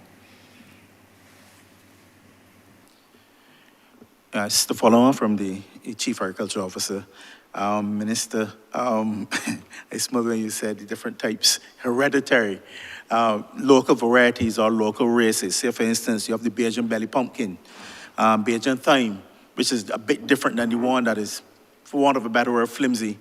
You have the Bajan cucumber. You have whole sets of Bonavis. So what this facility is supposed to do is be a repository of these types of plants, seeds, true seed, as in seed, or for instance, like the chief was saying, for the sweet potato and so on. It would allow us also to clean up, as she said, certain varieties of plants. Say, for instance, before we had internal brown spot of yams, and through tissue culture, we were able to get rid of that particular disease. I know you don't really see a lot of yams with internal brown spot. So the thing is to clean up. So is one, a repository, so we can, if, for instance, there's a storm, hurricane, and things go, you don't have to import these things. You would have a repository here. We can also help our neighbors in the OECS and so forth to send them some material. We can also host material that they have. So that is the vision that you have. But the main thing is that you want to have a repository base here in Barbados that you can go out and say, listen, I want some Bajan cucumber, or I want some beers in time, or I never see a belly pumpkin before. So that's the sort of thing we want to see happening. So not only are we doing it to replenish and to export the sweet potato, but we're doing it to ensure that we have planting material that we can source if there are dangers or anything happens that, like the storms or hurricanes. Yes? Thank you. And you also had asked about the Innovation Center as well.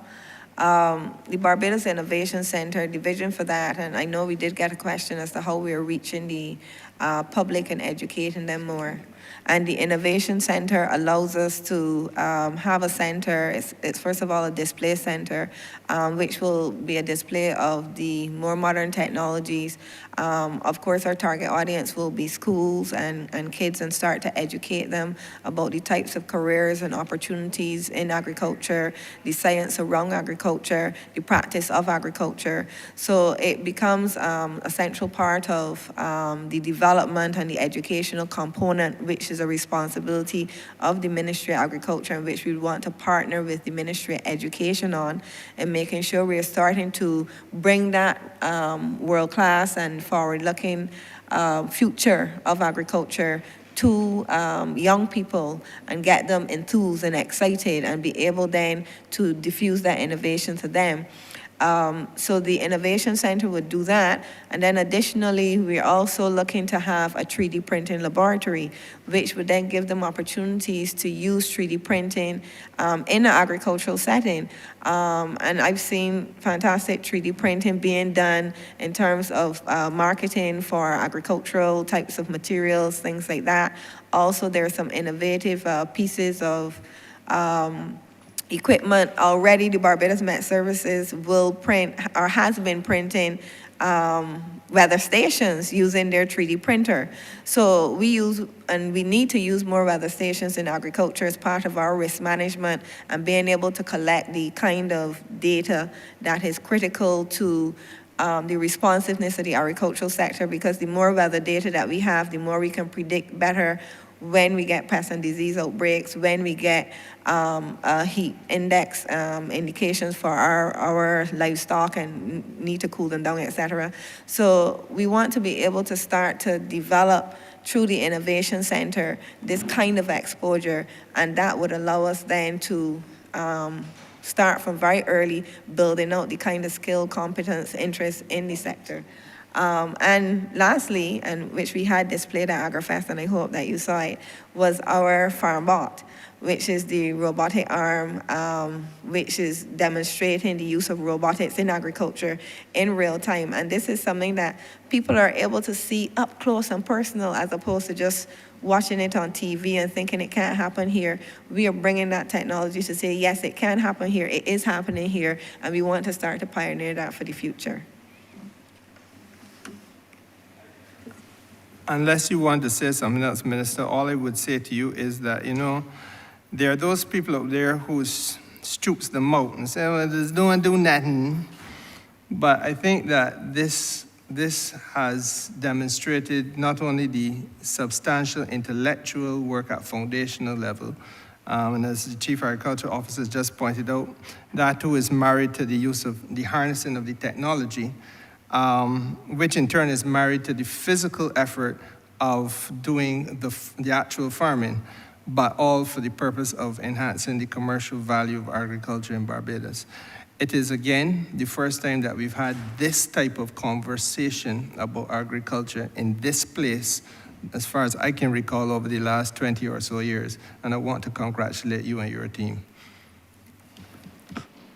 Thank you, Senior Minister, and I would have to congratulate my team for the support and the effort that they have put in getting us to this point. I must say to you that when I first went to the Ministry of Agriculture, I had to set myself up for all the criticism that I can receive in this country.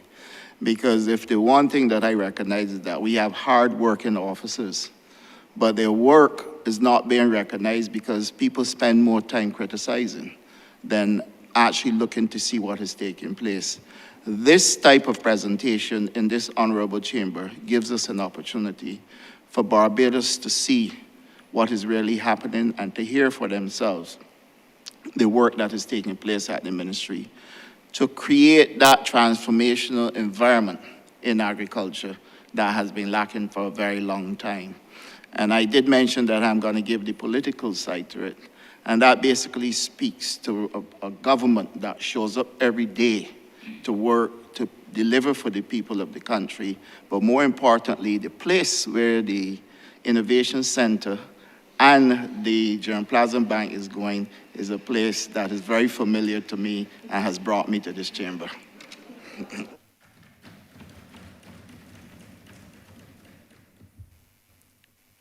Thank you, Honorable Member for St. James Central. Honorable Member for St. Thomas.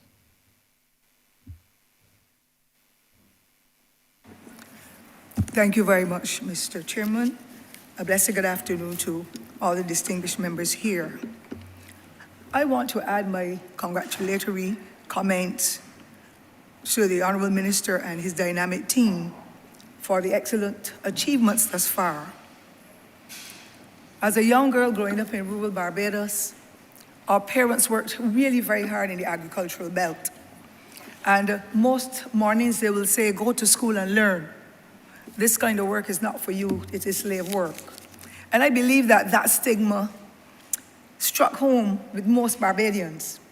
But I want to say how proud I am to hear of the achievements of the ministry and the large numbers of persons, especially young people, who are showing an interest in agriculture to be able to have it as a business enterprise. I also want, Mr. Speaker, Mr. Chairman, to indicate my pride and joy to see how the Honorable Minister and his team have drilled down so many areas of the strategic objectives that they have got to be able to bring the measure of success that makes me really feel proud. And of course, I want to add that this is the first time in about 4 decades, almost, that we have really seen the Ministry of Agriculture excel to this level. I know that when the former Honorable Member for St. Joseph, now Sir Richard, would have been in agriculture, we saw strides, and Barbados' economy was growing as a result of what we were able to develop and to trading.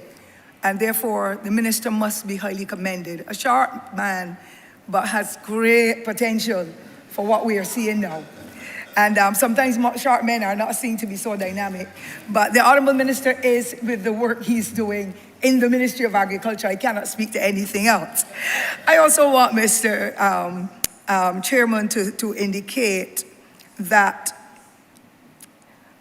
our young children, indeed, let me speak, because if you're a septuagenarian plus, then you should know what Barbados would have been like, particularly when you were raised in rural Barbados with a large family.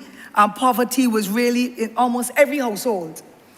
And the school which I attended, I call it the Holy Innocents College, we never spent a day without going into the garden and planting garden beds at school.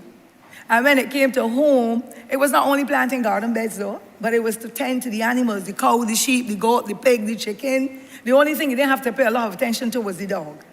And therefore, we have drifted away from those practices that help to develop our society because we've sought to get the free education, which is excellent.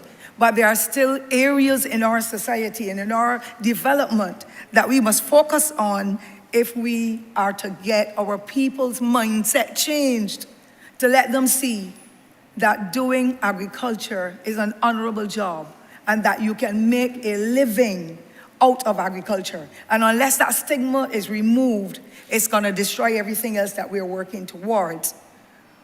4-H movement, a wonderful thing. From my entire childhood, I knew about the 4-H movement. And I saw the success that it has made, and I'm wondering, where are we now with it? And what plans, because I always talk about synergies. What is happening at this present moment in my country? Are there synergies with the Ministry of Education and the Ministry of Agriculture and Community Development in the way that we expect? Because we need to get our children's mindsets as well towards growing what they eat and eating what they grow.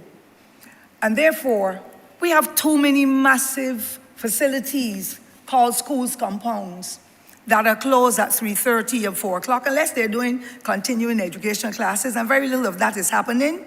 You can't even access the schools in the way you would like to have simple meetings and educational training for certain components that you would like to see develop in the communities.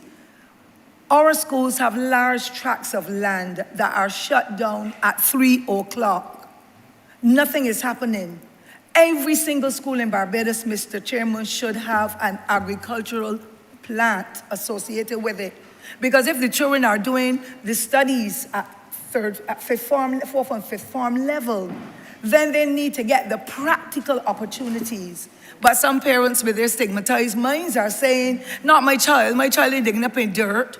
But then when I grow my little watermelons, they want me to literally want to give it away. That is so expensive. Go home and buy yours, though. You have put your house on the property, you have land, but you are not growing anything but grass because you want your lawn.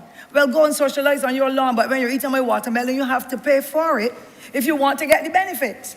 And I believe that having moved away again from the traditional aspect of rural Barbados more so than urban, because urban didn't have enough space to do as much.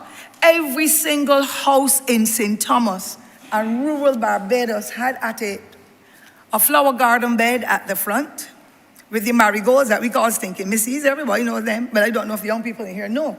But we had marigolds, we had lilies, we had some of everything at the front to keep in front of our house that would have been unpainted, well decorated. But at the back, Mr. Chairman, garden beds, the butter beans, the lettuce, the carrots, you name them, because we had to feed ourselves because there was no other way of poor people getting anything to eat because the money was so limited.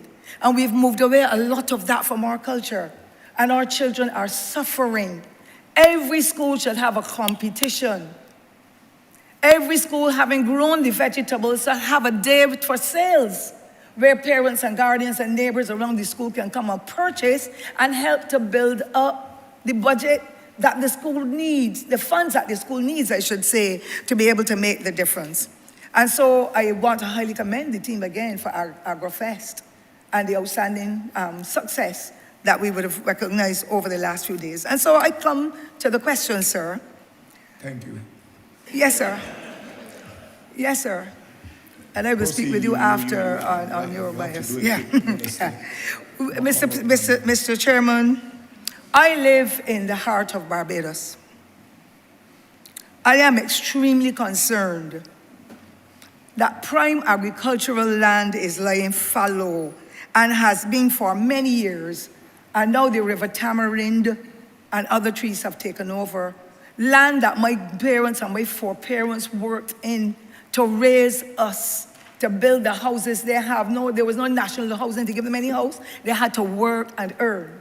And I want to find out what plans that the Ministry of Agriculture and this government has in relation to the Scotland district, but more particularly with this one, with what is happening at plantations such as Sturgis, Bloomsbury, Springvale, Vaucluse, Endeavour, King Garden, Highland, 40-acre Dings Village, Rugby, Farmers, Barrows Gully, Canefield, to name a few. It is all trees, trees, trees that you can't get anything from to eat. Those were areas where we had sugarcane or vegetables and fruit trees where we did not have a shortage of grapefruits and breadfruits and all that.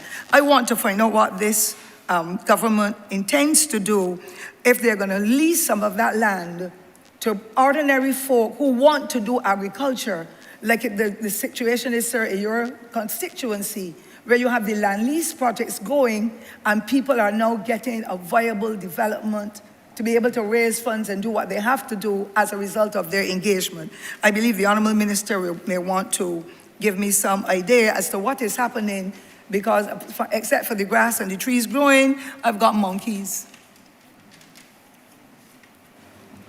Thank you, Honourable Member. I am pleased to hear your passion. We are definitely going to make sure we do all that we can to address the issues that you raised. But I'll let the Chief Agriculture Officer speak to the the issue with the schools, and then, of course, with the plantations that you mentioned, so that we can get a clear understanding of what is going on with regard to those plantations.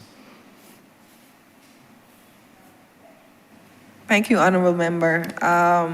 The 4-H movement is an integral part of the agricultural landscape, especially as we were just having a conversation related to developing the minds of youth. And in fact, the 4-H movement has proven itself to be one of the most important movements, or probably the biggest movement in terms of youth development, and especially helping positive development within youth is an opportunity to bring at-risk youth back into the mainstream, because working with plants and that reconnection to nature is very important in terms of developing the minds of young people, engaging them and giving them a sense of worth, of self-esteem.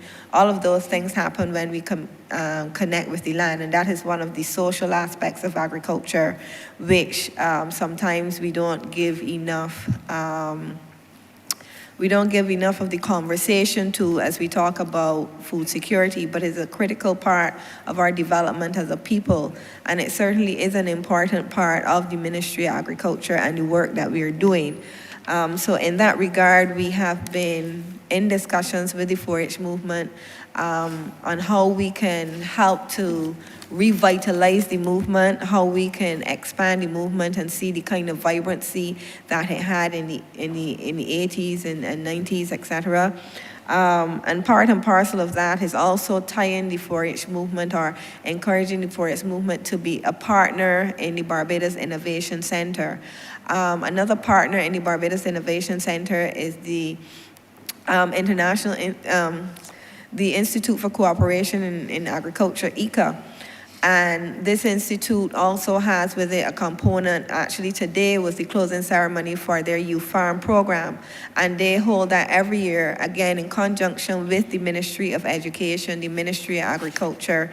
And ICA has been doing this youth summer program and this youth farm program to help, again, engage youth in agriculture. So one of the things that the ministry is looking to do is to bring together the synergies of the 4-H movement, IICA. We are already partners with our Ministry of Education and looking to see how we can use that to create even more momentum as it relates to agriculture and having the youth more engaged in agriculture. Additionally, as it relates to community gardening and getting more of gardening type activities going, this is where the CARE program is not just in terms of giving out resources, but we are looking to develop a Master Gardener program, again in conjunction with ICA, and that development is then going to, you would have support in terms of having a Master Gardener in every constituency and eventually in every community that can provide that kind of gardening support to help have that community engagement, because the difference is that we are not the agrarian society that we were in 1970. So you do need to offer more technical support at the gardening level to communities to be able to get them to continue in the work that they're doing, and that service can be provided. Additionally, government also supports the 4-H Foundation through our annual subvention, which we have always provided annually, and that's about $200,000 each year. So we do provide that that financial support to the 4-H movement. So this is part of it as well. And in answering the question as it relates to prime agricultural land laying fallow, and particularly in St. Thomas, I have noticed many of these plantations are no longer in production. We are aware that these plantations are all privately owned. And one of the initiatives of the BADMC, given that we were constrained in terms of having enough land for feed farmers, we've actually started to reach out to private landowners to discuss how we could, as the government through the BADMC, lease those lands and then offer a sublease to farmers And this would then create that opportunity to get those lands in production again and increase that productive capacity of the nation. So that work has already started, and we have engaged with a number of private plantations that are either out of production currently or maybe thinking about going out of production. So we don't want to see those lands idle with the River Tamarind. So that is part of the initiative to ensure that we are getting as much of the land back into production as possible. My second question or comment, sir, is related to the aquaponics project at Hopewell. It is one of the most unique projects I've ever seen, because I don't have an interest particularly in agriculture. And I am trying to find out from this team of distinguished professionals in agriculture to indicate what plans there could be for our various communities to be able to participate in such. The rain falls in St. Thomas every day. So there's water. Even though we may not be able to hold the water, it goes to the whole town and other places and floods their areas. However, I would wish to know what could be incorporated from that project, which the Honorable Minister and I would have visited about 2 years ago, and we saw how valuable it is. They're growing the fish and all that, and then their lettuce and all that on top of the water. And it looks to me like a low-cost way to develop it for the beginning, but it can have long-term dividends. And I would like to know if there are any connections that the ministry has in mind to be able to engage other persons. We must not assume that young people do not want to get in agriculture. If they get the exposure and the training, as we are seeing happening in other projects in the ministry, I believe that this will be one that will be attracted to them, because it doesn't seem like a great lot of work that they will have to do. But I'm only speaking out of the level of ignorance where that is concerned. And I'm not so sure if the Honourable Minister or any of his team members can tell us anything about that. And then I have one other short question to make up my three. Yes, Honourable Member, the aquaculture is, again, one of the areas that the Ministry of Agriculture is looking to diversify the agricultural portfolio with. And in that regard, we have been looking at building up capacity. We have started, again, through the BADMC. We have been looking, as Mr. Innes would have indicated from BADMC, at fish farming on a larger scale, but we are recently have been looking at the smaller scale type aquaculture type projects.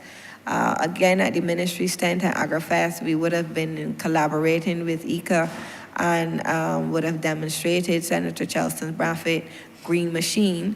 And we are also aware of at least 2 other young persons who are developing aquaponic systems here in Barbados.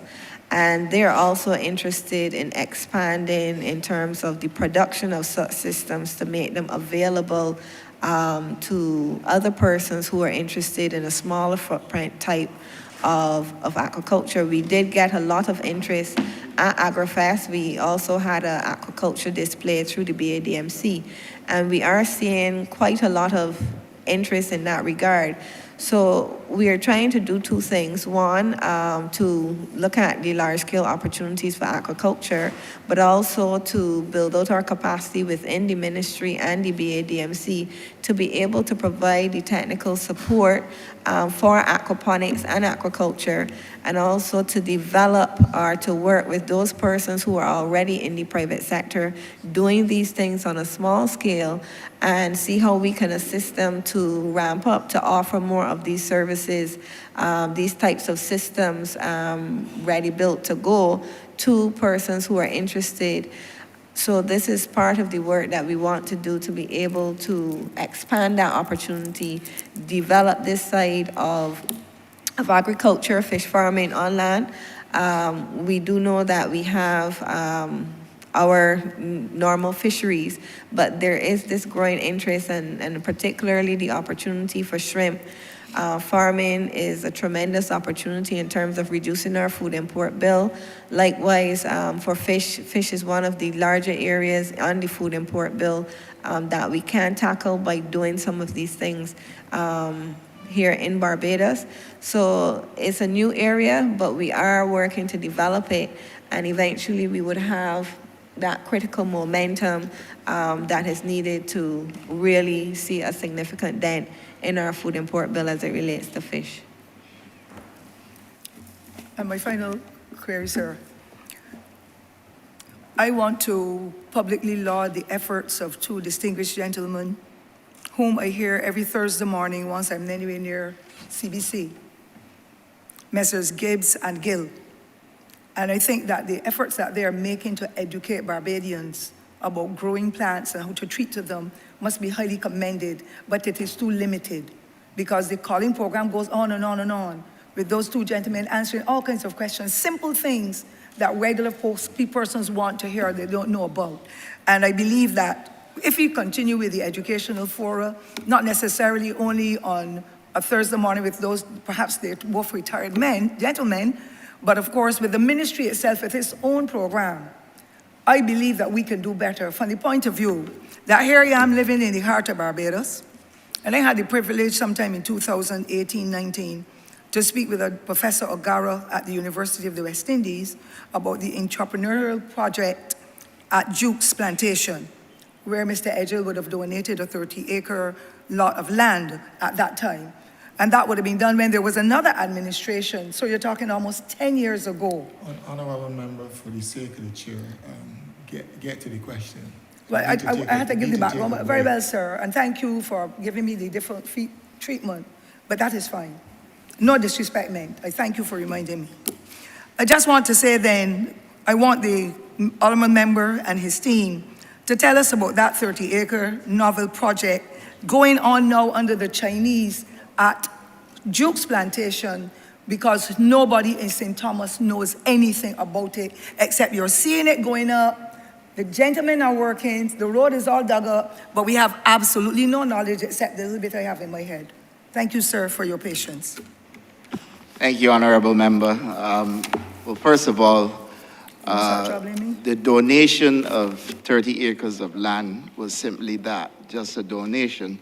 The land still had to be conveyed in order for the university to be able to use the land, and the last administration did nothing about getting it conveyed to the University of the West Indies. So yes, the good intention was to donate the 30 acres of land so they can have the project going.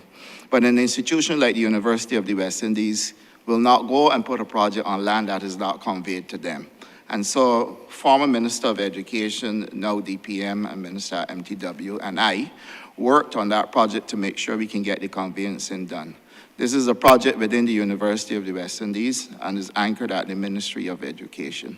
And therefore, we were able to deliver on our promise to get the land conveyed to the University of the West Indies so that they can move ahead with that project. Frankly, it was a fairly big source of embarrassment to note that the Chinese were pushing and pushing to get that project going, and they did not do anything about the conveyancing so that the project could have forged ahead. We have settled all that now, and the project is moving ahead.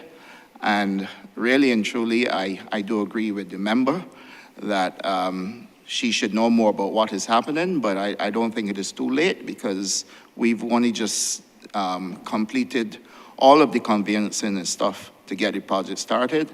And I would strongly suggest then that she gets a site visit and all the updates with reference to the project be given to her so that she and her constituents will know what's going on.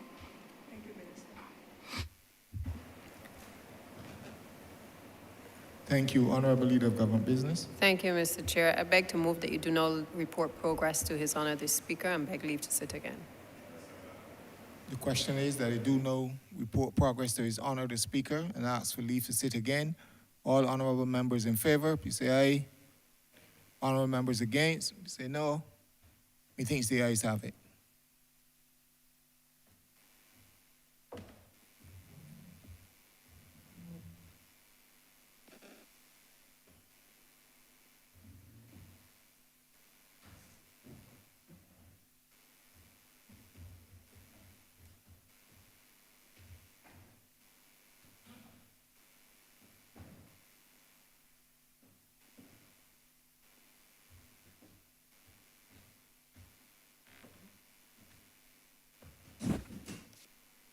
The chairman has reported progress and requests leave to sit again.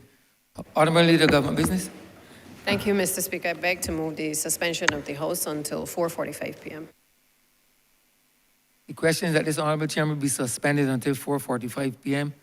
All those honorable members in favor, please say aye. Those against it, please say no. Meeting, the ayes have it. This honorable chairman stands suspended until 4:45 p.m.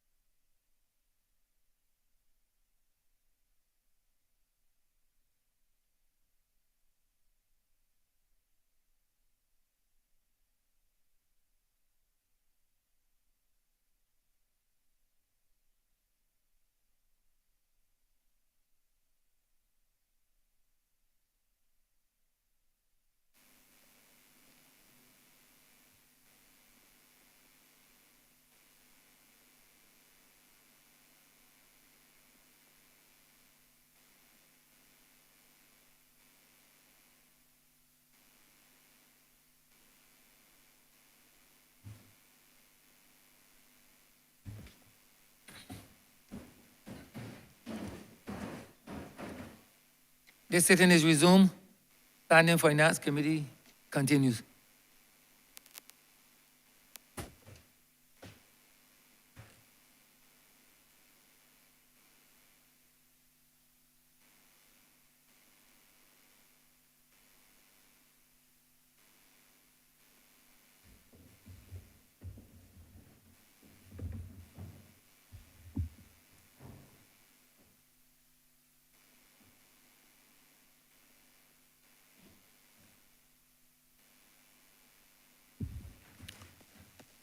This House is in Standing Finance Committee. Honorable Member for St. Michael East.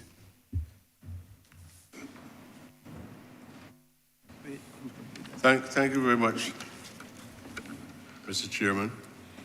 I am of the view that there's no shortage of land for agriculture.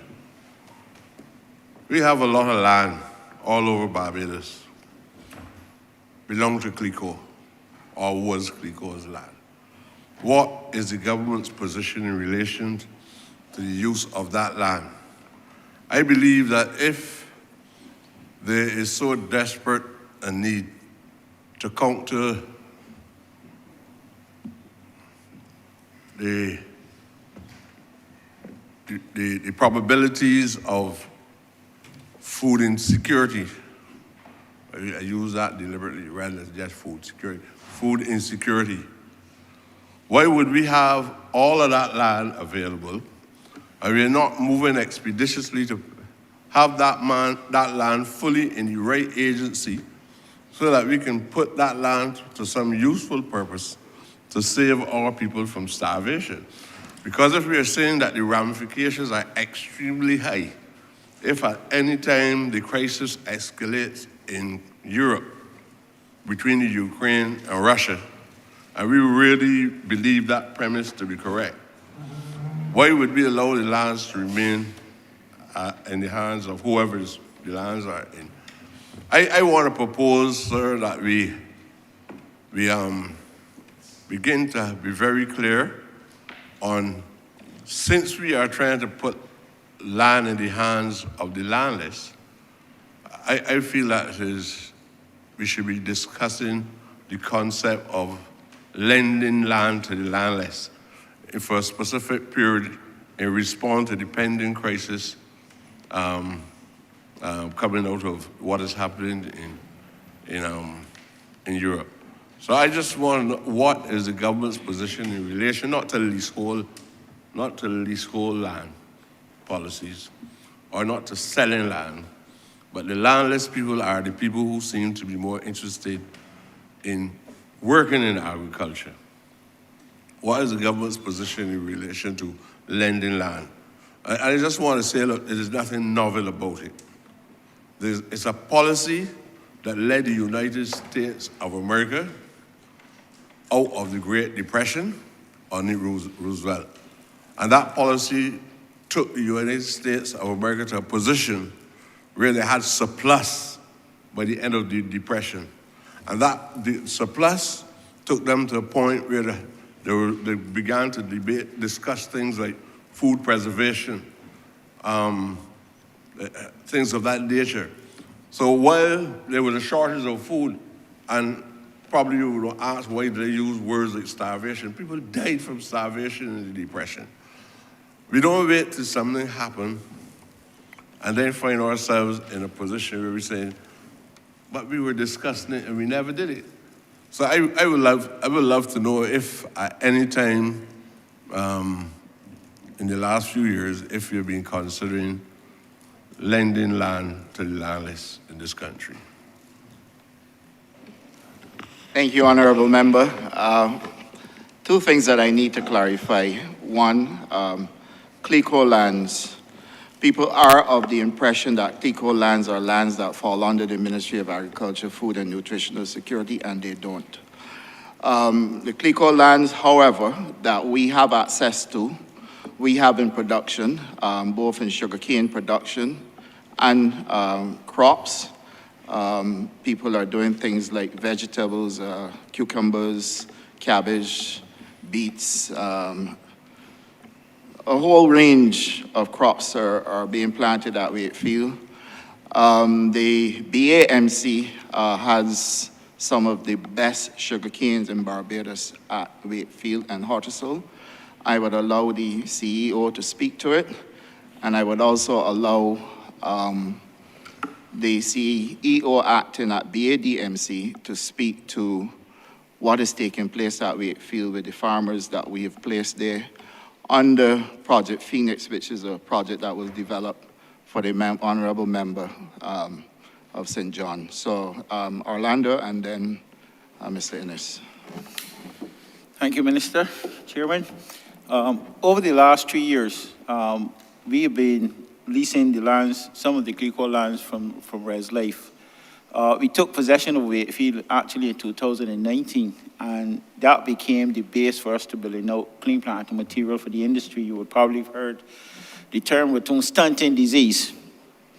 You would have heard the term ratoon stunting disease, and the Glencore lands, because of the rainfall, has been the base for which we've built up clean planting material that has allowed us now, at this juncture in BAMC, to have our clean planting material. About 1.5 years ago, we took possession of all of Hottesville. That now is fully planted. We are reaping half of that from cane this year. And we've also, in collaboration with ResLife, we've taken possession of 70 acres at Clifton Hall. And as we speak, we are cultivating at least 70 or 80 acres at Lemon Arbor. Part of the program at Wakefield was assigning, I think, 27 acres to a program. Can't remember the name, that was started by the honorable member for St. John in collaboration with the FEED program, Project Phoenix. All of that land has been allocated. We've supported that project with cultivation, and I believe Mr. Innes would then be better able to speak to the production that has gone on up there. So I assure you, member, that the Glencore lands are the ones that we have possession of are in active production. Thank you. Yes, thank you, Honourable Member. In relation to our operations at Wakefield, Project Phoenix is currently 27 acres of that plantation, 28 persons who are operating there. The approach, similar model to our other feed districts, we actually have water tanks and bases established so that persons have access to water, and similar to what we're doing at Mount Poyer, we're having water delivered to that area. In terms of production over time, the area, though small, there have been quite a number of persons who have been quite productive, ranging from beans, cassava, cucumber, pumpkin, sweet potato, sweet peppers. And I think over the course of 2022, we estimate that their production could have been in excess of 200,000. That's a forecast, it's not actual numbers, but based on what they would have been planting, with some reasonable results, the persons in that area would have been able to generate some incomes. I think the other point to be made, though, given that area, in terms of its previous use for sugar, and I guess the level of activities there has been quite a bit of challenge in terms of weed control.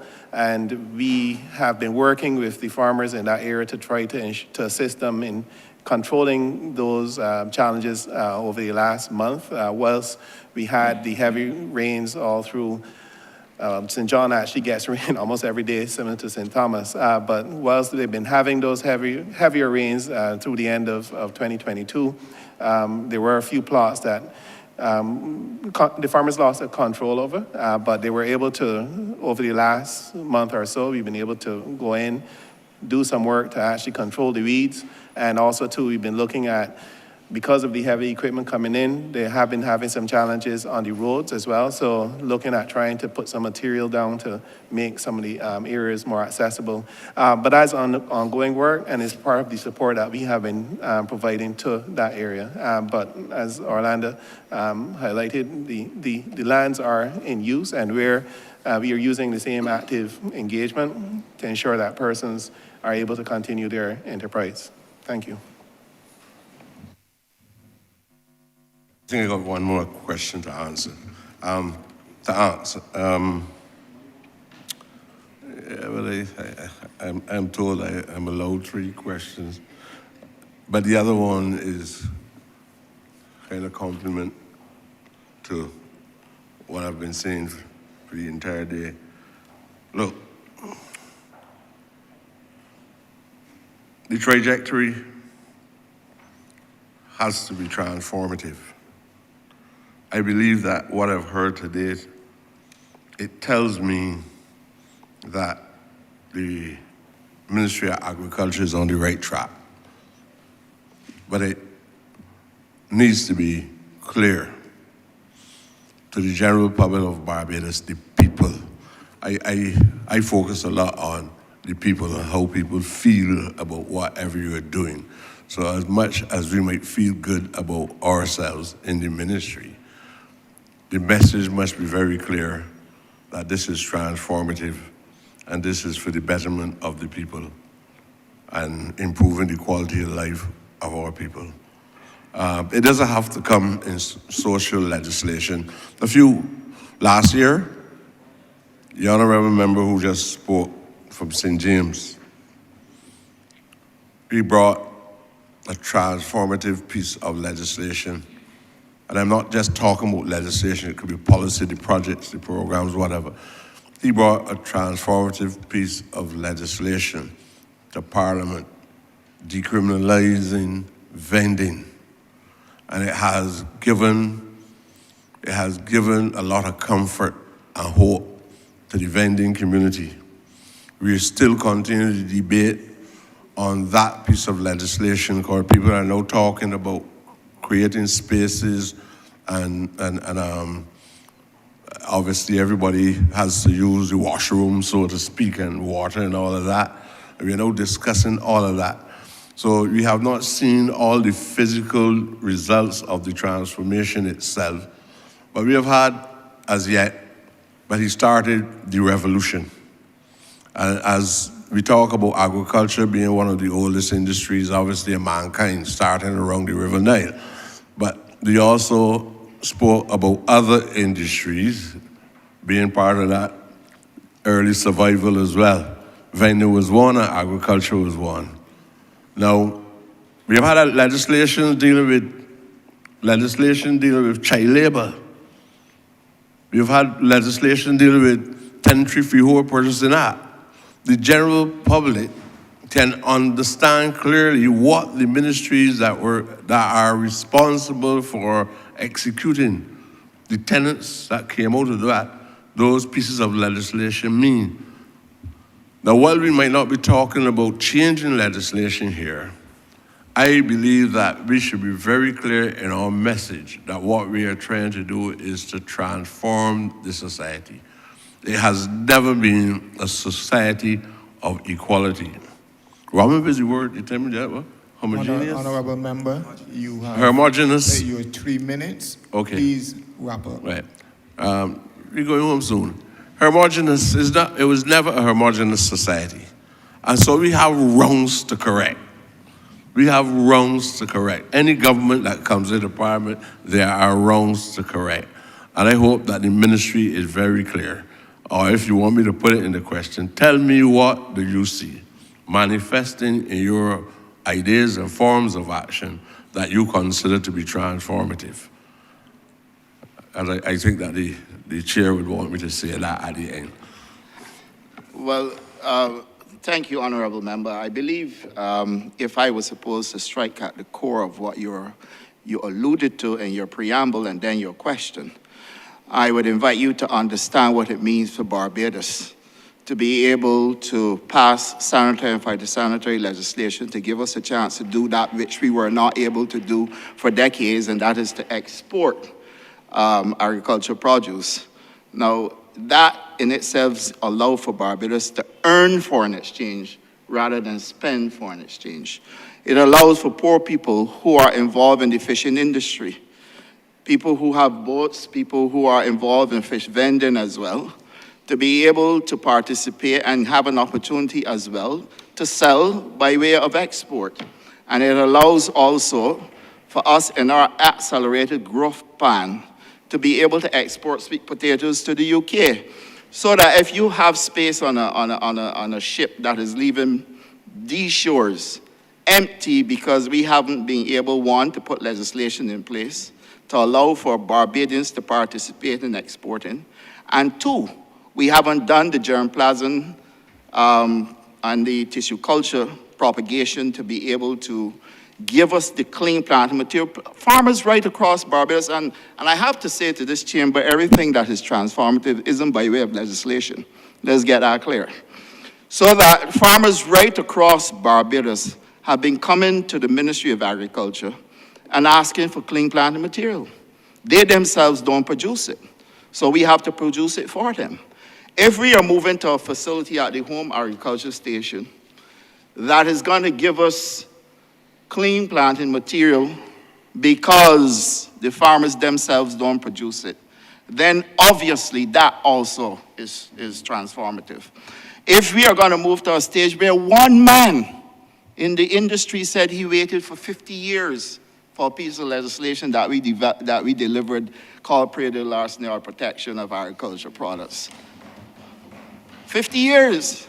If you're telling me that we have reached a point in this country where for the first time in agriculture, people are able to come to the Ministry of Agriculture, sign up for a program, get training, get free inputs, get land at $300 an acre, get the land prepared, get the produce, all the inputs, the seedlings and everything to start them up without them having to find a cent and then produce the water tanks for them to have water and ask the BWA to drive around every day with water tankers to give them water so that they can get a startup. But this is what we've been talking about when we talk about giving a man a leg up. The new water rates. Farmers were paying a commercial rate of $7.66 per cubic meter. They're now paying $1.80. That also is transformative. And I can go on and on and on with a number of other initiatives that we've done in the ministry to show, including Project CARE, where Project CARE is chaired by the Honorable Member for St. Michael East. And I know that he's now doing what is called, what you call the machine again? The green machine, which is going to allow for us to be able to mobilize right across Barbados to start 300 of those machines to allow people to do fresh water fish plus grow crops in a system called aquaculture. That we are also going to be doing in the schools as well. And then all of us know that with the support, first of all, of Massey, we were able to supply people with kitchen gardens and small communities with startup kits. A horse, you don't need nothing big to do a community farm. So we were able to give them that at no cost to them and prepare the land for them, provide training for them as well. And then with the assistance of Gales Hatchery, we were able to take people who weren't working and give them 20 and 30 chickens to say, look, you're not working, but in 6 weeks' time, you're going to have a bounty. That's the work we have been doing. And that should reach people, Honorable Member, I'm sure you do agree, that will reach people that you and I care about, that all of us in this chamber were elected to care about.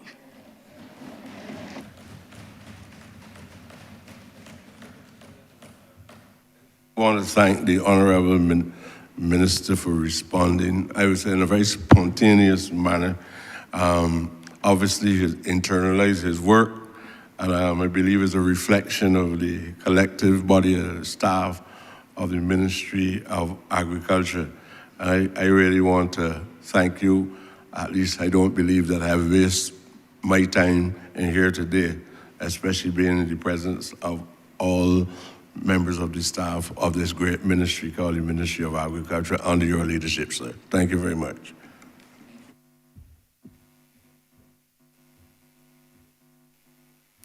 Thank you, Honorable Member for St. Michael East. Honorable Member for the City of Bridgetown. Thank you very much, Chairman, to get this opportunity to answer my 10 questions on this particular head, many of which have been touched on, so I will just answer about 3, sir. I want to start, I really want to start on the behalf of the City of Bridgetown to thank the ministry in particular for those many persons who've been able to benefit from the CARE program, to benefit from the FEED program, and benefit from the facilitation of this ministry. I join in this chorus not as just a choir member, but as an active participant in agriculture for the better part of 25 years. And Mr. Minister, I believe you were born a bit too late, because I cannot imagine where I would be and many young, vulnerable, young people in Barbados would be today if we had a minister like you and a ministry like this 25 years ago. I struggled day in, day out, month in, month out, year in, year out, to get the type of energy and facilitation like what I am seeing today out of this ministry. So I want to join many of my colleagues on a more sincere note to commend this ministry that I had many reasons in another place to have a lot to say about, but today I can sit genuinely and comfortably in my seat with my head straight up and my heart beaming with pride to say congratulations to the Ministry of Agriculture. The first question I want to ask, though, is about the whole idea of this food security. We were able to touch on it partially through a number of questions, but I want you to bring it home in a concise fashion to every Barbadian listening today that understands that the only certainty in the world now is uncertainty. We have issues with Russia and Ukraine, China, Taiwan, not to mention the unknown, which is most fearful for me because you know what you got, but you don't know what's coming. So when we talk about food security, I want to know the type of plans that we have for the short term, for emergency food security, in the event that something occurs, and long term. The strategic plan of the Ministry of Agriculture, Food Nutrition and Food Security that can assure all Barbadians that they can go to sleep tonight, and sleep a little bit more comfortably knowing that in the event that something occurs major across the world, and the ships and the planes may not be able to land here for X amount of time, that we will be able to feed ourselves until help arises. That, Mr. Chairman, is my first question. Thank you, Honorable Member. Barbados is a small island and we have limited resources. We can't approach food sovereignty the way that a big country that has all its resources can approach it. So when we look at our food import bill, for example, we see that about 50% of the food import bill is actually processed goods. About 25% to 30% of the food import bill is actually agricultural products, and the remaining 20% are beverages. So including alcoholic beverages, that is. And I know some of you would argue that that's important for food security as well. So the thing about it is that we have to take a threefold approach to our food security strategy. And the first part of it is that we have to maximize whatever it is that we can do locally. And that is the agricultural portion of the food import bill. And specifically, that's where our CARICOM 25 by 2025 comes in. I would have already highlighted the top 12 crops, but there are a total of 19 items that we want to go after that we can do here. Added to those top 12 short crops, we also want to focus on boosting our milk production, maximizing our pork production, our lamb production, maximizing farm fish, hence all of the work on aquaculture, as well as shrimp, and also maximizing on bananas, on plantains, and maximizing on maximizing, I said milk already, so I think we've covered all. So that's the first thing. And that means the approach that we're taking, which is to tackle food security at the household level with the CARE program, tackle it at the national level with farming, with the feed program, and our accelerated growth program, which looks to help experienced farmers to be able to accelerate and maximize the production in Barbados. Then our next focus for our food security is expanding our reach into Guyana and Suriname, and also our relationship which we are building with Roraima. That gives us an opportunity to have access to the items that will complement our local food production here, and we can grow now to start to tackle some of those agro-processed products which we don't have the volume or the capacity to be able to do price competitively here. So that's the second cog in the wheel. And then the third cog in the wheel that we need to look at is our import diversification. So likewise, for the products that we can't do in Barbados, in our CARICOM territories, in Guyana, then we need to diversify and ensure that we have a system that if one source of our food supply, which we can't get regionally, has been shut down, such as Miami, what are our options? Do we diversify to ensure that product is coming through the port of Panama? Do we diversify to ensure that they're coming from Roraima? Do we diversify to our partners, our African partners, which we haven't spoken about, Ghana, Kenya, Rwanda, where we are building relationships. So we are strengthening those South-South cooperation and those relationships to ensure that we are diversifying our food supply in so much that we are touching on all aspects of our food security.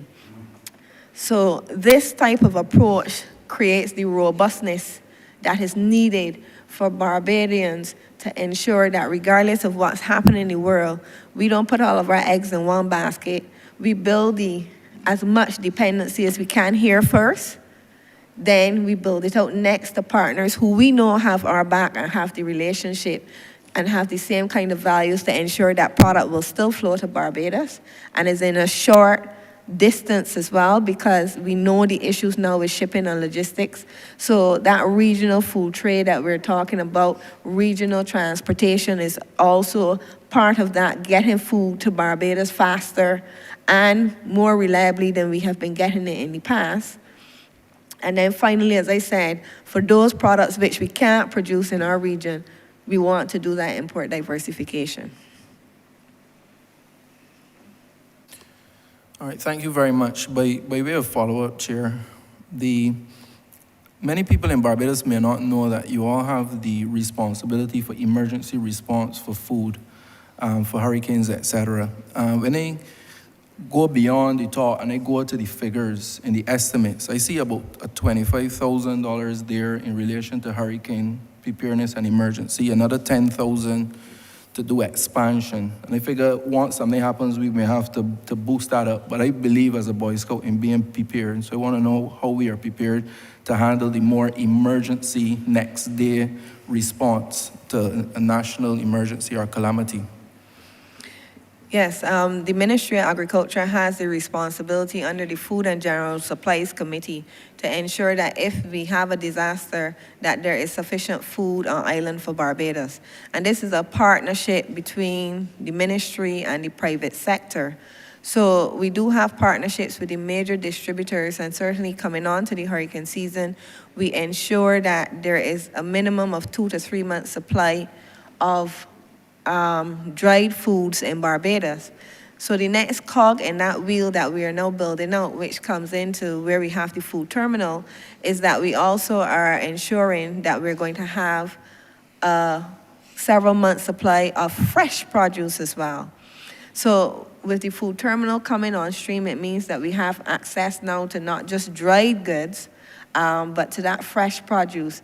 So this is a second tier that we're adding to the Food and General Supplies Committee, which has worked tremendously. We saw during the Hurricane Elsa, when we had to respond, we did have the capacity on island. There was no significant interruption in our dried goods, but we do have vulnerability in our fresh produce.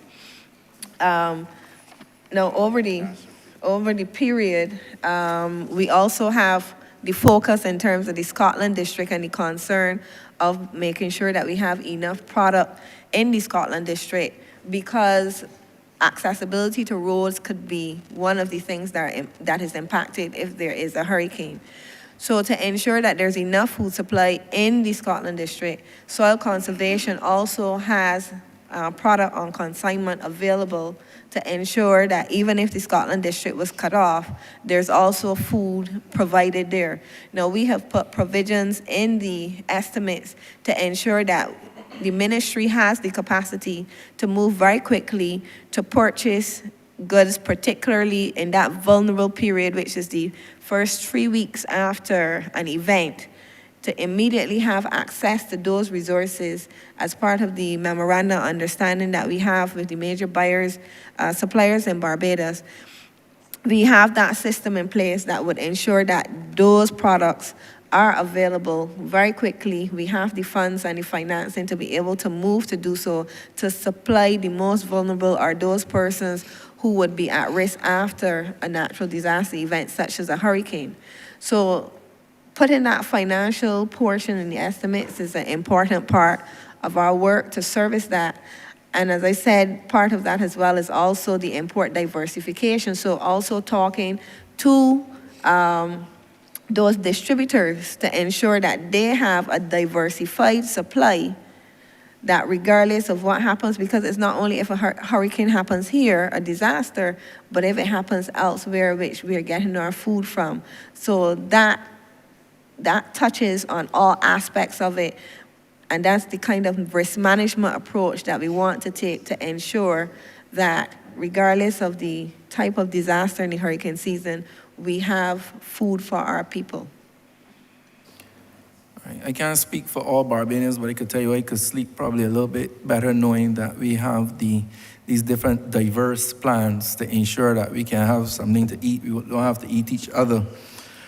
The next question really goes to the incentives and the rebates. That's something that we haven't spoken a lot about today, but I know this is one of the bugbears of farmers over the years. There was a particular program that was supposed to support farmers, supporting young farmers with a stipend to seasoned farmers, supporting young farmers. I'm not surprised at the look I get because I don't think it's anything that ever got off the ground. I believe with the feed program that I can probably be satisfied that it is in a different dispensation now that is being done. But I want you to speak to farmers listening that may have concerns over the rebate and incentive program. Yes, thank you. We have, I would think, quite a robust set of rebates and incentives that we offer to farmers. And it covers a myriad of areas. It covers new crop technologies, climate smart type technologies, from rebates on irrigation, mulch, rebates on pesticide application. We also have a huge amount of duty-free concessions, and I believe that they amount to more than $8 million. I've just seen that figure just yesterday, about $8 million in duty-free concessions we provide to the farming community on an annual basis. And this is duty-free concessions on all types of inputs, fertilizers, any type of equipment that is coming in that is related to farming. We have quite a robust regimen, and in fact, just yesterday as part of a program to review it, we were discussing that given that how agriculture is changing, we're going to need to update that list of products that we are offering concessions on, because there are new types of equipment that would not have been on the list previously. As it relates to rebates for, say, even milking parlors, things like that, there's a significant amount of rebates that we offer to farmers. I think one of the issues that we see is that not enough farmers come to the ministry and register and participate to have access in that rebate system. And that's an area where there needs to be a greater uptake and engagement with the farming community and expose persons to what is offered to them. So this is an area that can also help to create that kind of support, especially for farmers starting out. I do remember when I was a farmer, I did take part very much in those rebates, and it did make a difference to my bottom line, getting those rebates, particularly on a timely service, on a timely basis. So there is I think, a very robust set of rebates that we have. We would like to see more farmers taking them up. We are obviously examining each year what are the other things that we can offer farmers, and particularly for the adoption of new technologies. That would be an area that we would want to stimulate persons to take up more of the new technologies by offering them the rebates. The irrigation rebate is actually a fantastic example of a climate-smart agricultural solution that almost every farmer in Barbados uses because of that rebate system. So we have had significant successes in the program. We have seen the adoption of good technologies, and we are and want to respond to farmers' need to use more technology by looking at the rebates and updating them on an annual basis. So there is, I think the rebate system is very robust, but as I said, I think where there needs to be more activity is have more farmers be exposed and come in and take up the rebates that are available. Okay, and finally, Chair, we've heard a bit about the Black Belly Sheep program, the project. Again, this is something I want to commend the ministry on. Growing up, I would hear about the aloe vera, I would hear about the Sea Island cotton, and its connection to Barbados, and of course, the Black Belly Sheep. I've heard about the troubles of the past. I've heard a lot today about what we are doing in the present. So my question to cap it all off, what are the plans for the future development and expansion of that said Black Belly Sheep program? Honorable member, I would invite Dr. McLean to speak to it, but he did speak to it this morning. But yes, there's no harm in getting him to repeat what is being done so that those who didn't hear earlier can hear now. Thank you, Honorable Member. Going forward, what we want to do is to ensure that we don't have just a country where people keep sheep, but that we have a black belly sheep industry. And this industry, it would mean that you have farmers who are operating at a level where they're carrying out a viable activity. In other words, right now, we only have a few farmers who can say that they can make a living from sheep farming. What we want to say is that we have an industry where you have people who can be full-time sheep farmers. And in order to do so, we need to ensure, first of all, that we have the correct breeding stock, that we have a program which allows for a rapid expansion program, as I explained this morning. And this would involve, actually, it's like a model similar to what you have in the poultry industry, where you have people who can be contracted to breed sheep. The ewes are returned to the ministry, and these will be then distributed to other farmers, and you build out the industry in that way. Now, there are a number of things which you have to provide for the farmers if you're going to do this. One of the things that we have done is that we've built a modern sheep pen to show farmers what you should really be focusing on. Because we want to prevent farmers' sheep from being destroyed by dogs. If you have the correct kind of facility, then you rule out that possibility, or you reduce it considerably. Also, to reduce the chances of predial larceny. Now, if a farmer just keeps the sheep out there in the pasture and, bring it in the evening and give it a bucket of water and some mash, there's no way that you can develop a viable industry in that way. So we're focusing on an intensive and semi-intensive kind of farming, where farmers would, the sheep would be primarily kept indoors.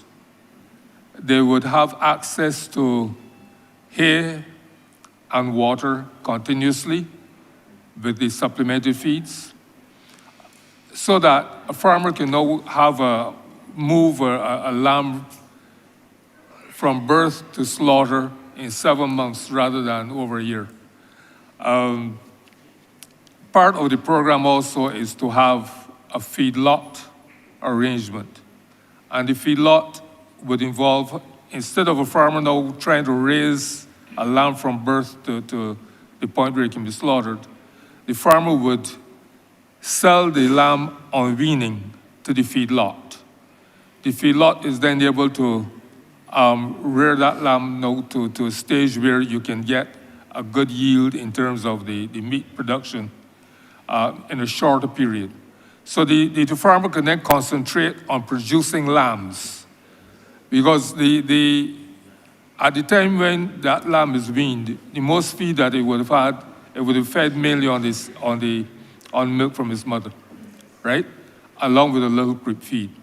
So the farmer's expense in raising a lamb from birth to weaning is going to be minimal, okay? He sells that lamb to the feedlot. The feedlot now rears it to the point where it can be slaughtered. So that farmer now concentrates on increasing his ewe population and turning out lambs for the feedlot.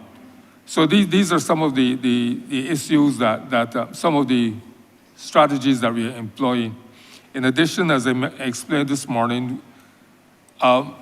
regardless of what the commercial feed price be, is going to be a little exorbitant for the average farmer. So therefore, we are looking at to see, in fact, now we have embarked on a program of developing feed from local resources, readily available local resources. And there's a lot of agricultural waste that can be turned into animal feed, right? So we have an industry now where people are making cassava flour, making products from sweet potato, etc. And the skins are thrown away. So what we're doing now is we're taking those peels and processing them, combining them with other things like leucaena or river tamarind, mulberry to a lesser extent. So, and we have molasses that's always available. So we can use local inputs. Even cassava leaves and sweet potato slip, these are things which are good, are very nutritious for the animals. So what we are going to be doing is to demonstrate to the farmers that these things can be used. Show them the formulations for the feeds. Assist them with getting equipment, either as individuals or as groups, so that they can produce feed to supplement the feeding rather than relying solely on the commercial feed. So these are the things, some of the things that we are looking at going forward in order to develop a sound, viable black belly sheep industry. All right, thank you, Mr. Chair. And I just want to close where I started by commending the ministry, again, on behalf of my constituents and Barbadians. For those constituents who continue to have issues, I plan to continue to work with the ministry, and I pray that the ministry will continue to work with me. Thank you very much, Chairman. Thank you very much, Honorable Member. Honorable Leader of Government Business.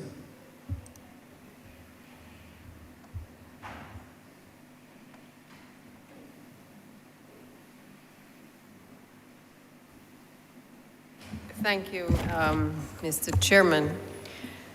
I know the hour is late, and I'm going to be very quick in terms of my questions to the Honorable Minister and his team. Like all others, I too would want to just register my commendation to the ministry for the efforts being made. I certainly sat on the other side for a number of years, and there was much said about agriculture, much about what we needed to do to restructure, to revitalize the industry. But there was not a lot done in terms of being able to mobilize a country around the importance of food security and certainly other technologies that were available to them in the relation to agriculture. As Minister of Education, not so long ago, I know that I worked very closely with the Ministry of Agriculture to look at agricultural education.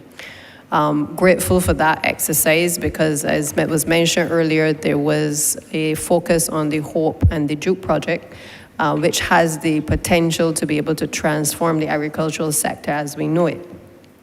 That task force that was created was led by Dr. Charleston Brathwaite, comprised of the various stakeholders in education and agriculture, as well as the farmers. And one of the things that came out of that was that we needed to have greater emphasis on agricultural education in terms of our training. So while I know that the ministry has been focused on training persons within, I do feel that we cannot allow the contents of that report to go by the wayside. I think we have to pay attention to those two projects, the HOPE and the Juke project, and the potential that exists for us to really accelerate the agricultural sector.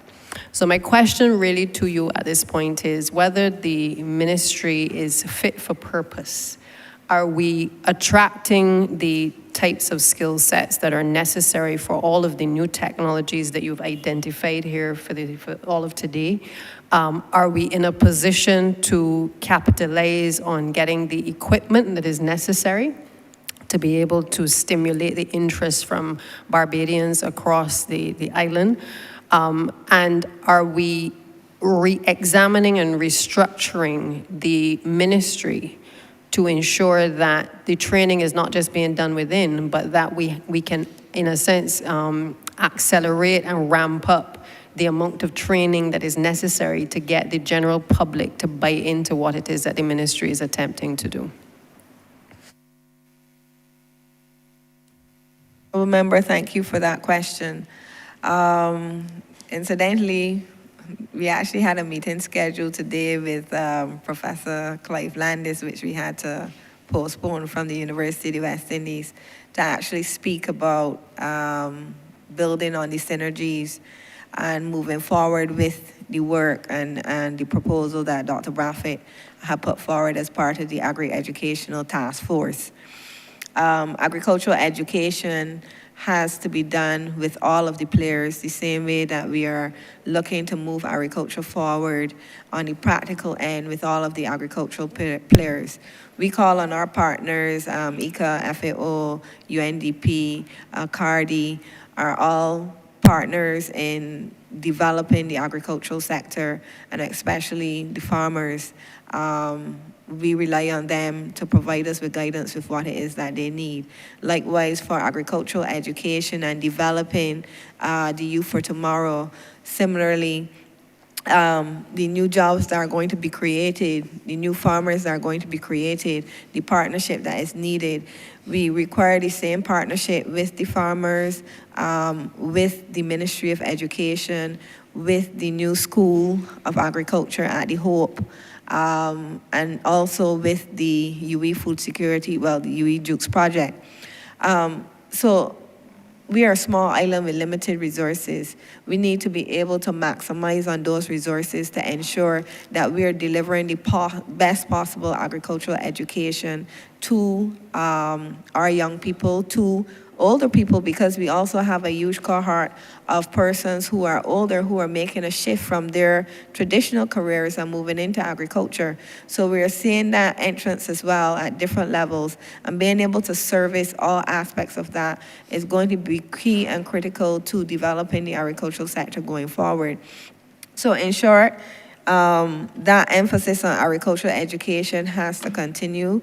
The relationships we are seeking to build will be to strengthen all of those bonds. We appreciate that you need both hands to clap. So all players must come in and be able to do their part so that we can deliver the best possible education as it relates to agriculture for the people of Barbados, to ensure that we do have the new careers and skills. We did have colleagues from the University of West Indies engaging with us as we started to roll out some of these technologies. So we are stimulated on both sides on working together. Likewise, I think just about 2 weeks ago, we would have hosted with the Barbados Community College a set of students from French Guiana as well as part of that agricultural educational outreach. We work closely with the SJPI. Currently, when they have students internships, some of our staff actually participate and offer training. In some instances, they also go into the community college as well and provide teaching sessions and share that knowledge. So those relationships are already there. What we need to do is just to continue to build on that work that is being done and expand it so that we are getting the best for our people. Thank you.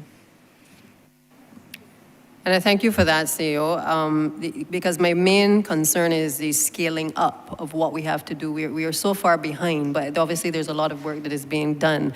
And I just want to reiterate, I know that the report that Dr. Brathwaite had done suggested that we needed to have pest management specialists.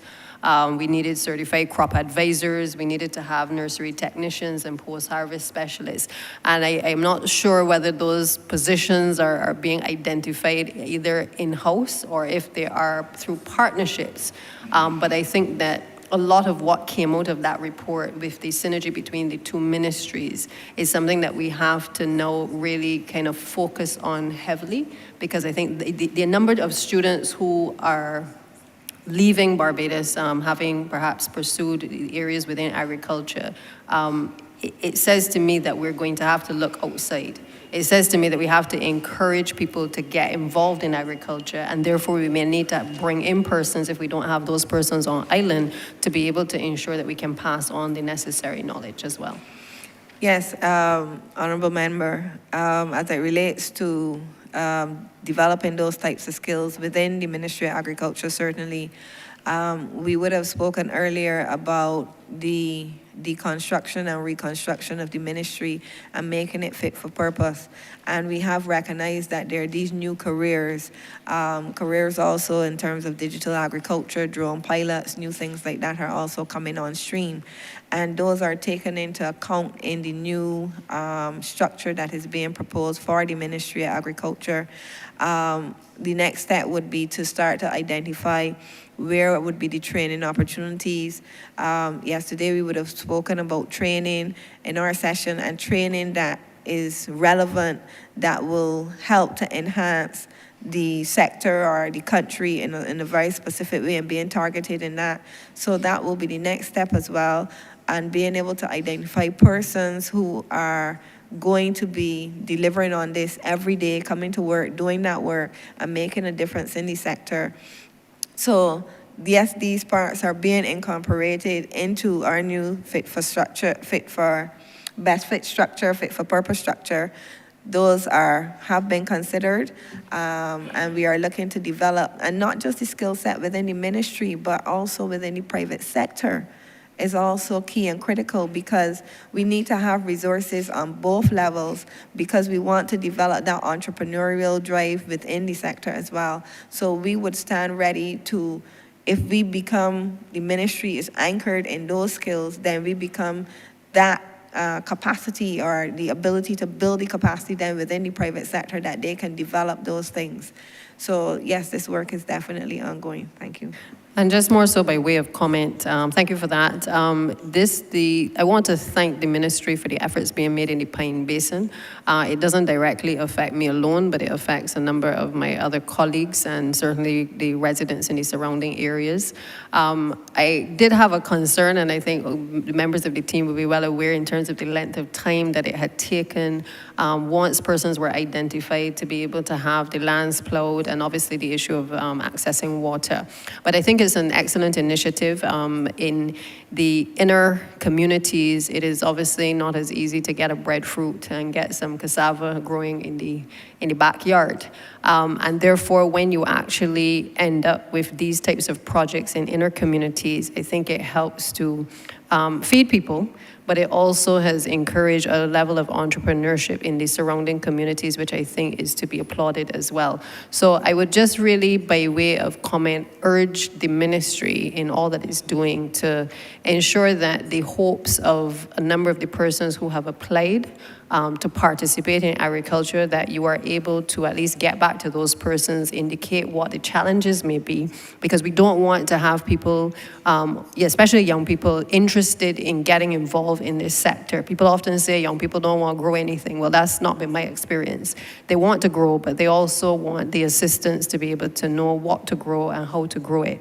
And they also don't want to wait long periods of time before you actually start the program. So I think that if it is that we need resources or additional resources to be able to get these programs off of the ground, I would hope that the estimates, certainly for this year and going forward, that the resources are directed into those areas so that we can encourage more of the entrepreneurial activity across the country with our young people. Thank you.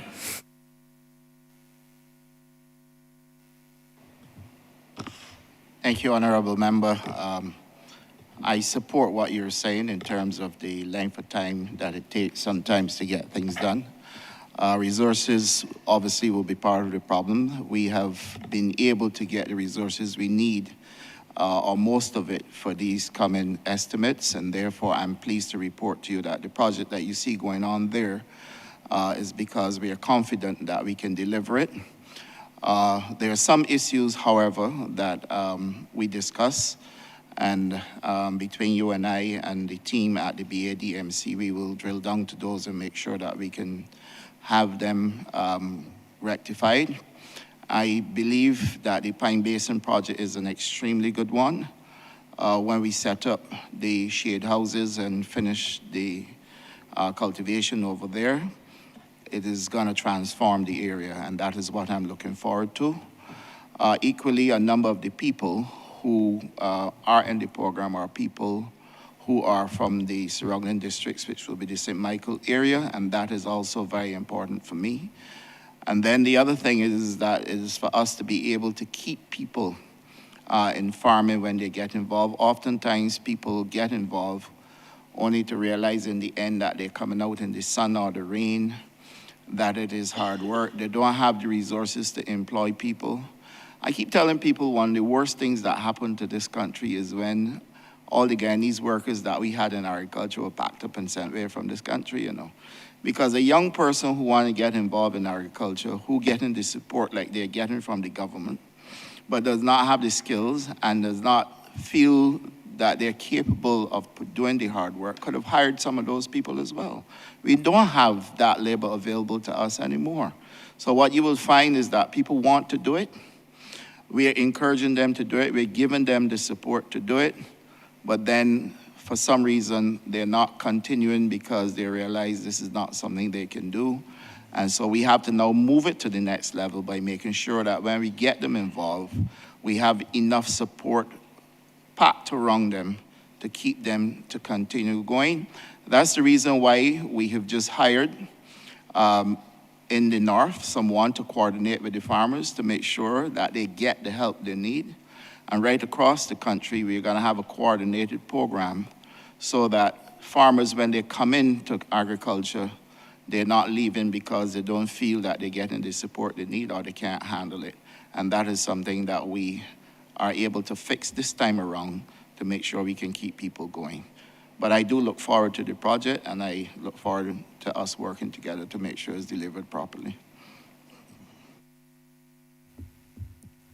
Thank you, Honorable Minister. Honorable Member for St. Michael South Central. Thank you, Mr. Chairman. I'll be very direct. And the honorable member for St. Michael Southeast, who spoke before me, gave me a perfect segue into this next observation, because she mentioned the Pine Basin project. Having said, Minister, that we expect to be able to do a little bit better with Project CARE, having also acknowledged that the feed program training has been completed, but for many of my constituents, the land has not been allocated. We then can turn and have turned to a swath of land in the Pine Basin area, which is opposite the current Pine Basin project. So, as you know, that Pine Road separates St. Michael Southeast and St. Michael South Central. And so the member who spoke before me has enjoyed quite some bounty on her side, even though we all benefit from it. The bounty remains to be seen on my side. And it is not just a question of agriculture, but it is a question of environmental protection, is a question of residential safety as well. Because as you know, in the hotter months, that area is often catches fire. And that's why we had to do the clearing of the area. And we need to make sure that it continues to be cleared while the preparations are made. So my question, the first of two, is having established that there are some things that need to be done across ministries in order to get the project established, and also having agreed that some of the 16, hopefully the majority of the 16 shade houses that you've managed to get on island will be erected on that side of the Pine Basin area. I know some have to go on the opposite side. I wanted you to say a little bit about how that shade house system you envision will operate for that project. And to be clear to those listening, I'm talking about the area behind the new CXC building. That area that has been overgrown, it has flooding and drainage issues, it has fire issues in hotter months, and it has security issues for some of the residents. With this shade house approach, to be able to generate community farming, one, when do you anticipate that the project will be up and running? And two, how do you expect these shade houses to function in terms of how people will be able to use them, the kinds of yields that they can expect, and so on? Thank you, Honorable Member, and you're absolutely correct. We are indeed working on that area to make sure that that project is delivered as well. Only this morning I had a conversation with the Minister of Housing and Lands to make sure that he moves it forward so that we can get access to the land. The difference there is that the land that falls on the other side in the Pine Basin falls under the BADMC, so they can immediately start to do things there. And we're going to make sure that we forge ahead in making sure that we get that land available to us so that we can do that project there for you. I would let the BADMC explain the shade house project. There are a total of 50 shade houses in the end that we will have, 50. So we only got the first 16, but we will get the others. And they have a schedule already where they're going to set up those shade houses. They're going to provide the training as well, training to set them up so that locals here can set them up, and then training to use them and the crops that are going to be identified for them. So I will let Mr. Innes speak to that, but you can rest assured that I spoke to the Minister of Housing and Lands this morning, and he has given me the assurance that that land acquisition is going to come here very shortly. Thank you, Minister. Thank you, Honourable Member. In terms of the shade houses, the original design that had been planned for, well, distribution was a wooden design that the Guyanese had showcased. I think when we had, I think when the ministry would have visited in 2022, I believe. That model, however, does not seem to be what they're able to send to us at scale. So the 16, that we've received are actually aluminum shade houses, quite large. So we are working with their technical team to actually transfer some knowledge in terms of the setup of those shade houses. The current model that we have on island would require something of a, if not concrete base, but something of a secure base to actually establish the corners so that you have something a bit more rigid. So as I said, a bit of a difference from what was the original expectation, but we actually had one of their officers on island just last week, Monday, Tuesday. So we've started that process of the knowledge transfer. The instruction manuals need to be translated. Unfortunately, they're in Portuguese. So we are actively doing that over the course of the next couple of weeks. And once we can arrange for them to return, we actually hope to start the setup of a few samples and engage with training for some persons as well, so that, again, there is that knowledge capacity building on island. the determination of the actual sizes that would be available to persons, I think we may have to actually, depending on the size, so in the Pine Basin area, for instance, the models that we have are 100 feet by 30 feet, which is quite large and would, I think, be a challenge in that space. So we would have to look at how perhaps it could be segmented and utilized for persons. So all of that, I think we have to build out an action plan, and we will be working on doing that in parallel to the land allocation matters and in the actual access to the lands. So we would hope that once that is resolved, we can move immediately to start the allocation. Thank you.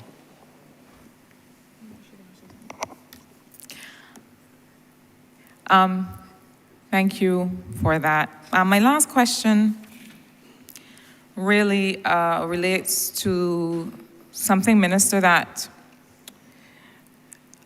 I don't want to put you on the spot, and I also don't think that certain issues should be negotiated in public. But I have a concern. Some time back, we saw, and it has been in the press again recently, that there were some challenges with the main or perhaps only feed supplier on the island with respect to the pricing of feed. Now, I was very interested to hear Dr. McLean talk about, and perhaps other officers talk about, plans for sustainable feed supply, kind of homegrown and varied options.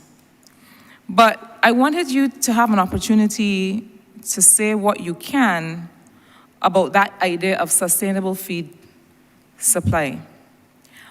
Because I seem to recall that when the issue first came up about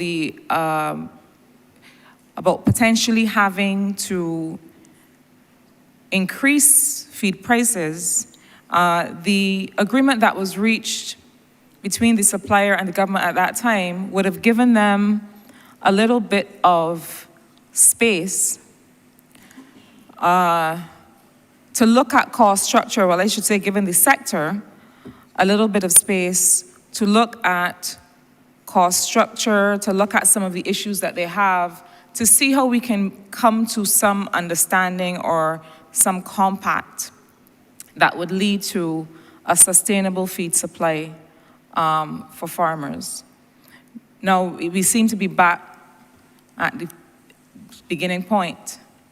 And I wanted to give an opportunity to allay some of the fears or concerns of those who rely on a reasonable price of feed in terms of what your ministry is attempting to do, is able to do, believes it can do to address this issue. Thank you, Honorable Member. I will say as much as I can at this point in time because I did have a conversation with the feed manufacturer, and there's certain sensitive information that they're sharing with us, which we are going through the planning unit in the ministry. Once that's completed, I will come back and give a full and frank disclosure on what we have discovered in terms of prices. Remember, they're in the commodities market, and that has been fluctuating. So we want to get the best solution for the farmers, and we are going to work with the information provided by them so that between us and the manufacturers, we can determine what is the best way forward, and then we will then take the necessary action to involve government so that the farmers will be assured that we have done all that we can to make sure that they are not being asked to pay a price that is not affordable.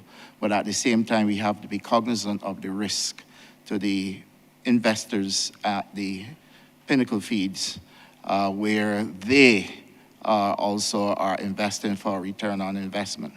So those are the sensitive areas that we're looking at, and we will make sure that if it comes down to it, that we come back to the table and frankly make sure that the farmers in Barbados are not disadvantaged. Thanks, Minister. I wanted to give an opportunity to respond to the concern that this was something that would perhaps get away from us. But I believe that both parties understand the importance, and I think when you have a business in a development setting, in a small island developing state, you understand that it is also about making sure that industry survives. And I'm sure that that is realized by both parties, so I thank you for that response. Yeah, you're absolutely correct, and that's the reason why it's a sensitive issue at this point in time. But I can give you the assurance that I'm going to come back before the 15th with an answer.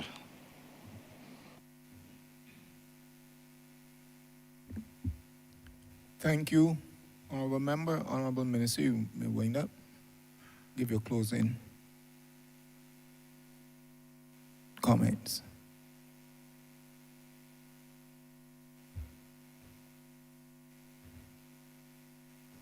Honorable Minister, give your closing comments. Thank you, Mr. Chairman.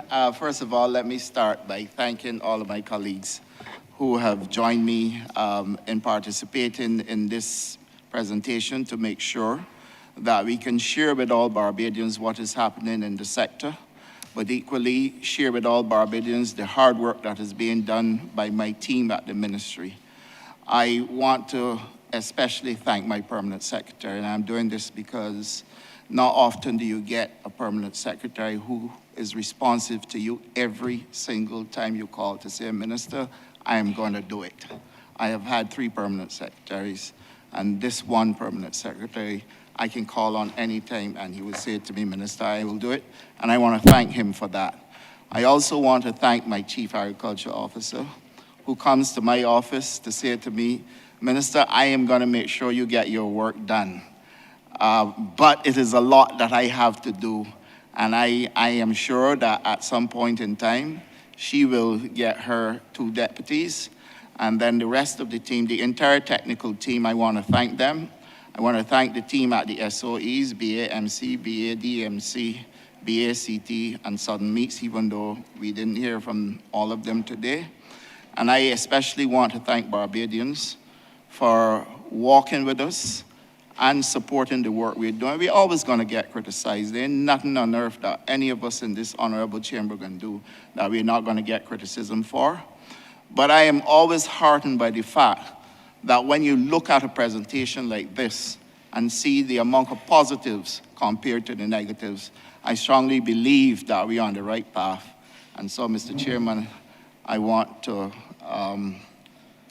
move that Head 83 stands part.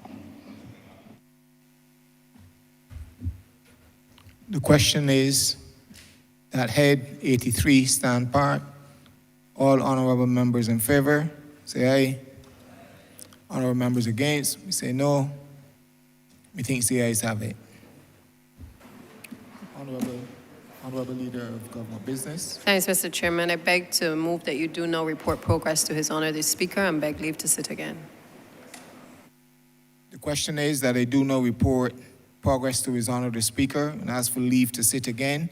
All honorable members in favor, say aye. Honorable members against, we say no. Methinks the ayes have it.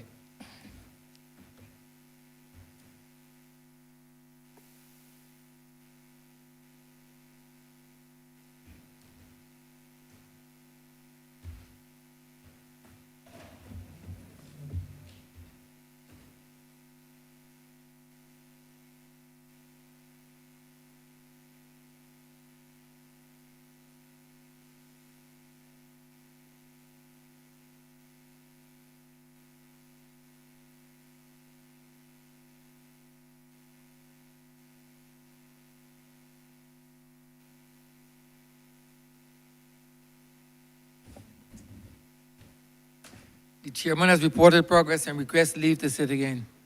Honorable Leader of Government Business. Thank you, Mr. Speaker. With that, we've come to the end of today's sitting. I therefore beg to move the suspension of the House until Monday, the 6th a.m. The question is that this honorable chamber be suspended until Monday, the 6th day of March at 10 a.m. in the forenoon. All those honorable members in favor, please say aye. Those against, please say no. We think the ayes have it. This honorable chamber stands suspended until Monday, the 6th day of March at 10 a.m. in the forenoon.